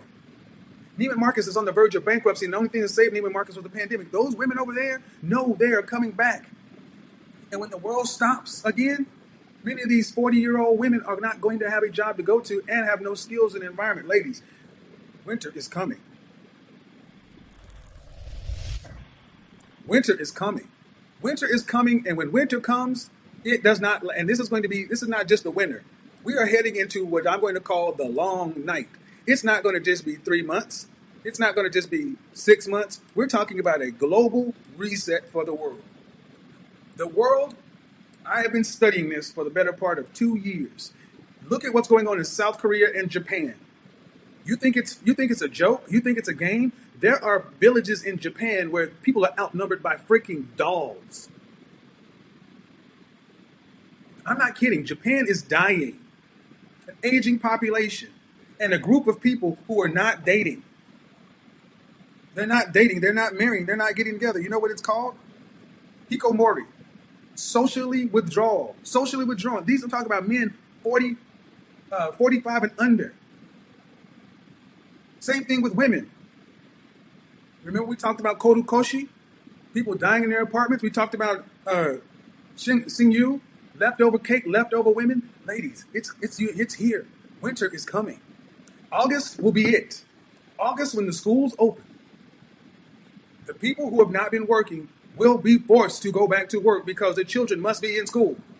The daycares that are left will be there. What are you going to do if you go and have a job and you've been downsized, you've been automated? How many people have been to a McDonald's recently? And you'll notice that most of the front register staff is gone. It's kiosks. The largest 2 employers in our community of Black women are federal government and retail. Retail is dead. We have 26.4 square feet of retail space for every American. The next largest developed country has 6. We have 6 times too many retail spaces.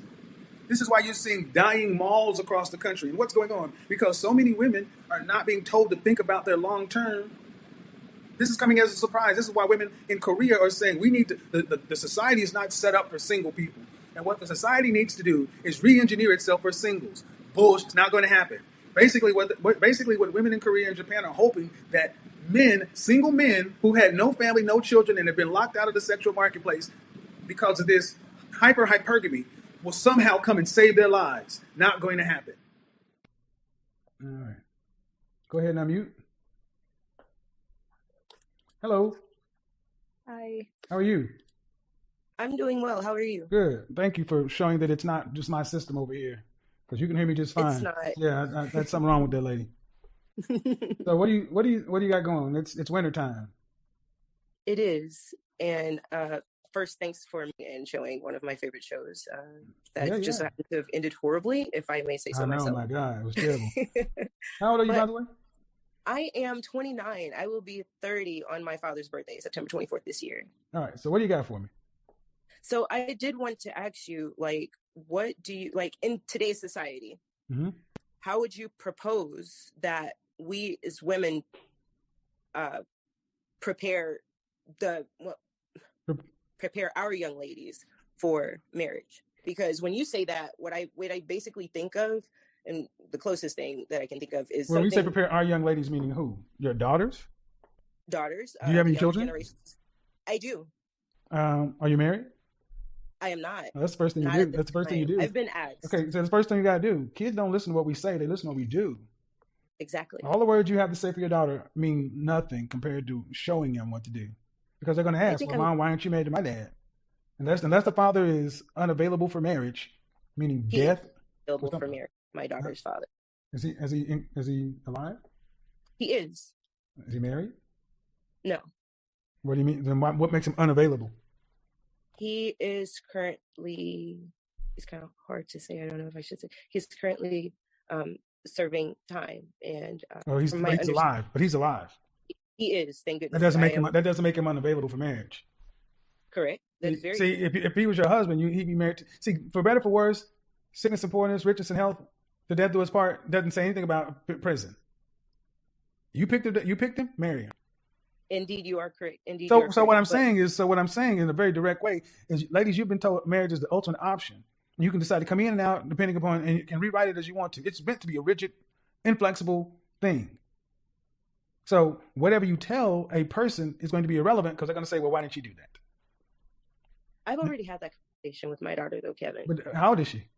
My daughter is 9. If you don't think your daughter is wondering why you aren't married to her dad, you are naive. Her father and I have already had that conversation. I'm talking about you and her. You asked how to get her ready. So y'all imbue your children with these fairy-like mystical properties, like they're not human beings. She's not a fool. I think I'm a realist when speaking with my daughter. Huh? If I may say so myself, I think that I am a realist. Well, you asked how to prepare, right? When I say in your terms, what do you mean? Like, marry before you carry is the best way to do it. And unless the father's dead, marry the father. That's the way you prepare. I was told no. I was actually turned down, and it wasn't because. Well, then you don't have the baby. See, this is the problem. This is ultimately the problem. See, the marry before you carry thing is something for a reason. If he didn't want to marry you, you shouldn't have had his baby. And I need you to listen. I need all you ladies to listen, because this is how men think. If you wasn't good enough for your baby daddy, why do we want another man's leftovers? Because you're all leftovers to us. Hey, did you hear that? He's in the other room. I'm sorry. So I said it loud enough for him to goddamn hear it. No, he's watching. Because we know we're not your first choice, because the man you make a baby for is the dude you want to be with. Understood. And you know what? My father said the same thing. Well, then why are you fighting me on what I said? How do you prepare your kid? You know how to prepare. Your ego's in the way. I'm not fighting. I'm not fighting, pushing back, or whatever. Ultimately, what it comes down to is ultimately you got to model it. That's all I'm ultimately saying. Model it.